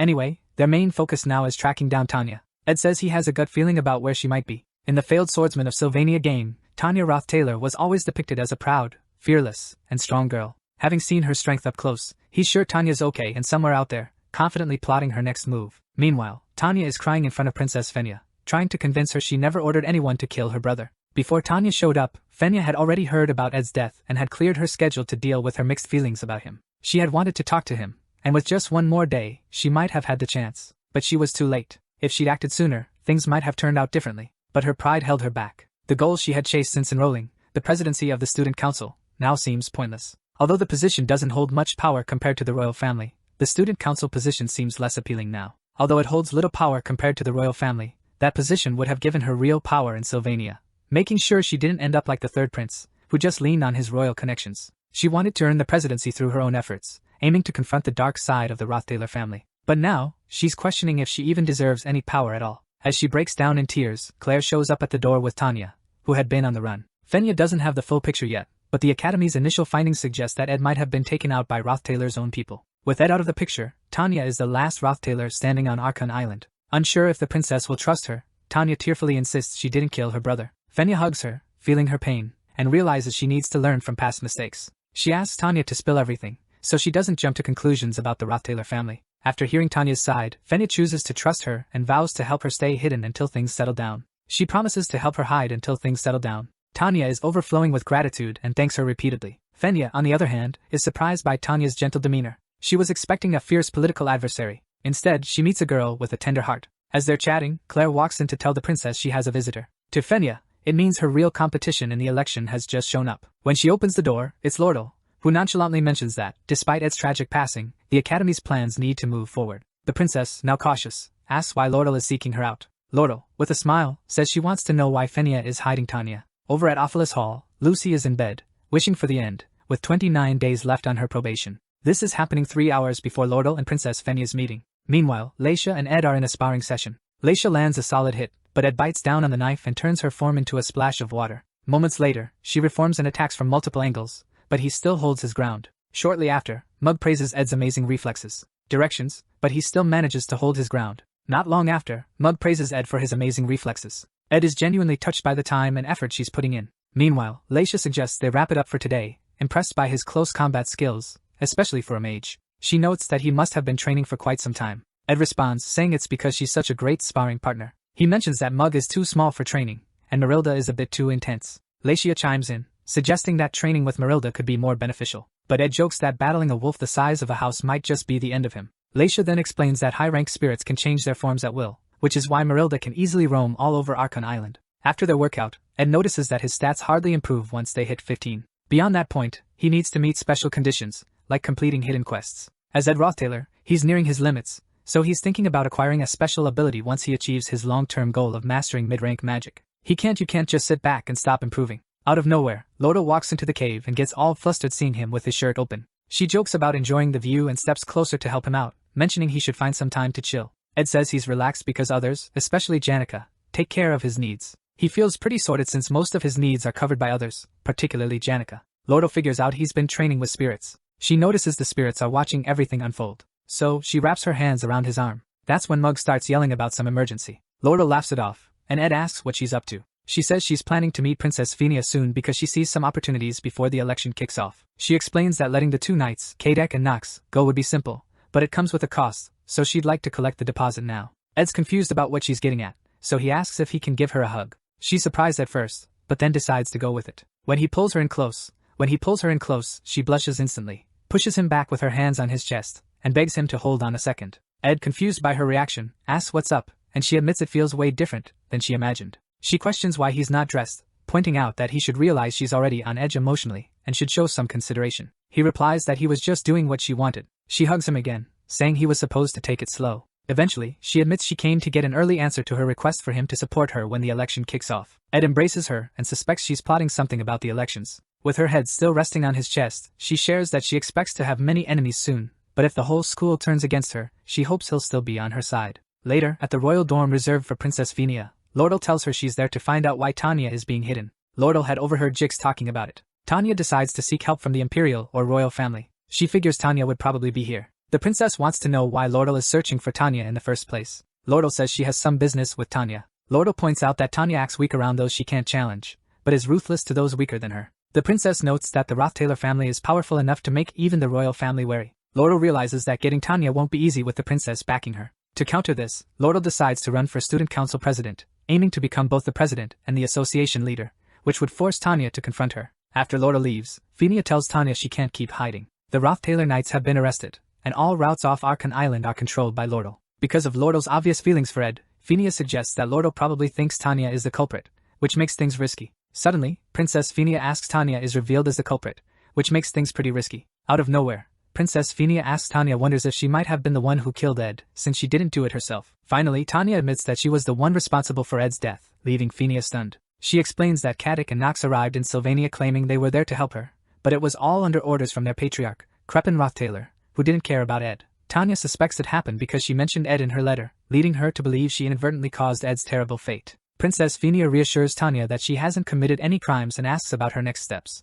Tanya remembers how Ed never gave up and showed her the potential for change in a person, so she suggests that the only way to survive and uncover the truth behind his murder is to run for student council president. The princess points out that it won't be easy since Tanya is currently a murder suspect, but Tanya thinks of Ed and those who have supported her. Feeling cornered, she refuses to be intimidated. Hearing this, Phinia tells Tanya she will publicly support her. Tanya is taken aback by those words. When she asks Phinia why she'd go to such lengths, the princess admits she's unsure but feels indebted to Ed Rothtailor. Later on, Lordle's secretary, Laena, gathers some documents to help Lordle with the upcoming elections. Laena mentions that Tanya is also running, backed by Princess Phinia, but she's skeptical. Laena doubts Tanya will get much support since she's suspected of a crime. She also complains that Lordle is overworking herself and questions if becoming council president is even possible. Lordle tells her to stick to necessary questions, and Laena quickly apologizes before heading out. Laena goes to the academy to submit the documents. After she leaves, Lordle wonders why Laena asks such pointless questions and decides to prove her wrong soon. Meanwhile, Lucy, who is incredibly bored, is thrilled because she manages to make her pillow stand upright.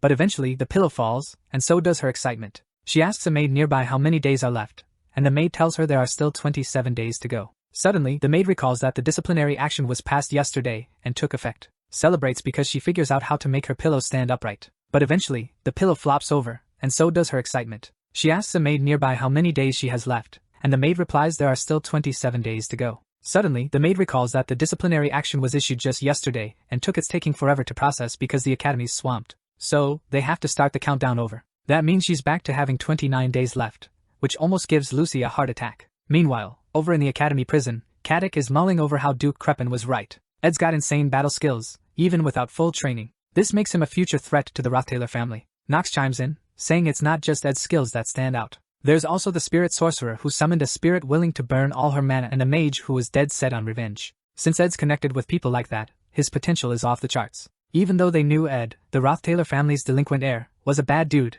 Kadek and Nox still couldn't figure out why Crepin wanted him dead. But after the job, they think Ed, with all that power, might have been plotting against the patriarch while acting like a man. After being named heir, Ed decides to flee to Sylvania. Nox is worried Ed might be gathering forces there, but that's not their main issue right now. Their top priority is escaping this prison and reporting everything that happened to the patriarch. Out of nowhere, the guard watching them comes over, opens the gate, and says some people would benefit from the chaos of their escape. He introduces himself as Dune, the decoy for the trading company. A bit later, Lucy is lying on her bed, lost in thoughts about Ed and the hut. Belle tells her she has 24 days and 3 hours left, and Lucy, feeling overwhelmed, asks her to end her life. Meanwhile, a stunning lady strolls through the academy, catching everyone's attention as she passes by. She's gorgeous and has this intriguing vibe, but then she vanishes, only to pop up right in front of Kylie, who had been admiring her. Shocked, Kylie wonders who she is, and the woman vows to learn everything she can about this place and live life to the fullest. Her everything she can about this place and make the most of her life. Her excitement fizzles out when she checks the academy newsletter and spots Tanya,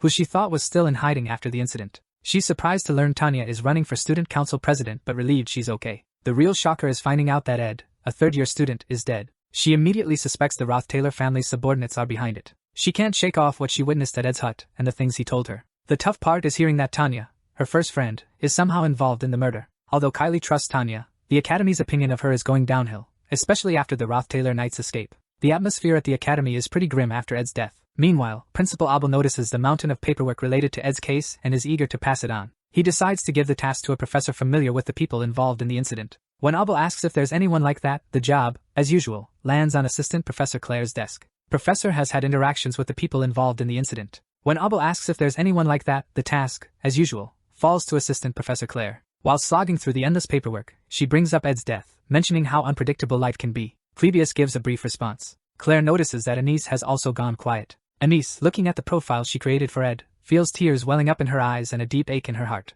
She tries to reassure herself, thinking she'll be okay, and remembers that it was Janica who testified about the incident in court. She figures Janica must be having an even rougher time. She decides to check on Janica, who excitedly announces she's going to try making curry today. When Janica asks Anise for tips on cooking a new dish, Anise suddenly hugs her out of the blue, catching her off guard. Anise, thinking Janica is bottling up her feelings, tells her to face reality and accept that Ed is gone, tears streaming down her face. Janica, unsure of what to say, just stays in the hug and signals Driss, who has just returned with groceries, to keep quiet and not interrupt the moment. Sometime later, Ed to accept that Ed is gone, tears in her eyes. Janica, unsure of what to say, just stays in her embrace and hushes Driss, who has returned from grocery shopping so he doesn't spoil the moment. Later on, Ed gets a copy of the Academy's newsletter from Janica, who also mentions that Tanya has returned to the Academy on her own after leaving the royal dorms, where she had been hiding out. Apparently, Tanya's been actively working with the investigation to clear her name, and the princess has decided to publicly back her, even though more people are siding with Lordle. Out of nowhere, Janica asks what went down when Lordle showed up at the cave, catching Ed off guard. She acts like it's not her concern, as girls often do, but then Jix jumps in by announcing that Lordle is going to be the student council president. Jix thinks it doesn't matter if Lordle takes the president's spot, but he's worried that the Knight's escape has fueled the rumors about Tanya's role in the murder. He mentions that he went to the royal dorms after Princess Phineas summoned him and noticed that Tanya is in pretty rough shape. At first, Tanya got attention from the top students because she was Ed's little sister, but now she's being blamed and suspected by everyone at the academy. Once the candidate registration period wraps up, she'll have to stand in front of everyone, and it doesn't look like she'll be able to of everyone, and it looks like she won't be able to. Jix suggests Ed should step up and handle the situation. We're in Act 3, Scene 2 right now, just before the big election. Based on Ed's memories, this part of the story doesn't have any fight scenes. It's all about showcasing the relationships that the main character, Taylor, has developed so far. Normally, Taylor would be backing Princess Phineas since she was the one who kicked Ed Roth-Taylor out initially, and then saved him. Because the top students in each year have a lot of sway over their peers, Taylor would usually try to win over the top students he's connected with. But Lucy, who can't be bothered to vote, Janica, who wants everyone to have a say, Wade, who's already on the princess's side, and fourth-year Dorothy, who backs Tanya, are all out of reach. The ones Taylor can sway are Joseph, a first year in the magic faculty, Claude, a first year in alchemy, Clebius, a second year in combat, Elvira, a second year in alchemy, Drake, a third year in combat, Adelante, a third year in alchemy, Deke, a third year in alchemy, and Traciana, a fourth year in the magic faculty. There are 8 top students in total. To win the election, you just need to get 5 of them on your side. Using this strategy, the princess can win, and Taylor secures the royal family's backing, which is his biggest support. In the 4th act, he really needs the royal family's power to stand up to Crepin and the final boss. Keeping the scenario on track is crucial because it's the safest way to survive future challenges. Even though some minor details have changed, Ed believes the main storyline must continue, especially with the princess becoming student council president. If he keeps hiding, Tanya's reputation will suffer, and to stop Lordle from taking over, Princess Phineas might step up. It might be smarter for him to reveal he's alive so he can convince the princess and the top students he knows to support her. But until the registration period ends, there are still plenty of ways to influence Princess Phineas' chances. Many ways to sway Princess Phineas into a candidate. Another twist is Tanya, who was meant to be a one-off villain, now facing murder accusations. She's caught in a mess that wasn't part of the original plot, and Ed has to decide between sticking with Tanya or following the storyline. While he's mulling it over, Jix notices his distraction and asks if they should cancel their plans, but Ed insists he's good to go and suggests they start. He's eager to test all the training he's put in and needs a distraction. Jix is grateful for the chance, as he hasn't faced a decent opponent in ages and is itching to break a sweat. With a wild gleam in their eyes, they gear up for some light sparring. Meanwhile, Tanya is lost in old memories of her younger days with Arwen and Ed. She tries to remember every detail of their walks hand in hand to the hill covered in blooming flowers. Maybe that was her last happy memory, as her life since then has been full of heavy responsibilities. She's feeling the weight of everything, and as she gazes out the window, she hears students demanding her resignation, calling her a murderer. She's left wondering how it all spiraled to this point. Meanwhile, Tanya's been pushed to the edge, and her actions are about to seriously shake up the storyline. Ed hesitates for a moment, then they jump into sparring. Ed's thinking about Jix, the second strongest after Lucy, who was Taylor's ally till the end. Jix should have lost to Wade because he was exhausted, but here he is, charging at Ed. Jix kicks things off with a move called the first sword, striking the ground first. It's a minor point, but the fact that Jix didn't lose to Wade still bugs Ed. 8. As Ed blocks the attack, he's curious about Jix's progress and his own, given how much he's changed from the original scenario. He uses basic defensive magic to shield himself. Wade is still bugged by something Ed did. While blocking an attack, he's curious about Jix's strength. 10. The shield takes the hit that he's focused on blocking the attack, cracks the ground in front of him. As the dust settles, he's caught off guard by what he sees. Jix charges at him with insane speed, and he's baffled by how fast Jix is moving. Dodging seems tricky at this speed, so he hurls his flaming dagger, made from Mug, at Jix, but misses. Jix eyes the dagger on the ground, and Ed quickly calls out to Mug. This triggers a massive explosion from the sword. As the smoke clears, Ed is shocked to see Jix has somehow phased back and blocked the flames. He's puzzled by Jix's strange movements. Ed grabs the dagger and tries to slash at Jix, but Jix slides backward without even moving his legs. That's when Ed figures out Jix is using telekinesis magic to maneuver during the fight. No matter how skilled Jix is with his magic and physical prowess, those moves are beyond ordinary because they demand a battle instinct that goes beyond mere theory. Out of nowhere, Jix unleashes mid-rank magic, an ice spear, blasting it at Ed.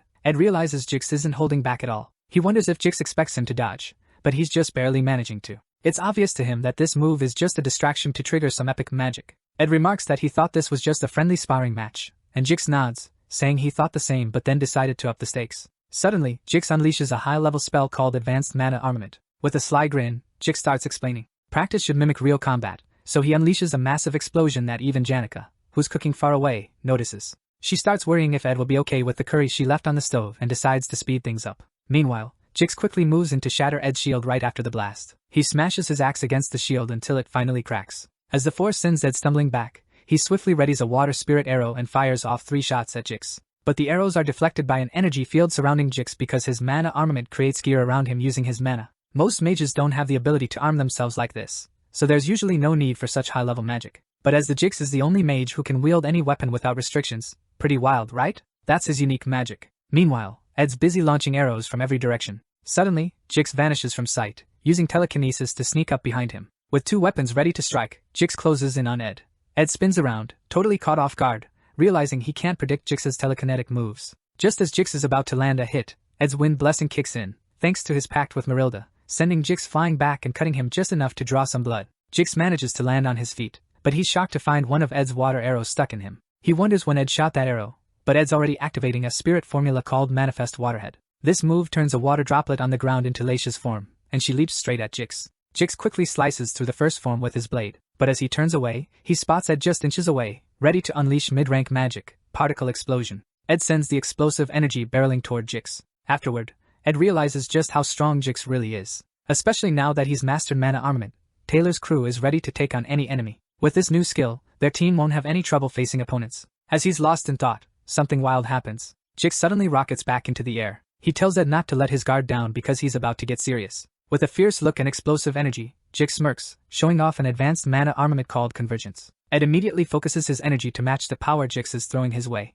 This is just the start of the 3rd act, and Jix's abilities are already maxing out Ed's expectations. Ed is visibly shocked because he didn't think Jix would use this form so early. This is the same form from Act 4, Scene 7, during Jix's final showdown at the Gregol Cathedral infiltration. Jix wields a massive weapon called Nature's Lance, surrounded by glowing swords. Jix says he'd rather crush Ed with sheer power than engage in some silly mental duel. He wants to overwhelm Ed with a massive gap in their abilities. JYX aims his lance and a swarm of swords straight at Ed, who quickly counters by launching fire attacks to fend off the incoming blades. But then, he starts to worry because using Particle Explosion and his sword has drained almost all his mana. And if that wasn't enough, the real trouble is the next attack coming his way. As another wave of glowing swords flies toward him, Ed slams his fist into the ground, creating a radiant shield around himself. Gasping for air, he pulls out a magic engineering gadget called the Impact Amplifying Ball. JYX notes that Ed's resorting to this tool means he's out of mana. Thrilled, JYX charges in for the final blow, telling Ed it's all over. As JYX moves in to pierce Ed with the lance, he's stunned when Ed suddenly unleashes something like wind magic.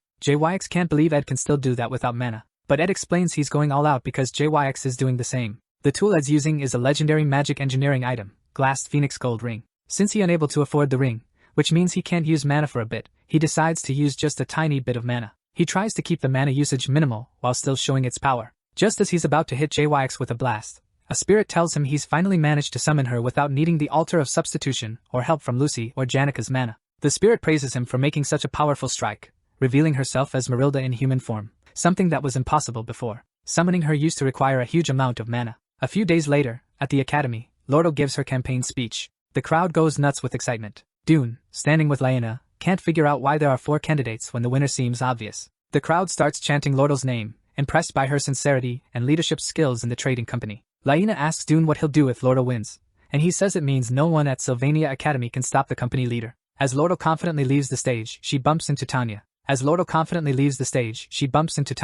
Who looks tense and throws a sarcastic comment her way. As Tanya walks by, she asks if something's up because Tanya seems on edge, but Tanya gathers her courage and insists she didn't kill her older brother. Then, she boldly steps up to the podium, ready to deliver. Tanya is giving a speech to a crowd. Doesn't seem too keen on paying attention. She clears her throat and announces her candidacy for student council president. The crowd's mood turns icy, but Tanya pushes on with her heartfelt speech. Meanwhile, Lordo notices Tanya's putting on a brave face, acting like everything's fine. Yet, no one has reacted to her words since she started speaking 10 minutes ago. As soon as Tanya finishes her speech, some people in the crowd accuse her of being a murderer and start hurling things at her. They demand she explain the murder charges and whether they're linked to internal issues in the Roth-Taylor family. As the stones keep coming, she struggles to turn her face away but still manages to thank them for suddenly, she loses her footing on a plastic bottle, and the crowd bursts into laughter. Tanya immediately drops to her knees, questioning if stepping onto the podium was a mistake. She thinks she should have just run away, and as she looks at the threatening crowd ready to tear her apart, she decides to escape. Suddenly, a bright light flashes in front of Tanya,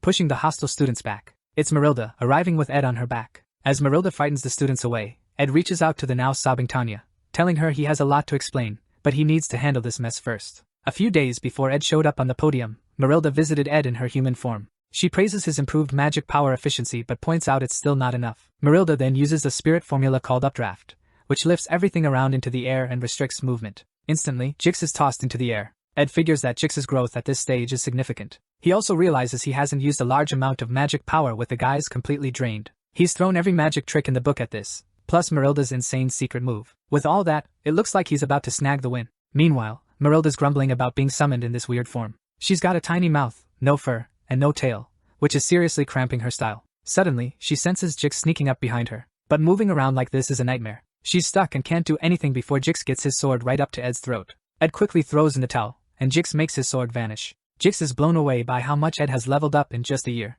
Ed's shocked that Jix is way stronger than he was in the original story and wonders what changed. Ed brings it up, and Jix says watching Ed get stronger every day pushed him to level up too. As they both chill out, Ed thinks about how hard he's worked to keep the story on track. Part of it is to keep his future knowledge useful, but it's also about making sure Taylor wins in the end. He used to think the plot was the only way, always managing to nudge it back on course. He's reflecting on how he's done everything possible to keep the plot on course, partly to retain his foresight, but also to make sure Taylor wins in the final act. He used to think the plot was the only solution. He always managed to steer it back on track. He was worried about things spiraling out of control, and after hearing about the knight's escape, he hesitated to rescue Tanya. Now whatever was left of the original plan seems to have slipped through his fingers. Despite this, he decides to concentrate on what he can still manage. Jix, who is set to be Taylor's ally in the final showdown, needs to get stronger. Just in case, Ed has also been training and gathering trustworthy allies. Even if it sounds naive, he believes that straying from the original storyline doesn't automatically lead to disaster. On the day of the candidacy speech, chaos erupts as all the students scramble for safety, while Joseph attempts to calm them down,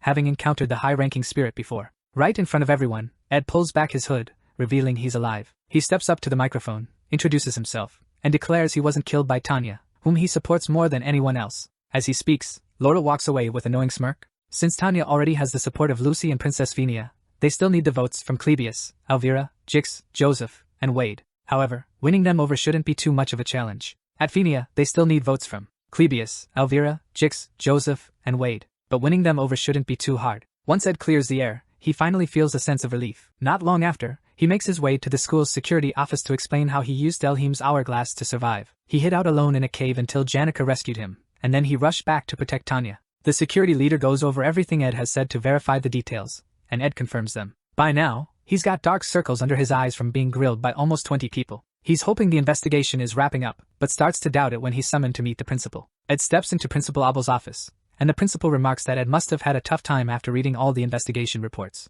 He apologizes for the academy's security lapses, but Ed points out that the enemy was meticulous, and it would have been tough to catch them with standard security measures. The principal acknowledges his point but notes that it all seems very intentional. It's as if Ed waited for Kadek and Knox to escape to tip off whoever sent them about Ed had to fake his death to stay under the radar. Abel gets it, and says he's not interested in the Rothtailor family's drama, but as the academy's head honcho, he's got to let the Imperial family know Ed's back. The catch is, if he spills the beans to them, the Rothtailor family will also find out Ed's alive. Ed's like, "Can we hold off on that?" Abel asks why, and Ed spills that his dad, Crepin, who really runs the Imperial show, ordered his death. But Abel's like, "I'm not into anything outside the academy." Ed keeps pushing for a delay, and Principal Abel notes that Ed's grades are shooting up, and he's becoming popular with the students. To Abel, it's like Ed's a whole new person. Since Sylvania backs its students no matter what, Abel promises to keep Ed's secret. Later, Kylie stops a guy from bothering Tanya because her day is done, and she doesn't take shady gifts. Meanwhile, Tanya goes to meet Ed, who she was waiting for, and Ed among the students, Abel promises to keep his secret.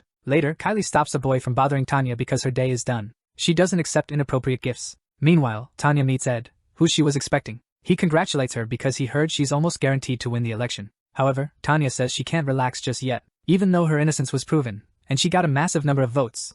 The main reason Tanya managed to secure these votes was Lordle's downfall. Lordle kept framing the election as a direct showdown between her and Tanya, making everyone forget the other minor candidates. And then, just when their support was neck and neck, an article dropped about Lordle embezzling trade funds and mistreating her business partners, leading her to resign in disgrace. So, only Tanya's supporters were left standing. Later on, Tanya meets Ed and points out that they haven't had a chance to chat since she's been busy with the campaign. She mentions wanting to thank him, but he reminds her that he already said it's all good, especially since she kneeled before him with tears in her eyes when she announced her candidacy. But Tanya cuts in, saying she wants to thank him for something else. She thinks about asking him a question that might be out of line, but she goes for it anyway. She asks him why he backed her candidacy, especially since he was supposed to stay under the radar. She mentions feeling like he couldn't ignore the unfairness she faced. It seemed like he couldn't bear the injustice she was experiencing, so Ed confirms that's exactly why he stepped up. He points out that she's family to him, so naturally, he'd support her. This makes her smile. Now that she's the student council president, she asks him to let her know if any crisis arises so she can do her best to help out.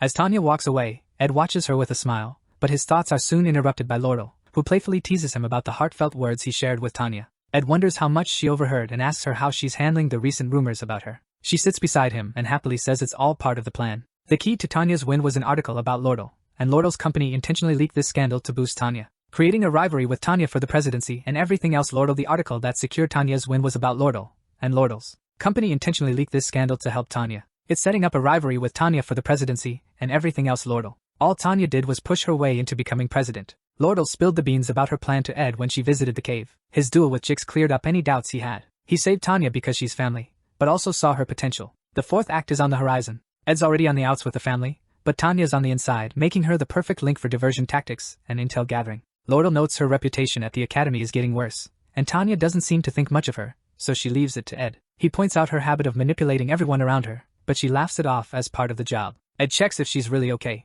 but since rumors don't affect her wallet, Lordle couldn't care less, especially as long as Ed stays on her side. The story is moving into a new chapter, and Princess Paina's next moves are up in the air since she didn't snag the president's spot. The power struggle between the relationship between the Rothtailor family and the Imperial family is still up in the air. All Ed can do is sit back and watch how the rest of the third act plays out. Soon after, he heads back to his hut after being away for almost a month. There's a lot to catch up on, but as he steps inside, he sees Lucy snoozing on his bed, which brings a smile to his face. He heads to his usual reading spot, but ends up dozing off from sheer exhaustion. 3 days later, news arrives that Tanya has been elected as the student council president. Meanwhile, Janica visits the senior professor of spirit studies, Melina, who offers her a grading job for some extra bonus points. Melina's offering this because Janica's already 3 days later, the student council president election takes place. Meanwhile, Janica meets with Professor Melina, a senior in spirit studies, who offers her a grading job for some extra credit. Melina's doing this because Janica's already proven herself at the top level, even among the active spiritists. Janica can't help but wonder why Melina picked her, so Melina suggests she should assert her seniority in the upcoming joint combat training. Janica, however, doesn't seem too keen on that idea. Melina points out that Janica is the top student of her year, the best spiritist at the academy, yet she always seems to be the happiest person around, with her head in the clouds. Melina casually points out that it's obvious she's dating Ed, but she seems a bit out of it to anyone watching. Janica turns bright red, wondering why Melina would even suggest she's dating Ed. Melina explains that they're always hanging out together, and Janica is always smiling and daydreaming in class, just like someone who's newly in love. Janica starts to stammer, trying to stop Melina from talking in front of everyone, but Melina just announces loudly that everyone already knows about her and Ed, making Janica wish she could vanish. In the southern mountains of eastern Sparta, there's a farming land called Pulin. Deep in the ridge lies a small village named Torin. Here, we meet a young Janica failover, destined to bring light to this place. Out of nowhere, she encounters a young boy who speaks to her in a formal way. His formal speech is strange to her, but he eventually gets comfortable and starts sharing stories of the imperial holy city.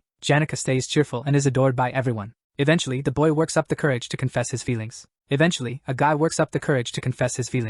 young girl had no idea how to turn people down. Still, she ended up rejecting the boy's feelings. After that, the guy took off and didn't come back to the village for ages. Eventually, he shows up with an acceptance letter from Sylvania. He says his goodbyes with a formal speech. She opens the letter to see what's inside. 3 years later, Janica is still uneasy about rejections and formal speeches. She jumps when the admin officer asks if she has questions. The officer assures her that any administrative issue will be handled quickly, but Janica is at a loss for words as she looks at the leave request from Trix Dorms. The officer insists that plenty of people are willing to help if she just asks. Even though Janica had many people around her before, she finds the attention overwhelming. Later, she catches up with Anise, who realizes Ed has been alive all this time. Anise understands her friend had her reasons but wonders what's bothering Janica now. Janica starts talking about how she's got a tough time saying no to people. Anise calls her out on it. Anise points out how she's always cooking for Ed, almost like she's his maid. Janica insists she does it because she wants to, but since they're so close, she sometimes struggles to ask the MC for things. Anise then suggests Janica should create some space between her and Ed.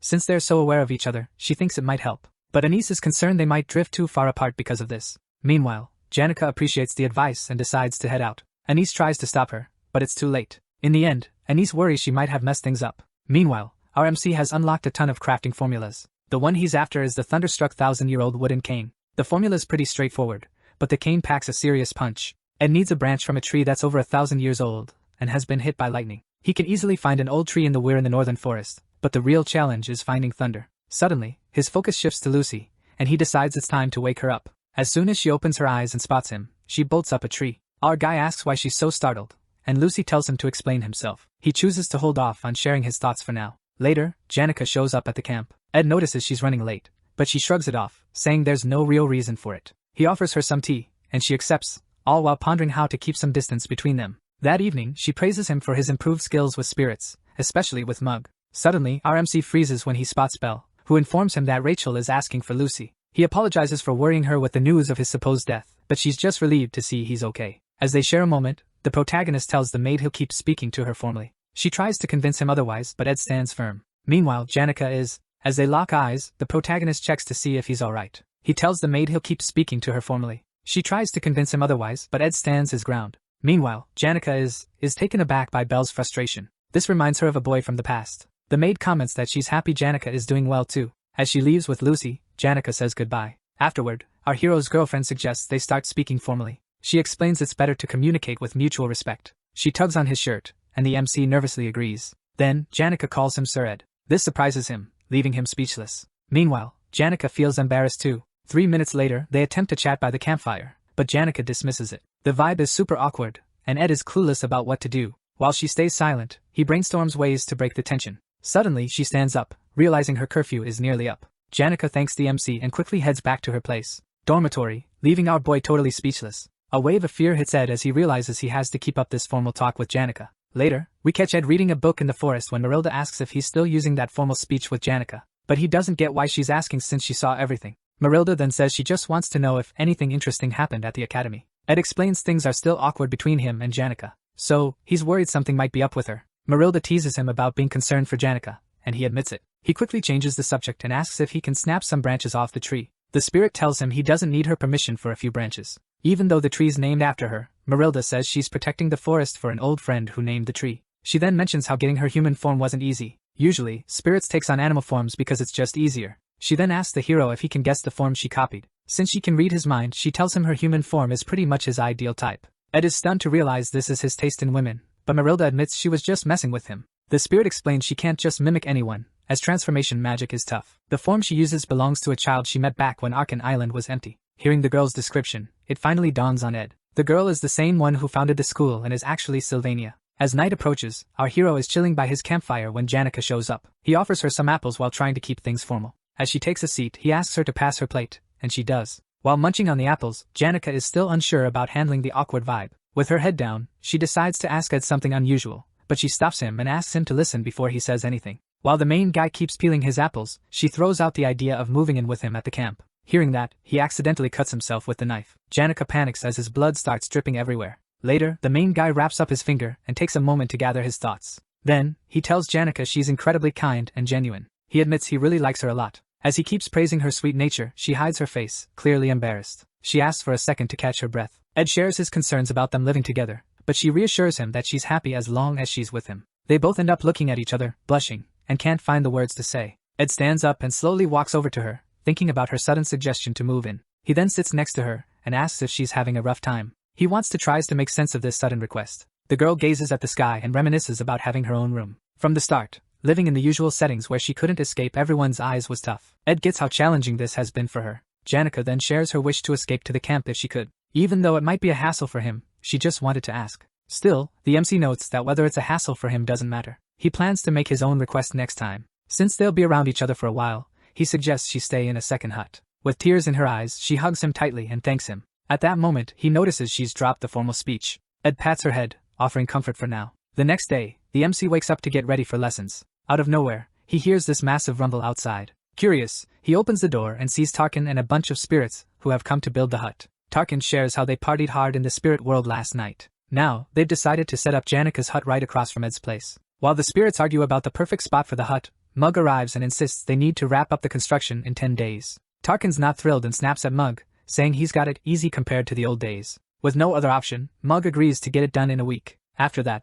the fire dragon takes off. The pianist is anxious about Mug having to complete the hut in just 5 days, but the little spirit doesn't have much choice. Afterward, our hero decides to go craft the thunderstruck, 1,000-year-old wooden cane. Since Janica has done so much for him, he wants to repay her by making this special cane, hoping she'll appreciate it. Meanwhile, Lucy is struggling to get some sleep, partly because of the construction noise. But her real issue is the anger is all about Janica. She's moving into the camp. When Janica greets the little girl, she notices her expression and remembers their past battles. She probably announces to Lucy that she'll be living in the camp, but this just makes the little mage even more upset. Later, we catch up with the protagonist at the faculty building, surrounded by a pile of borrowed books. These books on elemental magic are meant to boost the firepower of his particle explosion spell. While he's deep in thought, he spots a girl strumming her guitar by the fountain. Her name? Adele Saris. She doesn't show up much in the game. As he walks by, she calls out to him, and he's puzzled about why she's talking to him. She mentions hearing a lot about him from Taylor and Isla, but he's not really interested. JYX says Taylor's been getting a lot stronger lately. Adele offers to play a song for Ed,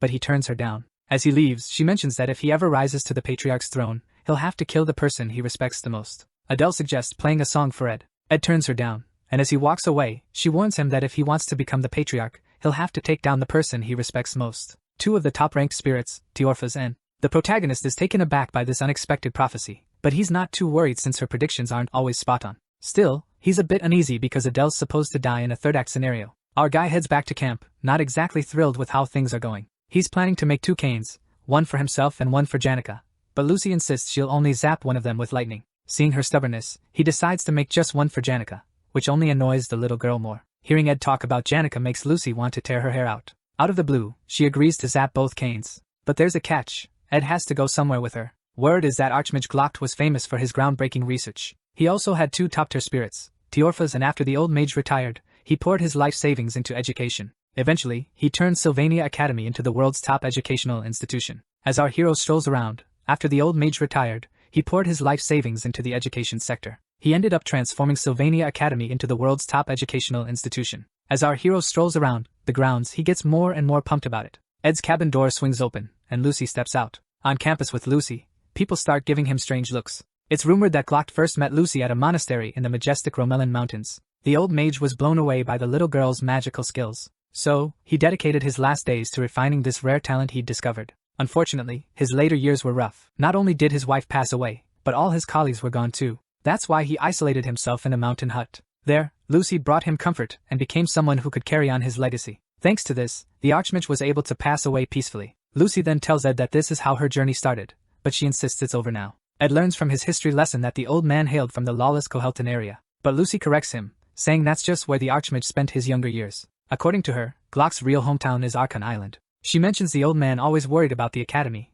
and how he felt Archon Island was truly his home. Back then, she covered the corpse with a blanket and used ice magic to freeze it. Even at her young age, she managed to keep the spell going. She maintained the ice magic and carried the body out of the hut. Leaving the hut, she headed south of the Romellan Mountains, passing through various lands. She eventually reached the Klol Empire and continued her journey. She crossed numerous counties, rivers, and forests before finally arriving at the Mexis Bridge. The journey was tough on her, taking 3 months and an extra week to find a peculiar cave. According to her, this cave is where the Archmage and the Great Sage once shared their knowledge. She then leads Ed to where Glock's body is buried, and there he finds a book. It's a book on aspectual magic penned by the Archmage himself. Glock's book on the Southern Views is already worth 7,000 gold. Seeing this posthumous book, the hero can't even guess its value. Lucy tells him he can have it since she's already learned everything from it. She hints at starting a new journey soon but intends to keep her promise to Glock by protecting Sylvania. It's not exactly a straightforward path ahead, but she's determined. It's a happy story, but she admits she just wanted Ed to see it. The young girl is still stuck in her master's shadow, waiting for danger to hit Sylvania. But once she gets through the trial, she's ready to kick off a new journey. The MC decides to chill by the ocean, listening to the waves and comforting her. The vibe is perfect, which is a lucky break for them. Janika's cabin is finally done, and she's blown away by how quickly it went up. She turns around to see the spirits totally wiped out from all the hard work. Mug tries to blame Tarkin for this, but Tarkin just brushes it off and moves on with his crew. Janica writes cohabitation on the ground and gets more and more pumped about the idea. Ed's cabin door swings open, and Lucy steps out. She shoots Janica a nasty look, catching the girl off guard. After checking out the words on the ground, Lucy feels smug, thinking she's got the upper hand over her rival. Meanwhile, she shoots Janica a nasty look, and the girl is thrilled by the idea of what's coming. As Ed's cabin door swings open, Lucy steps out. She shoots Janica a menacing glare, and the girl is shocked to see her there. After reading the words on the ground, she feels proud that she's in a better spot than her rival. Meanwhile, she's feeling pretty good about her position compared to her competitor. Ed finally taps into basic aspectual magic, and monoparticles start swirling around his fingertips. Marilda notices he's struggling to use Lucy's power effectively. She reassures him that with a bit of practice, he'll get the hang of it. Then she shows off her skills. She lifts all the tools in the camp, her face turning bright red as she does. Ed pats her head, calling her a genius, which leaves the MC stunned that aspectual magic can be learned in the game. It's the ultimate power, but also incredibly dangerous and tough to master. Lucy teaching Ed won't be easy. Ed wishes Professor Glass were here to help him out. His expression darkens as memories of the professor flood back. Suddenly, Jix shows up, surprised to see Ed with another woman. Jix starts to wonder what kind of mess Ed might be getting into. Ed then unsummons Marilda, clearing up the misunderstanding. Jix quickly apologizes for jumping to conclusions. After that, Jix hands over the books Ed requested. Ed decides he owes Jix a favor for the help. Jix asks if Ed can lend a hand with some student council tasks. Ed agrees to help him out with that. He's worried about the request. It's because of the last issue with Tanya, but Jix reassures him. Jix says the council president wants trustworthy people. She's already gathered some top students. She's planning to recruit more, including Ed. Jix thinks our guy will turn it down since he's already juggling a lot. But Ed is surprised because he saw it coming. After saving Tanya, many things have become unpredictable, like Jix joining the student council.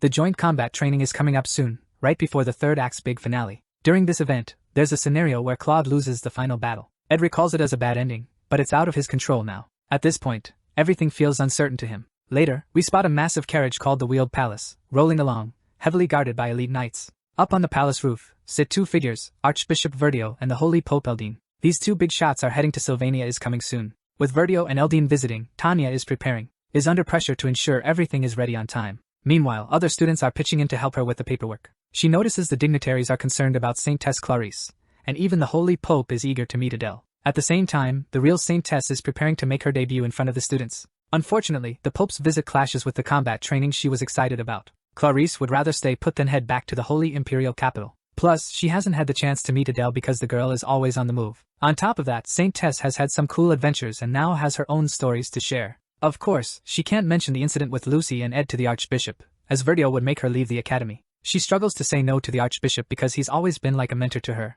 Then, Belle suggests she relax and eat comfortably after noticing how tense she is. Clarice just needs to make sure no one discovers her true identity, but she suddenly recalls that the protagonist already knows who she is. Because of this, she's worried about what might happen if Ed and Verdio cross paths. As she trembles with fear, Belle offers to make her some tea, but she declines and asks Belle to help her get ready to meet Ed. The Saintess tells the maid she needs to see the MC as soon as possible. Meanwhile, Belle isn't keen on Ed and the Saintess meeting. The students gather to check out the matchups for the joint combat training. Meanwhile, Janica is feeling down about not having any challengers for the training. Just like last year's exam, the results affect the students' grades, and lower grades face off against higher grades too. The only difference this year is the rule students from lower grades are battling those from higher grades too. The only twist this year is the new rule, that you can challenge someone through a duel request. Currently, There are no first years in Class A, which makes them eager to beat a second-year student. These matches between the first and second years are going to be interesting to watch. On the other hand, not everyone's buzzing about the third and fourth year matches. Since Janica took down Lordle, no one's managed to beat their junior.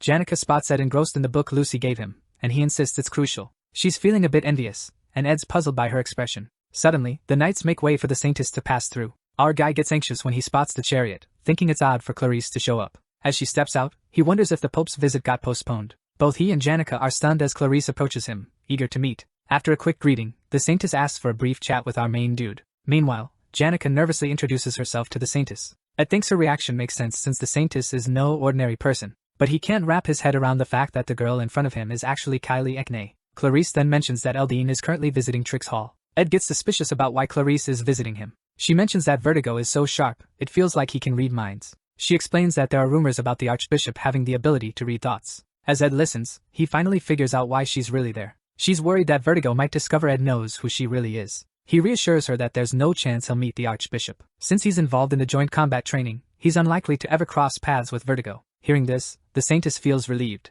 Out of nowhere, Janica asks if Clarice came just to see Ed. She then shoots Clarice a deadly glare. The Saintess tries to explain herself but only digs a deeper hole. Eventually, she admits she wanted to see Ed. Feeling embarrassed, she dashes back to her carriage. As it speeds away, everyone suddenly turns their attention to Ed. He also admits that Clarice is a tough person to hang out with. Later on, the students are pumped as combat training kicks off, and rumors are swirling. People are saying Ed's only strong because he's up against weaker third years. Kordek, one of the fighters, pulls out a fancy new weapon. He claims he's about to show everyone why upperclassmen are on another level. The other students start to freak out when they see his heavy-duty weapon. The professor gives the go-ahead for Ed and Kordek to start. In a flash, the fourth-year powerhouse is right in Ed's face, taunting him that it's not too late to back out if he's scared. But Ed blocks him with magic and blasts him away. Kordek ends up on the ground, stunned at how a third year could be this powerful. The main character then sends his spirits after Kordek, and finishes him off with a massive explosion. The other students are left in shock as Kordek lies there like a charred chicken. Ed gives his opponent some props, but his mind was elsewhere during the fight. After Clarice's visit, he walked Janica heads to the stadium. On his way to another stadium, he unexpectedly runs into Adele. She senses that their meeting as Ed is puzzled by her cryptic words about fate. As she heads to the hall, he's deep in thought. He's worried about the ripple effects of messing with the scenarios. Remembering Glass's death, he can't just stand by and do nothing. He shouts to Adele, warning her that she's in danger. To his surprise, she smiles and says she already knows. Her calmness leaves him stunned. Ed dashes out of the room, sprinting to find Taylor. Out of nowhere, the ground shakes like an earthquake. He peers out the window and realizes things are way worse than he thought. His eyes widen in terror as he spots a creature believed to be extinct, the sacred lance dragon. The dragon is awake and causing chaos everywhere. In the original tale, Taylor defeats the top freshman and takes down Claude, who had consumed the evil god's blood. As he leaves the room, news of Adele's death reaches him. This event leads Clarice to lose faith in someone, earning her the nickname Faithless Servant among players. Meanwhile, the Order sends troops to handle the situation. Clarice, now fully awakened as Lucy, completely obliterates them. But then, everything changes. The sacred dragon, Wellbrock, suddenly appears, way ahead of schedule.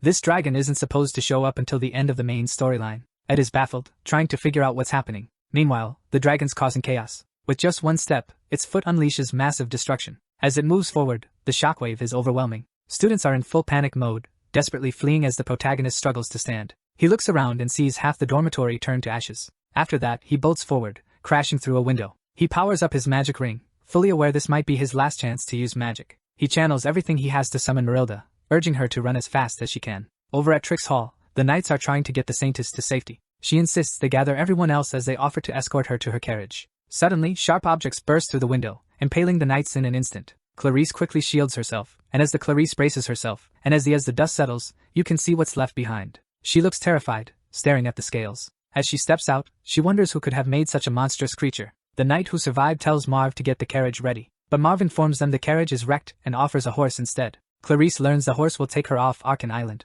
Tears fill her eyes as she admits she can't ride a horse, but the knight insists she must hold on. Using his last bit of strength, he taps the horse, and it takes off with the Saintess. As Clarice takes in the nightmare around her, she remembers the tales the Archbishop once shared with her. Wellbrock goes berserk, and she rides towards safety. Its magical breath, like the sun, obliterates everything below. Clarice screams in terror as a barrier suddenly appears, shielding her from the dragon's assault. She looks up to see Principal Abel, who mentions the dragon woke up too soon. Wellbrock lifts its gaze as Abel gets ready to cast a spell. Just when things seem dire for him, out of nowhere, chains burst forth. Lucy manages to hold the beast down, but the dragon breaks free, leaving her stunned. The dragon lashes out, snapping the chains and leaving the young girl in shock. It then slams her back to the ground, causing the earth to crack beneath her. The impact is so intense that Clarice struggles to stay on her horse. Fortunately, Lucy survives thanks to her magic shield. Abel thanks her for buying him some time. He then casts a powerful defensive spell to hold the beast back. Lucy jumps in to support him. Meanwhile, the Saintess is completely overwhelmed by the sight of the bodies around her. She knows she needs to escape quickly, but fear and shock leave her paralyzed. Suddenly, Ed appears in front of her, relieved she's okay. He offers his burn hand to help her up, explaining he knew she'd be at Trix Hall. He also warns her that she can't escape the dragon's reach, even if she leaves the island. He then helps her onto the spirit wolf and glances at Lucy, knowing that their strength is barely enough to hold back the dragon. Originally, Taylor was supposed to level up his power and become the ultimate swordsman. Right now, Ed is wondering if he should just give up, but instead, he tells Marilda to run. To fix this mess, he needs to figure out what caused the plot to change. Initially, he thought he was to blame for the recent plot twists, but that doesn't explain why the final act of Chapter 5 is happening now. To discover what summoned the dragon, he needs to gather intel about the major events of Act 3. Lucy is currently battling the dragon, and Clarice is completely clueless about what's happening. Since Taylor is probably trying to save people, Ed is shocked to see who gets left out. Over at Nail Hall, students are fleeing for their lives, and Adele notices that the combat training plans have been cancelled. Still, she believes fate will eventually lead her to meet the Saintess. As the battle rages on, Ed thinks that finding Adele might reveal the truth. With him using the ring to he uses the ring to he's borrowing power from his future, but time's running out. He arrives at Ophelos Hall and tells Clarice to go inside. But then, they realize the barrier couldn't stop the dragon's scales. The Saintess is horrified to see most of the students dead. The protagonist quickly grabs her hand and rushes inside, knowing someone is still keeping the barrier up. As he races to the top floor, he finds Belle's body pierced by scales. Clarice suggests using holy magic to save her, but Ed knows it's too late. He figures Belle crawled up to the top floor after the dragon's attacks. With her last bit of strength, the maid hands the MC a key before passing out. Knowing her, she'd probably say she just did what was necessary. Tears stream down Clarice's face as she looks at the fallen maid. As Ed gently closes Belle's eyes, Clarice holds on to hope that the maid will be okay. But the protagonist grits his teeth and bolts out of the room with the Saintess. He opens the door to Clarice's room and tells her to stay strong. He heads out, but the Saintess warns him it's too risky. As he tries to explain the situation outside, his words are interrupted by a massive gathering of mana particles in the air. He realizes it's aspectual magic and starts searching through the books in the room. He feels certain the book he needs is there. Eventually, he finds Glock's introduction to aspectual magic.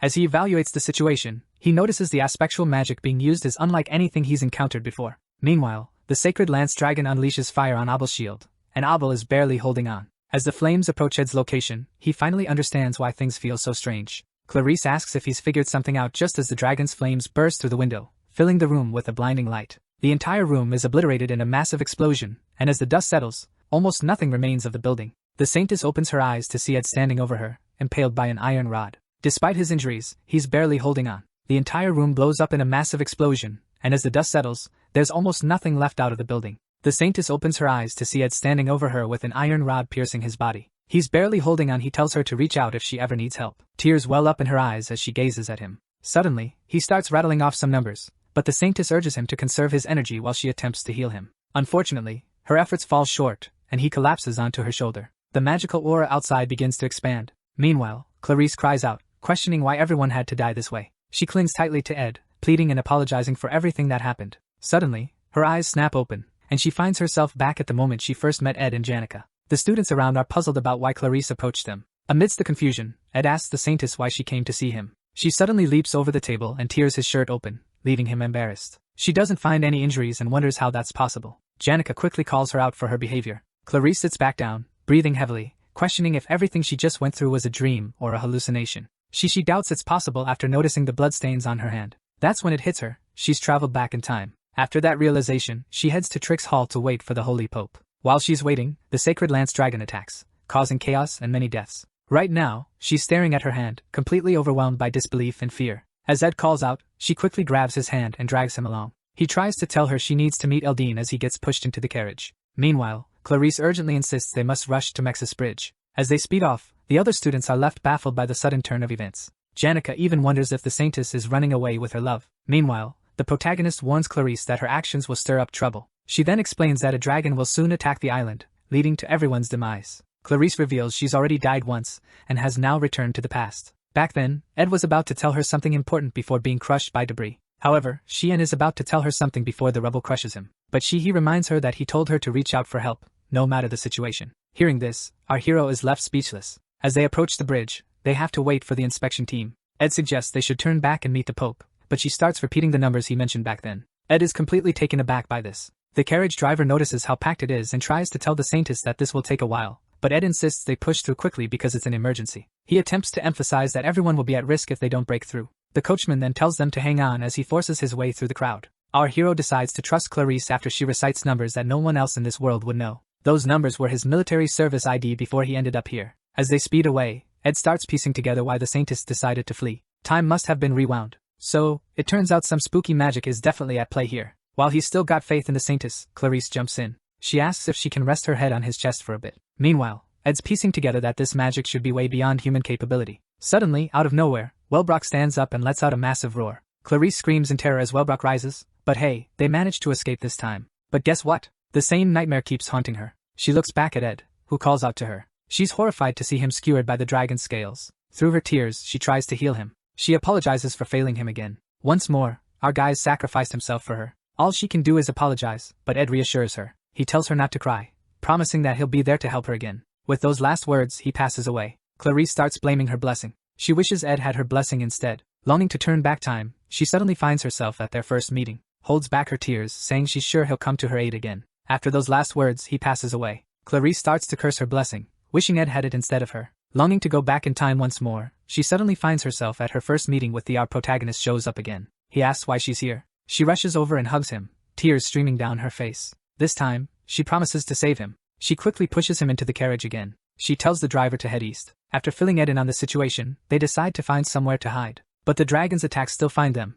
and once more, he dies by her side. She goes back in time for the 4th time, but Ed still ends up dead in a cave by the Western Sea. On her 12th attempt, they try Glass's secret lab, but even there, the dragon gets them. Clarice rewinds time up to 22 times, but nothing changes. Over and over, Ed keeps dying, and Clarice is left in a mess of blood and despair. No matter where they run, the Archbishop and the Holy Pope are never around, but our hero keeps dying, always saving the Saintess. She calls out Ed's military ID again, wondering what to do next. Meanwhile, they're back at Maxie's bridge, where inspections are happening. As Ed steps out of the carriage, we're back at Maxie's bridge, where inspections are underway. Ed steps out of the carriage. She thinks he's going to shout about needing to keep going, but instead, he surprises her by asking the driver to stop. Then, he turns to the Saintess and suggests she step out because he can see she's been through a lot. Ed offers her his jacket and suggests she take a break. He mentions he knows some folks who might be able to help. Clarice pleads with him to escape because she's exhausted from watching him die repeatedly. No matter how many times she tries to save him, nothing seems to work. In the end, all her efforts are wasted. Ed reassures her it's okay and wonders why her injuries aren't healing. Even after going back in time, he notices that her wounds remain. He observes that the holy magic's blessing shields her body. It also gives her resistance to the same kind of magic. This suggests that time is being reset by holy magic. She realizes Ed must have figured this out during his first death. With this revelation, he tries to show her there's still hope. She throws herself into his arms, and it's all because of holy magic rewinding time. She figures out that Ed must have discovered this when he was digging around after his first death. With this knowledge, he tries to give her some hope. As she throws herself onto he asks her how many times she's relived the same day. The Saintess admits she lost track after the 10th time. Ed tells her to take it easy and praises her for making it this far. With tears in her eyes, she looks up at him, and he reassures her that he'll handle everything. They need to tackle the root of the problem now. Ed thinks it's odd how Clarice changed after Adele's death. The faithless saint was like a total rewrite of her character. It makes sense given all she's been through. Seeing everything she's endured, Ed understands why Clarice would defy the order. This also confirms that the original story hasn't shifted. Later, Ed bursts into the nail hall and tells the Saintess they must stop the resurrection of the Holy Lance Dragon. They need to track down the Archbishop and the Holy Pope, but their whereabouts are a mystery. She finds it odd since these two should normally draw attention. As they step into the training room, they spot Taylor and Wade. The Holy Pope, they're nowhere to be found. It's odd because these two big shots should usually draw a crowd. As they head into the training room, they spot Taylor and Wade. During sparring, Taylor gets distracted and takes a hit to the head. Their focus shifts to Ed and Clarice. Ed quickly wraps his jacket around the Saintess and moves through the area. Realizing they need to find Verdio and Eldane fast, our hero meets with Lordle, who probably knows where they are. As she takes the hero's hands, she's surprised to see Clarice with him. She accuses him of trying to hypnotize the Saintess, but Ed insists he urgently needs to find someone and offers to pay her any amount she wants. Hearing this, Lordle asks him to explain the situation. At the carriage depot, she gathers all the information and playfully mentions a high fee. She gets Ed's urgency but can't figure out why the Saintess has changed so much. The protagonist starts explaining how the combat training is wrapping up, and he also points out how she usually stays level-headed. He tells her to stay calm and trust what he's about to reveal. With time running out, he begins to explain the situation, and Lordle is in disbelief. Lordle is stunned by the situation and can't believe suddenly. The ground shakes violently, and chaos erupts. The city is under siege as the dragon launches another attack. Ed throws himself in front of Lordle, shielding her from the dragon's scales, leaving her stunned by the unfolding chaos. As the dragon moves, the tides turn, and a massive storm hits the city. Lordle snaps back to reality, and sees the protagonist leaning over her, injured. He then asks her what she wants in return. She's speechless for a moment, but decides she owes him for saving her. From the intel she gathered, Versio and Eldane used a concealment rune to cover their tracks. However, they made their way to the academic cathedral in the faculty building. Ed and Lordle head in that direction. Clarice suddenly jumps out of the carriage, trying Ed needs to be stopped. Seeing how worried the Saintess is, Lordle feels awkward. The merchant girl then urges them to hurry. Fortunately, there's a horse that can still get them to the faculty building. Ed climbs on and asks for the reins. As Lordle hands them over, she mentions that one of them needs to stay behind. She quickly assists. Clarice hops onto the horse and reassures Ed that she trusts him. Ed promises to return the favor, but then Clarice surprises him with a kiss, leaving the Saintess feeling a bit awkward. Clarice then glances over at Lordle and catches her intense stare. Despite that, Lordle now has her backup plan. The horse begins to move, and the merchant girl warns Clarice that getting attached to someone else's belongings can be tricky. After saying goodbye, she walks slowly through the field of fallen bodies. She forces a smile as a dragon looms over her, but those who laugh in the face of danger often come out on top. Meanwhile, Abel and Lucy are in battle, and our hero and the Saintess ride off to track down the ones responsible for this disaster. Ed advises Clarice to remember what he's told her. She can't help but wonder how he's staying so calm amidst all this chaos. Suddenly, their horse is hit, and Ed shields her as they tumble to the ground. When she opens her eyes, she sees Ed bleeding heavily, but he is in the middle of all this chaos. She wonders how he manages it. Suddenly, their horse gets hit, and Ed shields her as they crash to the ground. When she opens her eyes, she sees Ed bleeding heavily. Yet, he reassures her not to worry, saying he's been through much worse. Thankfully, they finally reach the cathedral, where they spot a mysterious figure on the roof. This is one of the most revered holy sorcerers around. Even Lucy would struggle against someone like this, known as mentions the Apostles of Telos. As they approach, Guy lands in front of them. Clarice demands he step aside. But the Apostle says he can't let them through because Eldon ordered him to. Just then, Ed's dagger flies toward the Apostle's face, but he deflects it with ease. The main character tells Clarice she needs to break through fast. As the Apostle tries to block her, he notices a magic wave ball Ed through his way. It explodes, pushing the guy back. Right after, he gets hit with wind blades, but he manages to fend them off. Meanwhile, the Saintess seizes the moment to slip into the building. The Apostle of Telos then wonders who Ed really is. Noticing Ed's heavy bleeding, he tells him to just give up. Suddenly, the ground starts shaking as Ed charges up his mana, ready to unleash a magic arrow. Meanwhile, the Apostle uses high-level magic to reinforce his body. As Ed releases the arrows, his opponent dodges them with ease, introducing himself as Lightspeed Taldarak. Taldarak lunges at Ed, spearing him. Then, we flash back to when Ed encouraged the Saintess, urging her not to give up. As she races through the building, she remembers his advice to push forward and grasp the situation. Meanwhile, Ed grips the Apostle's hand, refusing to go down without a fight. He stabs the Apostle's hand and channels power into his ring, leaving Taldarak rattled. This summons Marilda, who devours the Apostle in one gulp. As Ed collapses, the spirit remarks that he should have called her earlier. She urges him to stay conscious, but Ed's vision is already fading. The last thing he sees is a brilliant light. Marilda's voice echoes through the cathedral as she shouts his name. Meanwhile, Clarice reaches the door, but it's locked tight, and she's stumped on what to do next. Beyond that door lies a sacred chamber. Clarice is familiar with this place. She attempts to use her magic to blast it open, and the door shatters. Suddenly, she spots Adele drenched in blood. Rushing over, she asks what went down. Adele is surprised to see the Saintess arrive earlier than expected, but she insists there's no need for her to return. As she walks away, Clarice notices a holy blessing mark on Adele's arm. This mark requires the presence of the holy dignitaries, and only one person can bear this blessing on their body, the Saintess. So, seeing it on Adele baffles Clarice. However, Adele tells the Saintess to hold on a bit longer because everything will soon be resolved. As Clarice reaches out to her, Adele's body erupts with magic, causing the Saintess to relive the same day again. Fueled by anger, she decides to spill everything to Ed right away. Her first memory is of seagulls soaring above the harbor. There, two kids are running around, having a blast. She warns them to be careful and watch their step. Her parents fled their homeland to the trade city of Uldek, hoping to escape the war.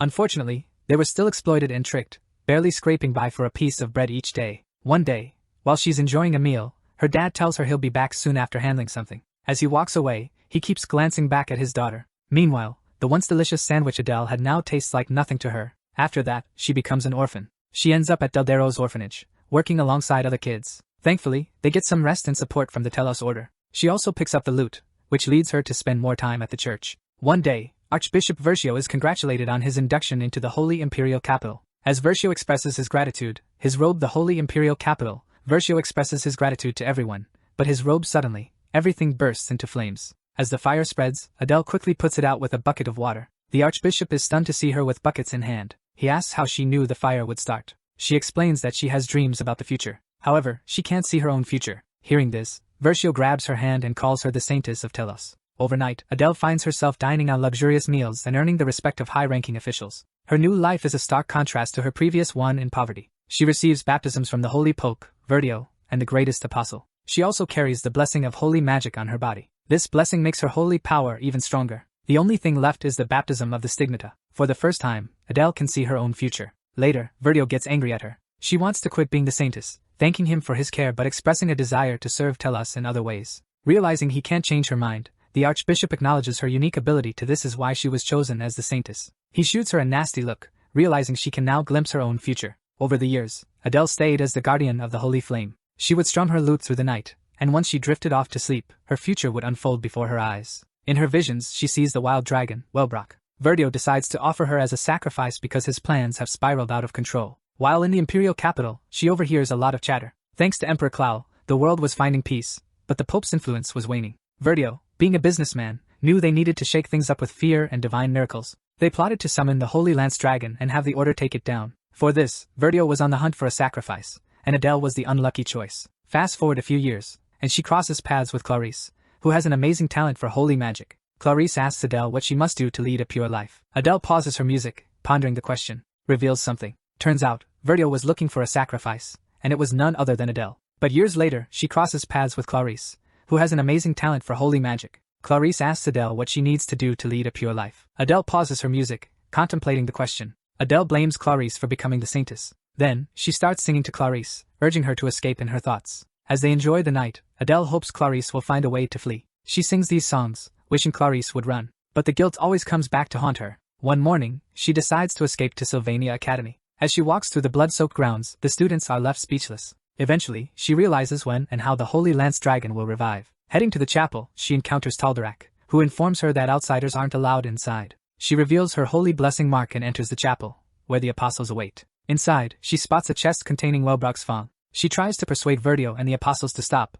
but they ignore her. Noticing that Saintess Clarice isn't present, they must have thought the tales were just myths. However, the appearance of the mighty beast proves them wrong. In the end, Verdio attempts to. Mark and Adele head into the chapel, where the apostles are gathered. Inside, she spots a chest holding Wellbrock's fang. She attempts to persuade Verdio and the apostles to reconsider, but they're not having it. Noticing Saintess Clarice's absence, they probably dismiss the werewolf stories as mere fairy tales. But when the powerful beast shows up, it proves them wrong. Ultimately, Verdio tries the plan is to quickly use the Saintess as a sacrifice. The magic circle on the floor is supposed to seal the dragon. Adele decides to step up and sacrifice herself, enduring the pain. But she didn't see coming that the holy magic blessing would shield her body from the necklace's effects. The magical energy inside her is pushed to its limits. This process keeps repeating over and over. Adele is stunned when Clarice manages to enter the chapel one last time. Now she pushes herself to try once or twice more to finally break the cycle. As she drags her bloody body back to the chapel again, she drags her wounded body back to the chapel once more.